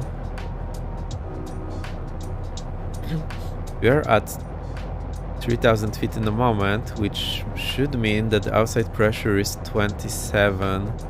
Our manifold pressure is reading a bit lower than that, so I'm slightly concerned, but of course the plane may reduce that in the engine. I don't remember the exact readings. Is the prop going all the way to the red line? Let's say it does. Alright, climb rate seats okay. How can I stall this plane if it keeps altitude in level flight? I'll just go like that and try to pull it. So I'm pulling all the way back. Basically the real thing does pretty much that, just a very mild buffet, and we'll recover and you can enter a deep stall. Here of course you cannot because we have this weird holding altitude at idle. Get the ignitions off, so this should kill our engines. Now the manifold pressure shouldn't drop when I did that. Okay, this shouldn't happen, so let's add it to the list. I'll put it to nice to have. If you want to know why, you can read this humongous article, which is absolutely fantastic, by Pelican Perch. Oh, it's not showing up. Let me copy it manually.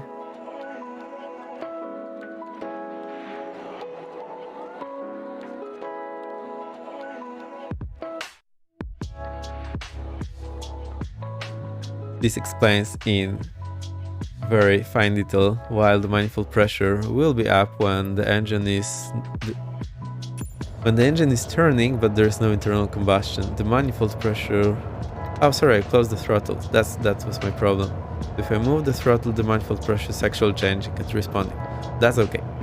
I backed this up. It was just me forgetting I had the throttle idle. Game turret at this point. Okay. Full throttle.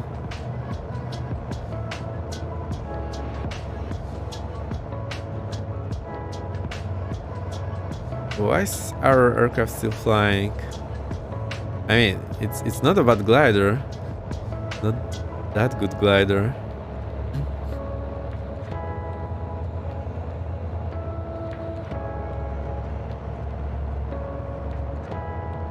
Alright, engines off, prop forward. Engines off and turning. With prop forward, each seems to be off. Normally you would see something like that because of the windmilling props. That's how you would fly.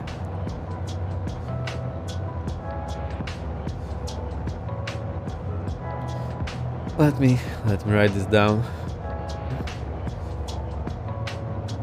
That definitely needs fixing.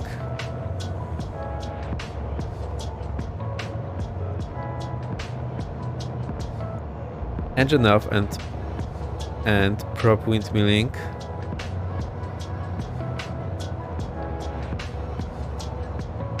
Pitch, okay. Could be much lower.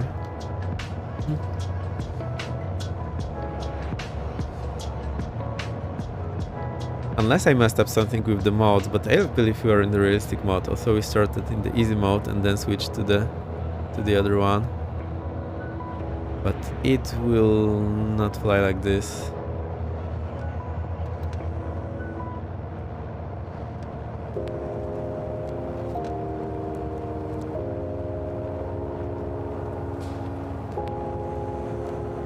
I mean, it is a good glider, just not that good of a glider.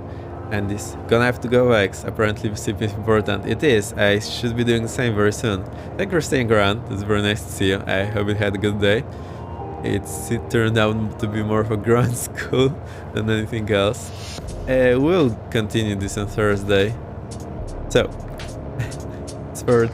first inspecting the cockpit and modeling. I really like it. As far as flying goes, I still have my doubts about the numbers here, so that remains to be seen.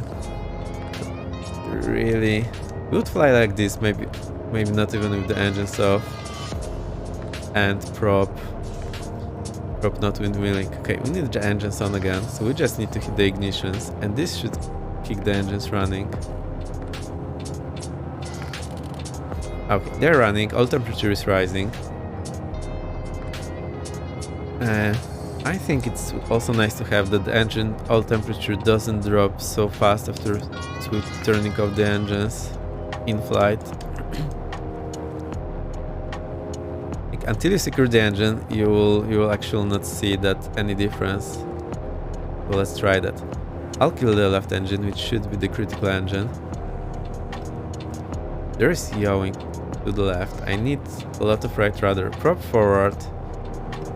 Throttle forward. Okay. Left like that, left engine dead, left throttle. Moving, confirmed, idle, left prop. Checking, confirmed. Feather. This should feather now. Obviously we cannot see that. Didn't feather. And I think I did that pretty fast. And the oil temperature is already low.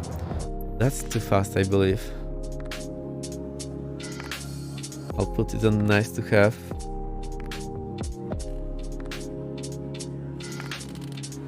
Oil temperature shouldn't drop so fast after turning engine off in flight.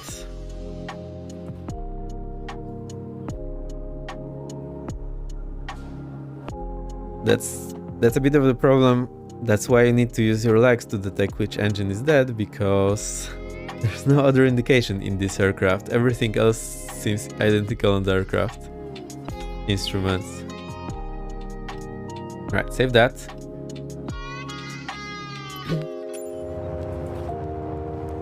And yeah, so this should feather. It didn't feather apparently.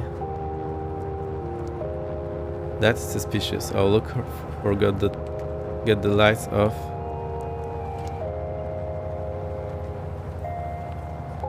Okay, let's get to the VUI.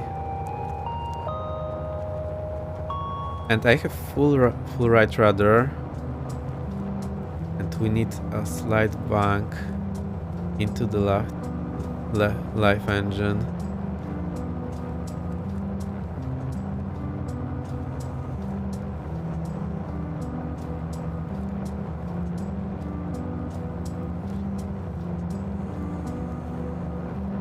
Maybe I was a bit too hard on the rudder. I think we don't need full rudder. So it's actually almost full rudder. Okay, we are OVY, which is VY single engine. It's the same speed here.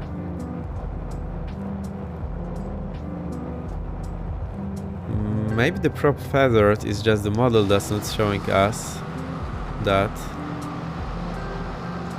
Let's try again. Also to complete, we'll also get the fuel off, fuel pump off. Actually, this should have been off. I just totally forgot my after takeoff checklist.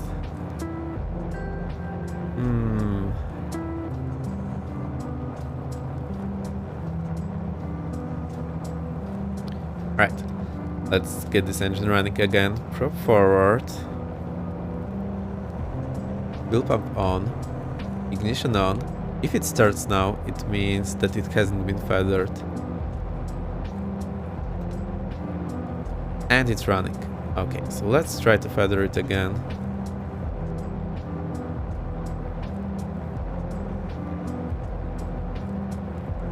Also, where are we? I think we're way out of where I should have been. I'm just flying around, not bothering where I am. Right, let's kill this engine again. I'll just kill it. Oh, I want to actually do the fuel pump off. So when you move the fuel selector to off. When you move the fuel selector to off, it takes good 15-20 seconds for that engine to die. It's still running. It's not running again. But that was too quick, I believe. Let's try it right back.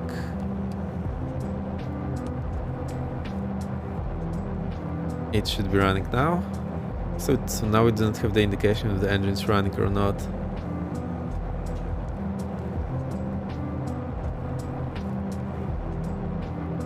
Right. Well, switch the view to something like that. Unlock it, fuel pump. Lock it, fuel pump to fuel selector to off.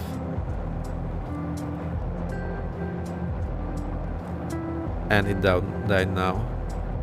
I think that was a bit too fast. Let's put that on the list. But there's a delay, so that's good. I'll put it to I like, also dislike.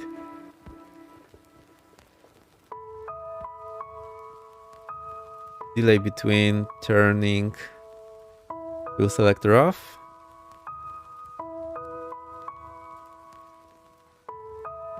and engine quitting.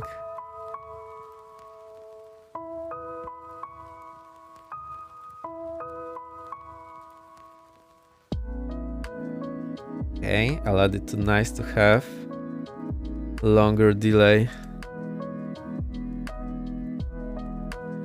between, and just copy the previous thing.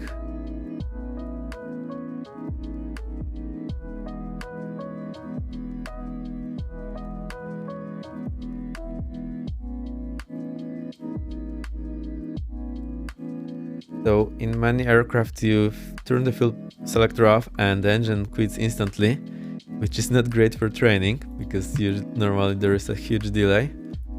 There is a delay here, but not such prominent. Okay, left throttle idle, left prop feathered. Let's see if it feathers. Takes a moment for it to feather, but it's like 3-5 seconds. Just like feathered.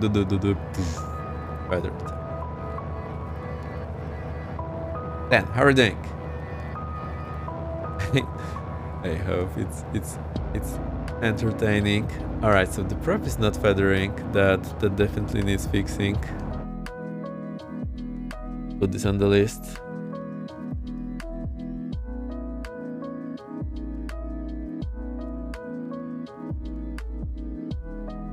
Prop not feathering. Okay, save it. Unless I'm doing something wrong, but well, I really think I'm doing it correctly. I'll try to also move it to my feather from what next, but I don't think this will change anything. Nope. Interesting.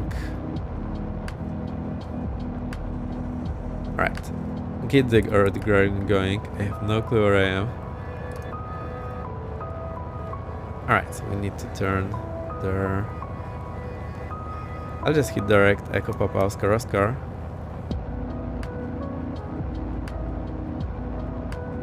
And I should have it somewhere, displayed somewhere.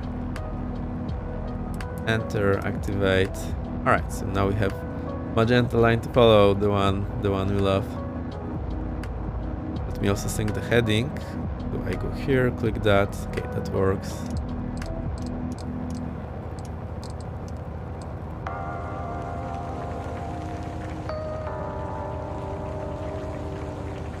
Now, let's try one more thing. The autopilot. Well, I totally forgot I have the engine not running. And I'm not even using the rudder. So let me think. But it's syncing, so that's okay. No, it's not syncing.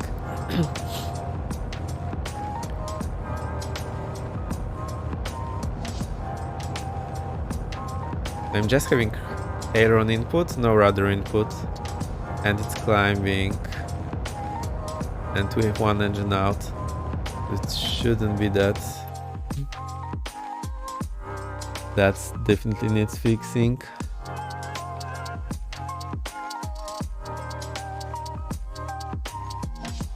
Not climb on one engine.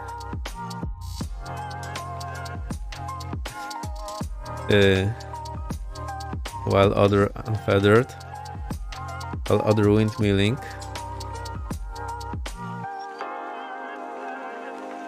Without rudder input, with neutral rudder.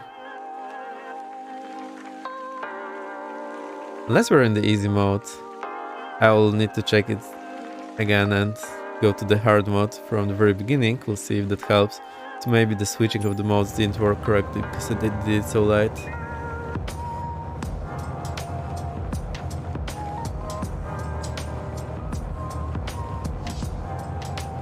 I'll try the gear down even and flaps approach.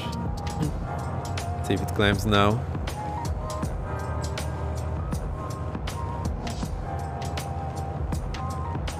Alright, now it's synced, so that's something. Get some rudder input, like halfway. Light bank.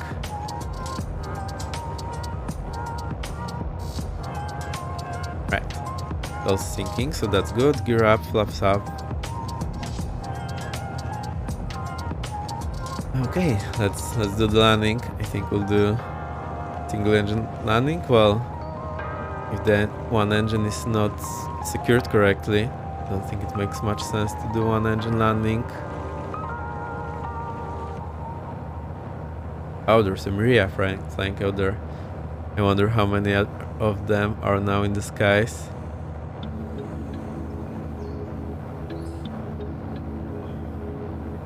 Okay, I'll get the engine running. I want to get there faster.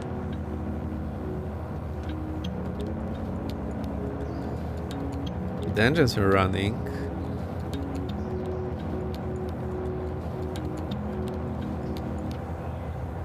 What happened with the trim?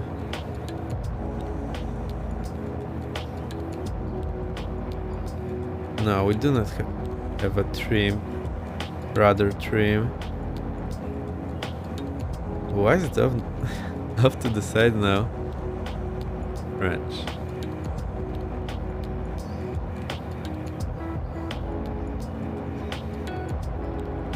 Oh, I forgot the ignition, so the engine is still not running. I think I'm getting super tired here, too tired to fly. And we need the fuel selector on. Do that. Now it should be running. Okay, the fact that it's running meant that it hasn't feathered.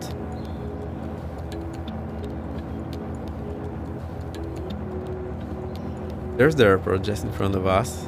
We weren't that far off.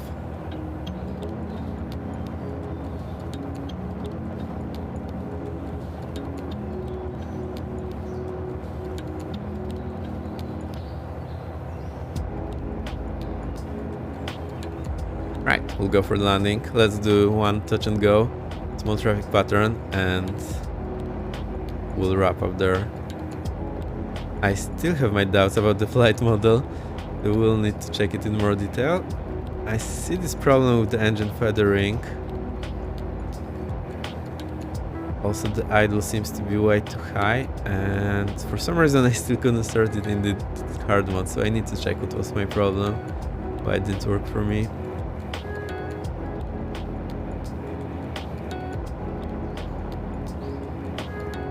Alright, so let's say we're on base leg and we're 140 knots. So I go prop forward, throttle idle.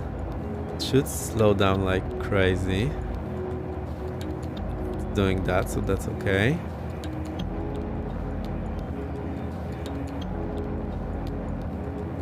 I think now it's when it's trouble, because this high idle is kicking in, and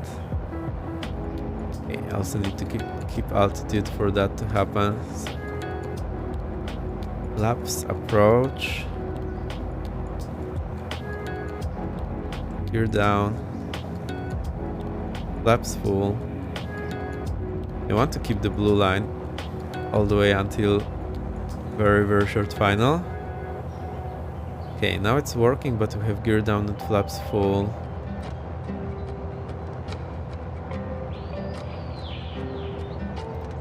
Alright, the thing about the pitch so down with the prop forward and throttle idle, that was actually flaps and gear, so maybe this is accurate. I'll try it on the next traffic pattern.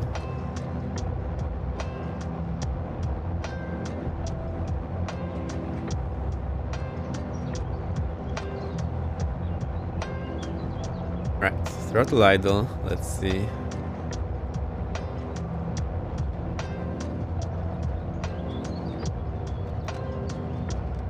I would like it to decelerate faster, but I think this is the problem of this idle being so high.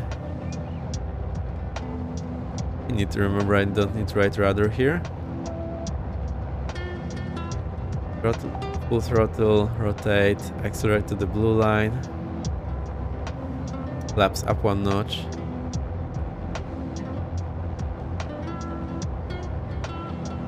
Okay. Blue line, positive climb, gear up.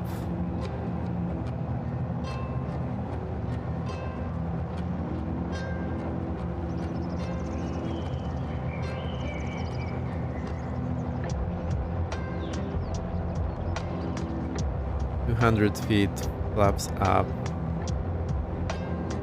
15.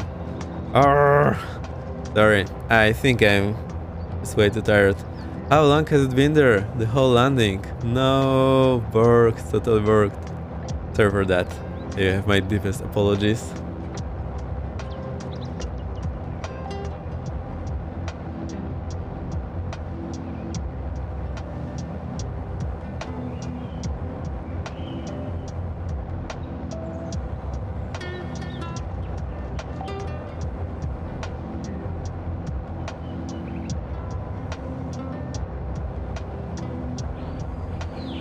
Right, this should be more or less downwind heading. No, the runway. Now that works better.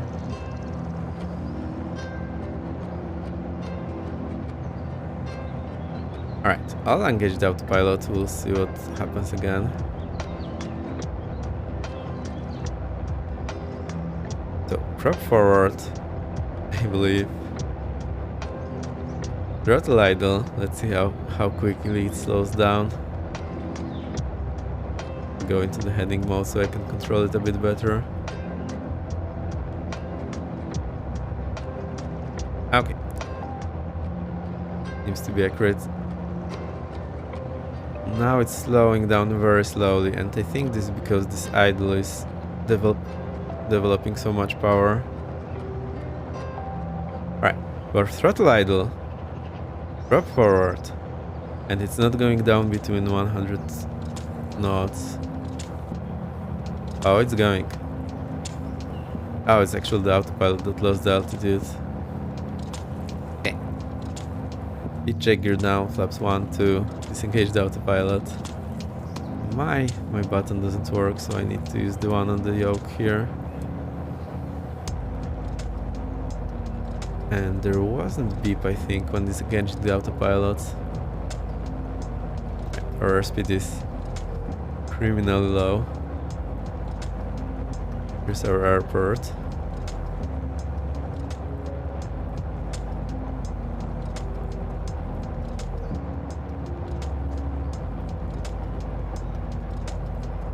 Trim down a lot. That's actually like that.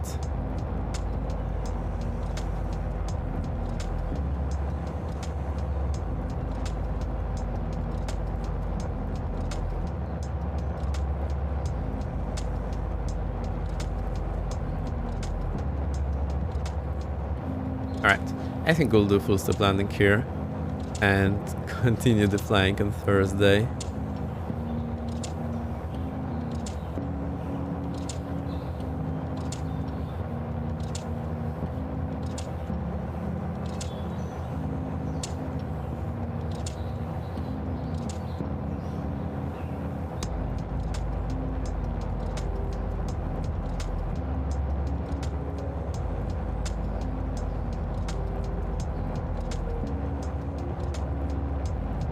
This is well past my bedtime. Oh no, then it should be earlier for you than me. It's almost my bedtime. Rolling power to idle, settling down. At least I like the touchdown phase. That seems super nice. Hitting on the brakes. We missed the exit here, so I'll need to turn around. Let's get the taxi light on. Oh, it's actually stopped.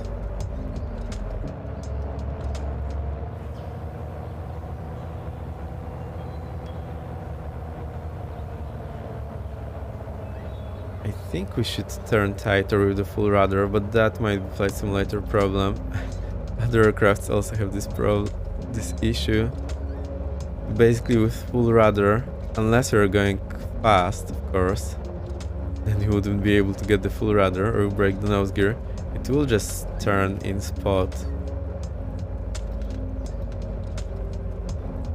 Also, I'm checking the scenery. I haven't checked it before. Looks pretty okay.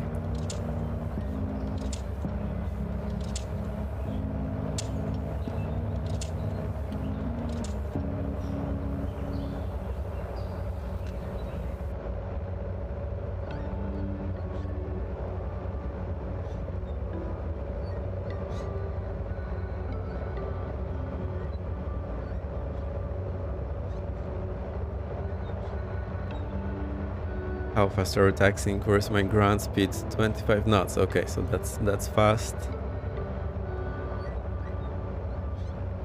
Beautiful. Yeah, touchdown phase is really nice.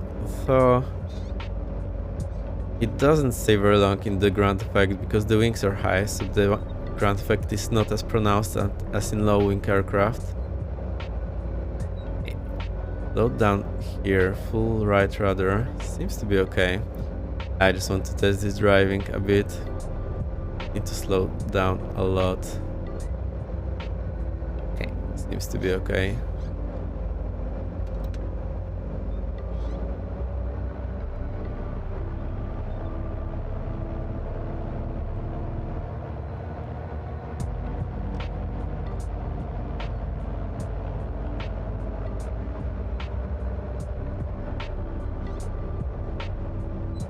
Alright, I'll try to go left here and we'll park in this spot.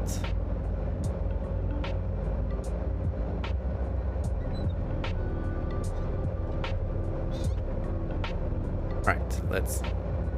How does it fly? It looks twitchy on taxi. On taxi it's actually okay, not very twitchy. As far as flying goes, I need to check more. I'm not sure yet, to be honest. It seems to be too powerful on idle. So even if you look here, I am now on idle and we have 1000 RPM. And on ground on idle, it has way below that. You had to actually add some power to have 1000 RPM. Another problem I had is it wouldn't feather in flight, so switch the left engine. Now this oil temperature is dropping way too fast. It shouldn't drop that fast. Well, get it to feather, and normally it would feather, but nothing happened in flight, so now it's feathered. Oh, because there is no wind flow. It didn't even feather. That well, hopefully this in-depth report will get them the road to updating. Yes, I need to verify my points because in some I have some doubts, some I'm sure requires some correcting. We'll see. It seemed to be able to hold altitude on idle with prop forward, so I don't think that's correct, and this might be because this idle is overpowered. Thanks for the great review. Yeah, it turned into a ground school, so I will check what was my problem. I will check what was my problem with starting the engine initially. Why is this thing? It shouldn't be here. Oh, it's because it was restarting and flow couldn't kick in. There's a lot of little details that I absolutely love, like those locks here on the fuel selectors. So you cannot get it to off unless you unlock it, and when you get it to on, it pops back in a second. That's great. As far as flying goes and performance, it seems that the engines on the IRL are overpowered. I also had some trouble controlling the manifold pressure. It seemed like, I don't know, too much heavy on one side. Alright, it's absolutely completely wrong procedure here. Don't worry about that, I just want to get out. The prop wouldn't feather for some reason. And I couldn't start it up, but I need to look what I was doing wrong. Maybe that's something that we can actually rectify. Alright, let's get everything off. Also, I'm missing some noises, like the autopilot should do a super loud beep and test itself when it turned on. This does not seem to happen. Also, when you do the fire detection system check, it should beep. Unless it's some problem on my end. It did happen before that the flight sim was not shouting on the correct audio device. Maybe I just had it wrong. Yes, both on the correct audio device.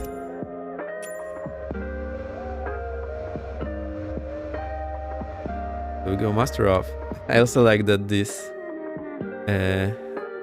standby instruments want to turn off, so that's cool. Let's keep it on. Yeah, it worked. Alright, I'll put it in I like. Standby instrument.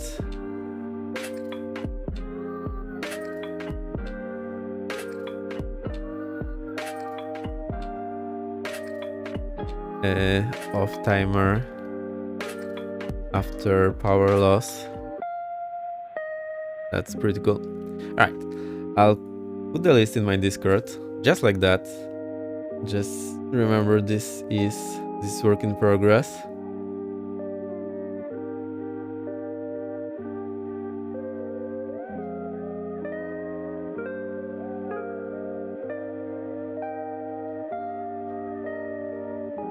Oh no, here I put way too many enters.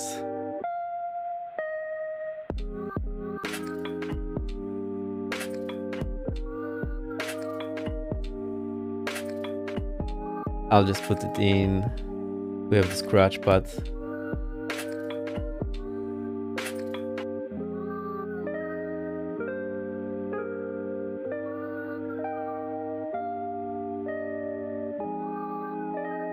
Alright, almost there. I'll put super caps lock note, work in progress, pending verification. This should be warning enough that I'm not confident in everything that's there. But I'll get there. Hey, okay. Okay, I'm really glad I like this. I didn't expect it to take so long.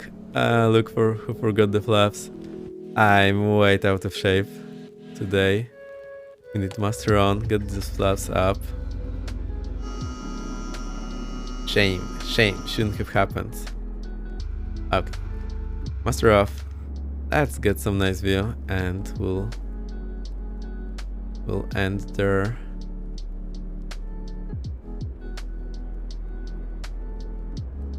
I think this looks nice. Awesome, I'll get the map off.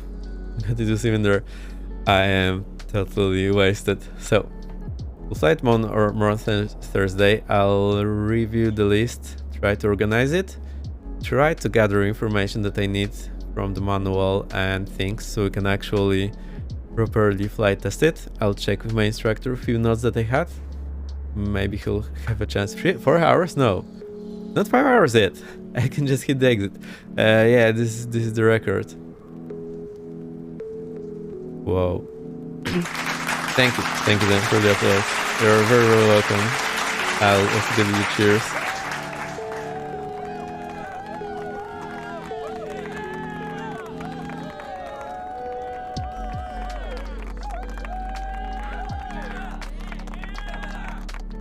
Quoting our good friend Stan, you know what time it is. I'll get the bass. Oh, how do you like it? It turned out... I don't even know what to say. Actually, it takes a lot of effort to create an organized review that goes like swiftly. I just took all the time in the world.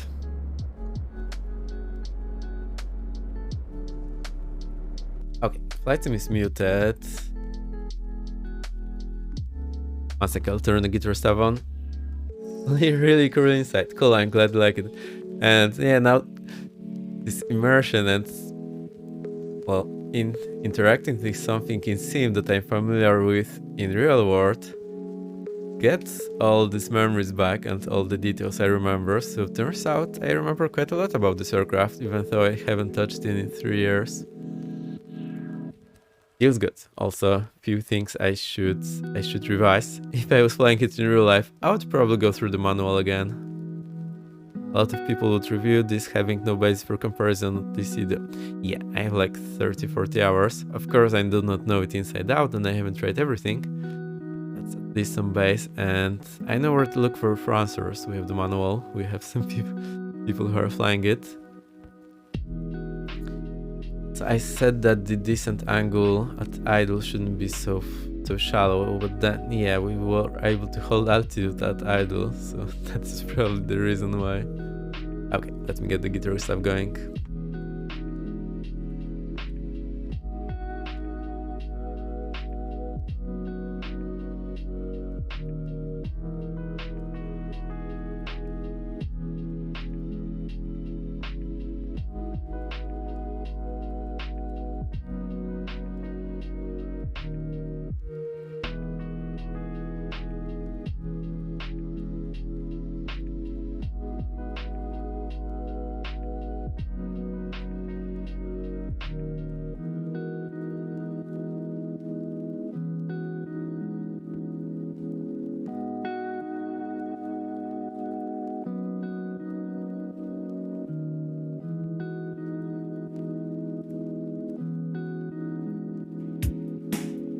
Okay, I'm totally out of my element. Looking for the right knobs on my audio interface for way too long.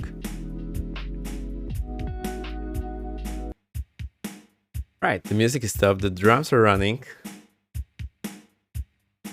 Let's do that.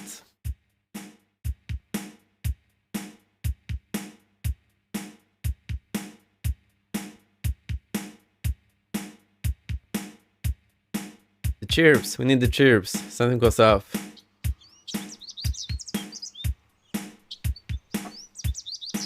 Okay, that's a new feeling for me, being on stream and so tired.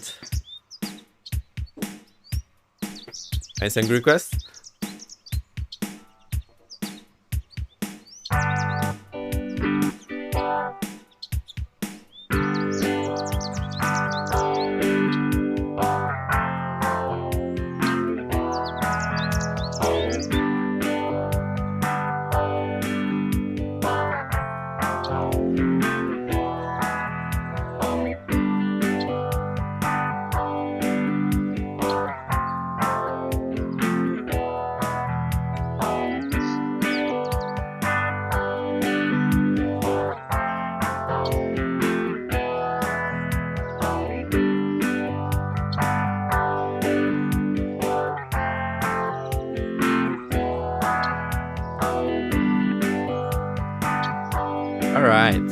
I'm finally getting better with the looper. It's been a hit or miss before, but now it's a-okay.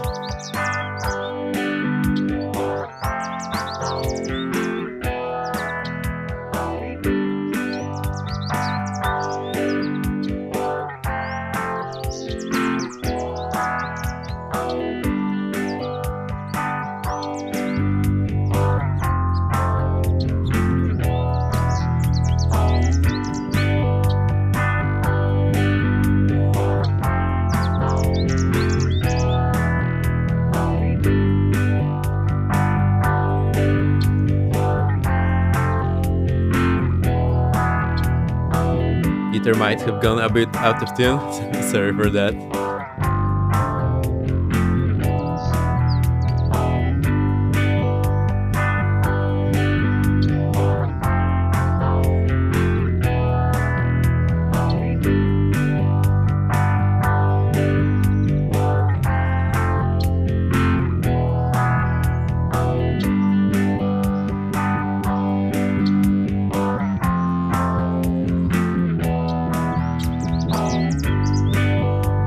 Alright, that's all looked in. I am super tired, need to get some sleep. Who are you riding? That's the last question. Let me see who's up. Nobody's up, let's ride him. I haven't raided him ever, let's do that.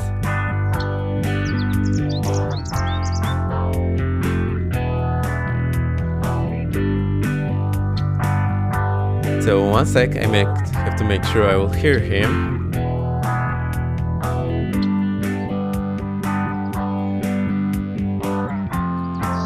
Alright, everyone is there. Let's raid Nomad. It's gonna be fun. Hey, thank you for sticking around. It's been a long ground school.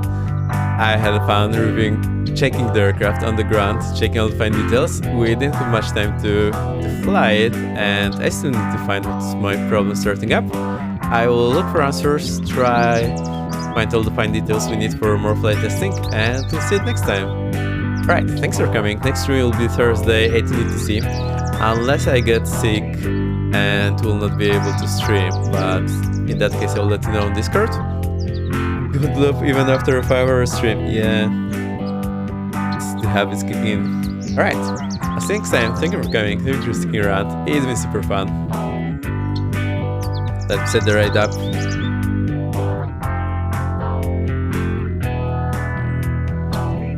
Okay, the ride is starting. Okay, I'll go into the end scene. I'm still talking to you, so don't worry. I'm still here. Now you know where my background is coming from.